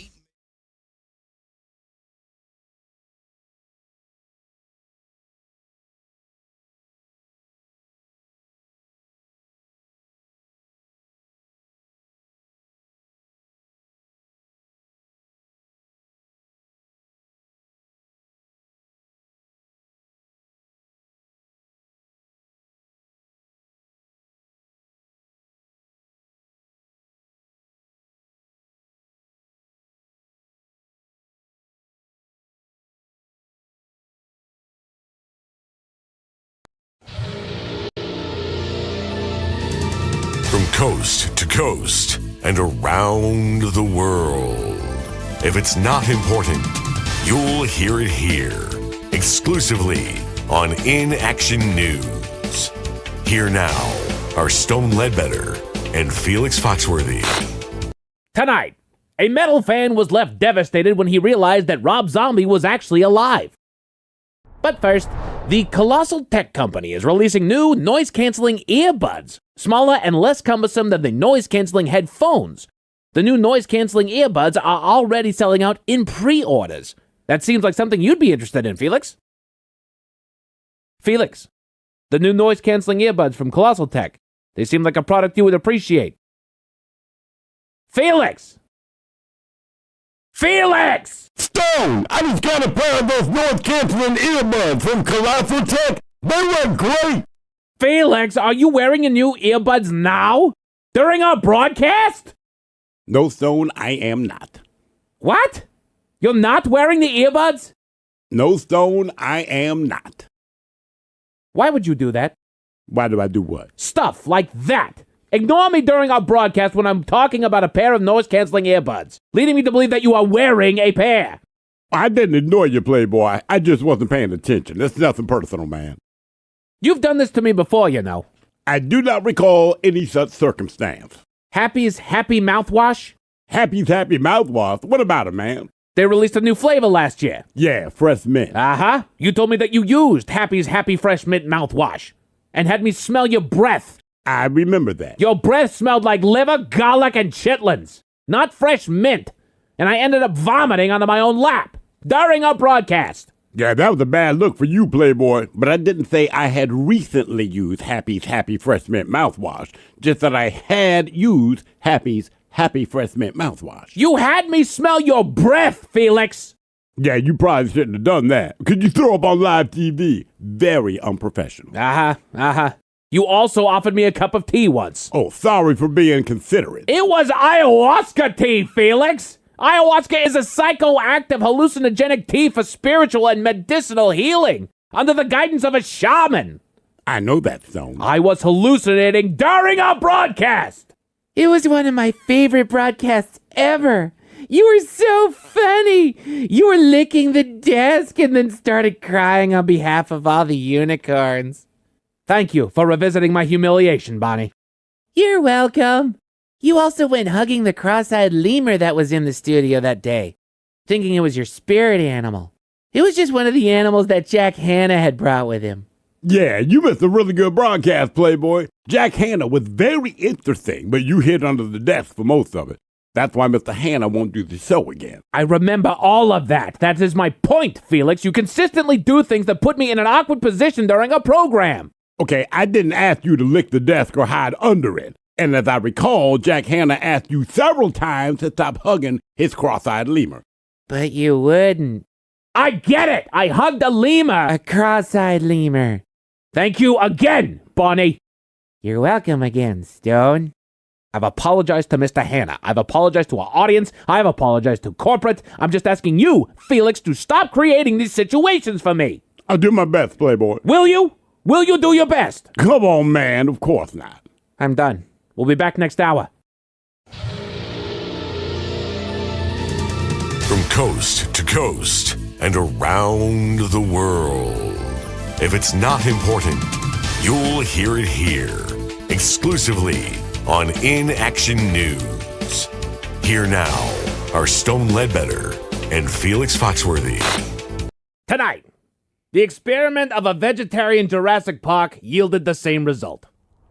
But first, because of ongoing construction downtown, officials say to expect delays for the next few weeks. Either leave a little earlier or find alternative routes to and from work. Yeah, man, I forgot about that and had to speed most of the way to work just to get here on time. But you weren't on time, Felix. You missed the staff meeting. Well, I would have been here on time, but I had to write a letter. You had to write a letter? What are you talking about? Like I said, man, I was speeding to get here this morning, but I sideswiped the parked car and knocked off the driver's side mirror. You knocked off the mirror? It's not like I did it on purpose, Stone, but yeah, knocked the mirror clean off.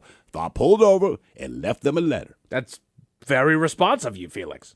I couldn't just leave the scene without apologizing, man. Honestly, I would fully expect you to leave the scene without apologizing. Your words cut deep, Playboy. Spare me the disingenuous humility. You got it. But yeah, I left a long letter. Got a picture of it on my phone. To whom it may concern, I wanted to extend my deepest apologies for knocking off your mirror. I don't know you, but certainly you deserve better than what I have done to your vehicle. Wow, Felix. There's more. In my selfishness, I was speeding and driving recklessly enough that I clipped your mirror and knocked it off your car. Now your car looks stupid, like a one-legged pole vaulter. A one-legged pole vaulter? Well, yeah, man. You have to admit, a one-legged pole vaulter would look stupid. I can't argue that. Exactly. As I was saying. Also, your car has unquestionably lost some of its value. For this, I cannot apologize enough. I have to admit, Felix, I didn't expect this from you. I'm a vulnerable man, Stone. There's more. In addition to providing my insurance information, I also wanted to pay for dinner for you and a friend at Happy Steakhouse at the Grand Marquis Hotel. Wow, Felix, dinner at the Grand Marquis? That's very generous of you. That's just the tip of the iceberg, man. In addition to dinner, I wanted to offer you a day at the Grand Marquis Spa, as you could use some pampering after discovering your destroyed mirror that I so recklessly sheared off of your vehicle. Felix, this is all very grand. I'm very surprised by your generosity. Yeah, man, you didn't know I had it in me. I did not. Color me impressed. You ain't heard nothing yet, Playboy. Finally, as a token of my profound remorse, I will pay for a 10-day Mediterranean cruise for you and the person of your choosing. Holy cow, Felix. This is all very generous. It is, man. It really is. You're offering all of this for sideswiping their mirror? That is correct. Well, I appreciate what you're doing here, but don't you think it might be a bit much? Maybe, man. But think how much better I just made their day. They see their damaged car and get mad, then they see my note and their whole world gets brighter. You know, when you put it like that, it's actually quite inspiring. You really think so? Absolutely. Actually, hearing your letter and really thinking about all that you've offered motivates me to want to do something positive and unexpected for someone else. I'm glad you feel that way, Playboy. Please accept my apology, and please reach out at your earliest convenience. Here is my personal phone number. I'll be expecting your call. Sincerely, Stone Ledbetter. What? Sincerely, Stone Ledbetter. That's you, Playboy. I know! Why did you do that, Felix? Why did I do what? Sign your name? Yes, Felix! Oh, come on, man. I would never do all that for a mirror, Playboy. That's ridiculous. Yes, Felix, it is ridiculous. And you signed my name? I did do that, yeah. But you said yourself, Playboy, you're motivated to do something positive and unexpected for someone. I checked both of those boxes for you, man. It's both positive and unexpected. Oh, dear, it's from a number I don't recognize. Oh, that might be them, man. You can answer that. Felix. What's up, man? I am going to kill you. Yeah, man. But you should take that call first. For the love of Pete! All right, first we're going to go to break, then I will take this call, and then I'm going to kill you. We will be back next hour. Hello, everyone. This has been an In Action News broadcast, a Comedia Dysfunction. Watch all In Action News videos, new and old, on our YouTube channel, youtube.com/@inactionnews. And make sure you like and subscribe, man. And be sure to follow us on all your favorite social media platforms at In Action News.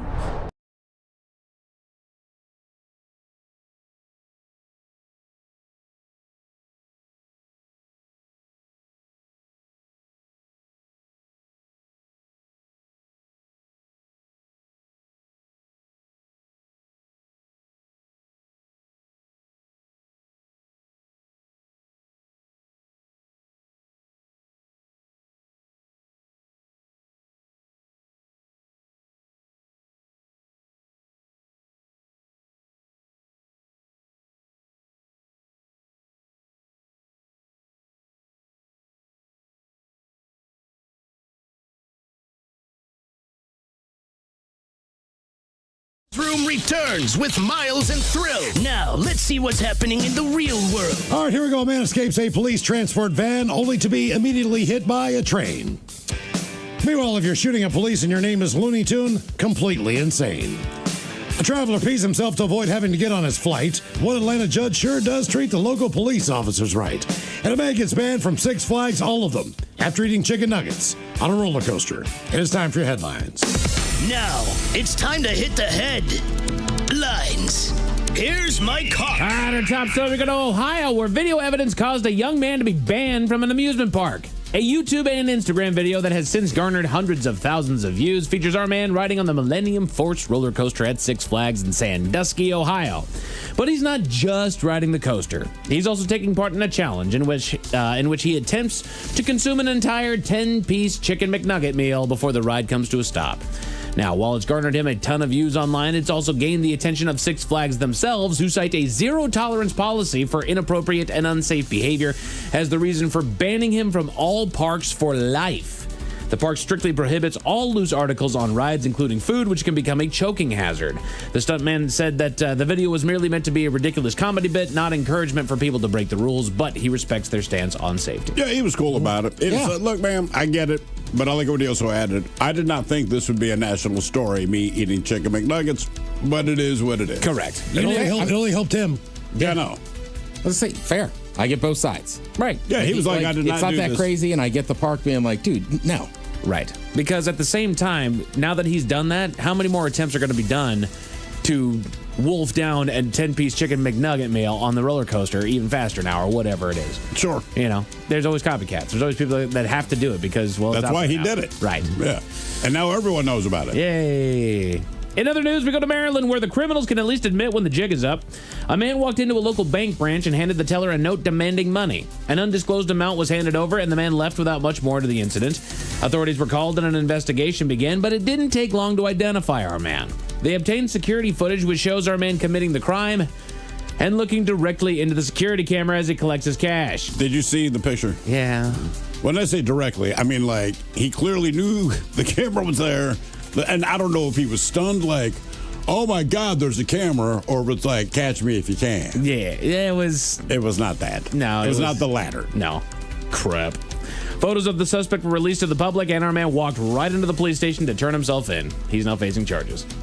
Probably a smart move. Yeah. Well, they released the photo. They're like, this is the guy. I mean, we just don't know his name. Right. So he decided to turn himself in before everyone calls. Yeah, would you rather get hauled in or just walk in on your own? Exactly. That's what he did. Go ahead, just book me.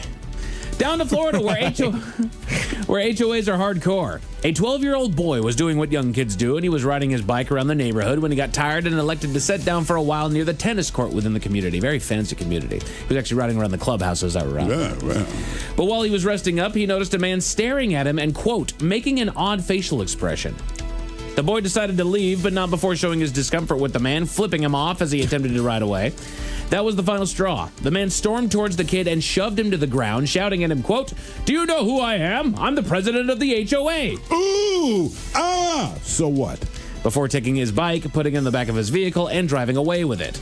Police were called, and the president now faces charges of child abuse and petite theft. Yeah. It's a 12-year-old kid. Right. You're an HOA president.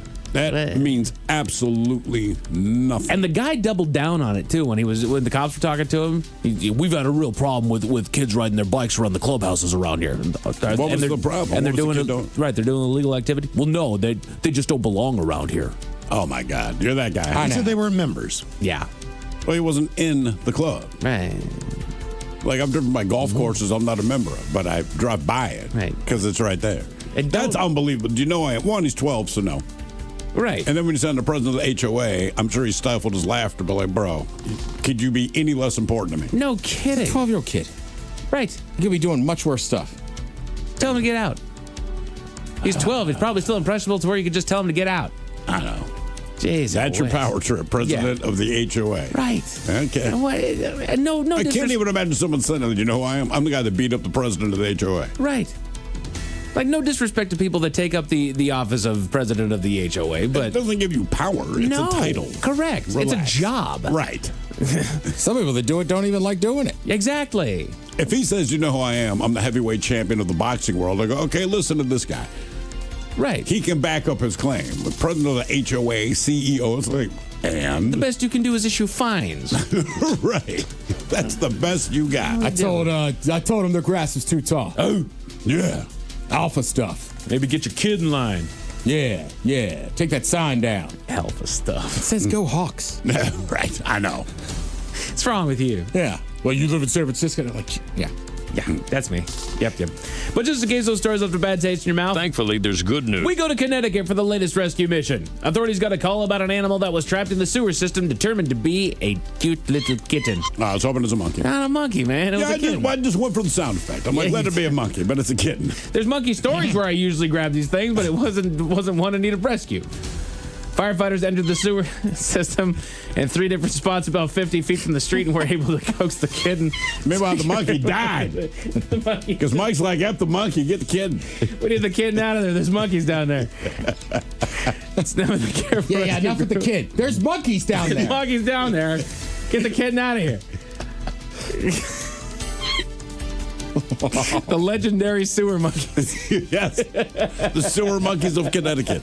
Yep. I killed a sewer monkey in Connecticut just to watch it die. Just to watch it die. Just to take its ass out. Doggone sewer monkeys. Oh. You get punched, you call somebody a sewer monkey. Somebody a sewer monkey. I don't even know what it means. Doesn't matter. That's right. It's a monkey in the sewer. Doggone sewer monkeys. You smell like a goddamn sewer monkey. How do you say tonight? I was going to say. Just order it at the bar. I'll take a sewer monkey. Ooh, I bet you I get a drink. She'll make you What is that? You know. You know it's in it. Come on. Prepare to meet your god Harambe. Men's Room Sports, you've got playoff hockey on TNT. Oh, I'm taking them out, Ted. I'm taking them out. You got playoff hockey on TNT, playoff basketball on NBC. The Seawolves are playing here at home on Sunday at 6 over on Kong. The Mariners are hosting the Diamondbacks all weekend long on Mariners TV. And I will say this selfishly, WWE's Clash in Italy airs on Sunday starting at 11 on ESPN apps. ESPN's app. The first hour will air on ESPN. ESPN Naps. We show the most boring sports here. Yeah, that's called First Take. Yeah. Damn. As far as your weather, going to be a nice one, guys. It's a little bit of cloud cover to start us out, but good sunny days with highs in the mid-60s and lows in the mid-40s all weekend. That'll do it for your headlines. With that, Mike Hawk is out. Enjoy a return to the Red Meadow Park Golf Course down in Tacoma, Mike's Chili Parlor in Ballard, and Westie's on Roosevelt. All have it on tap. Have a safe and wonderful weekend. Come on, you Gunners. Yes, indeed. In the meantime, well, we be all about this bitch. So until Monday, please do what you do best. And for Aletha's sake, stay beautiful. The Men's Room has been taped before a live studio audience. Wardrobe and makeup provided by Mantastic Limited. This has been a presentation of the Men's Room Radio Network. Oh, man! A Double Flush production.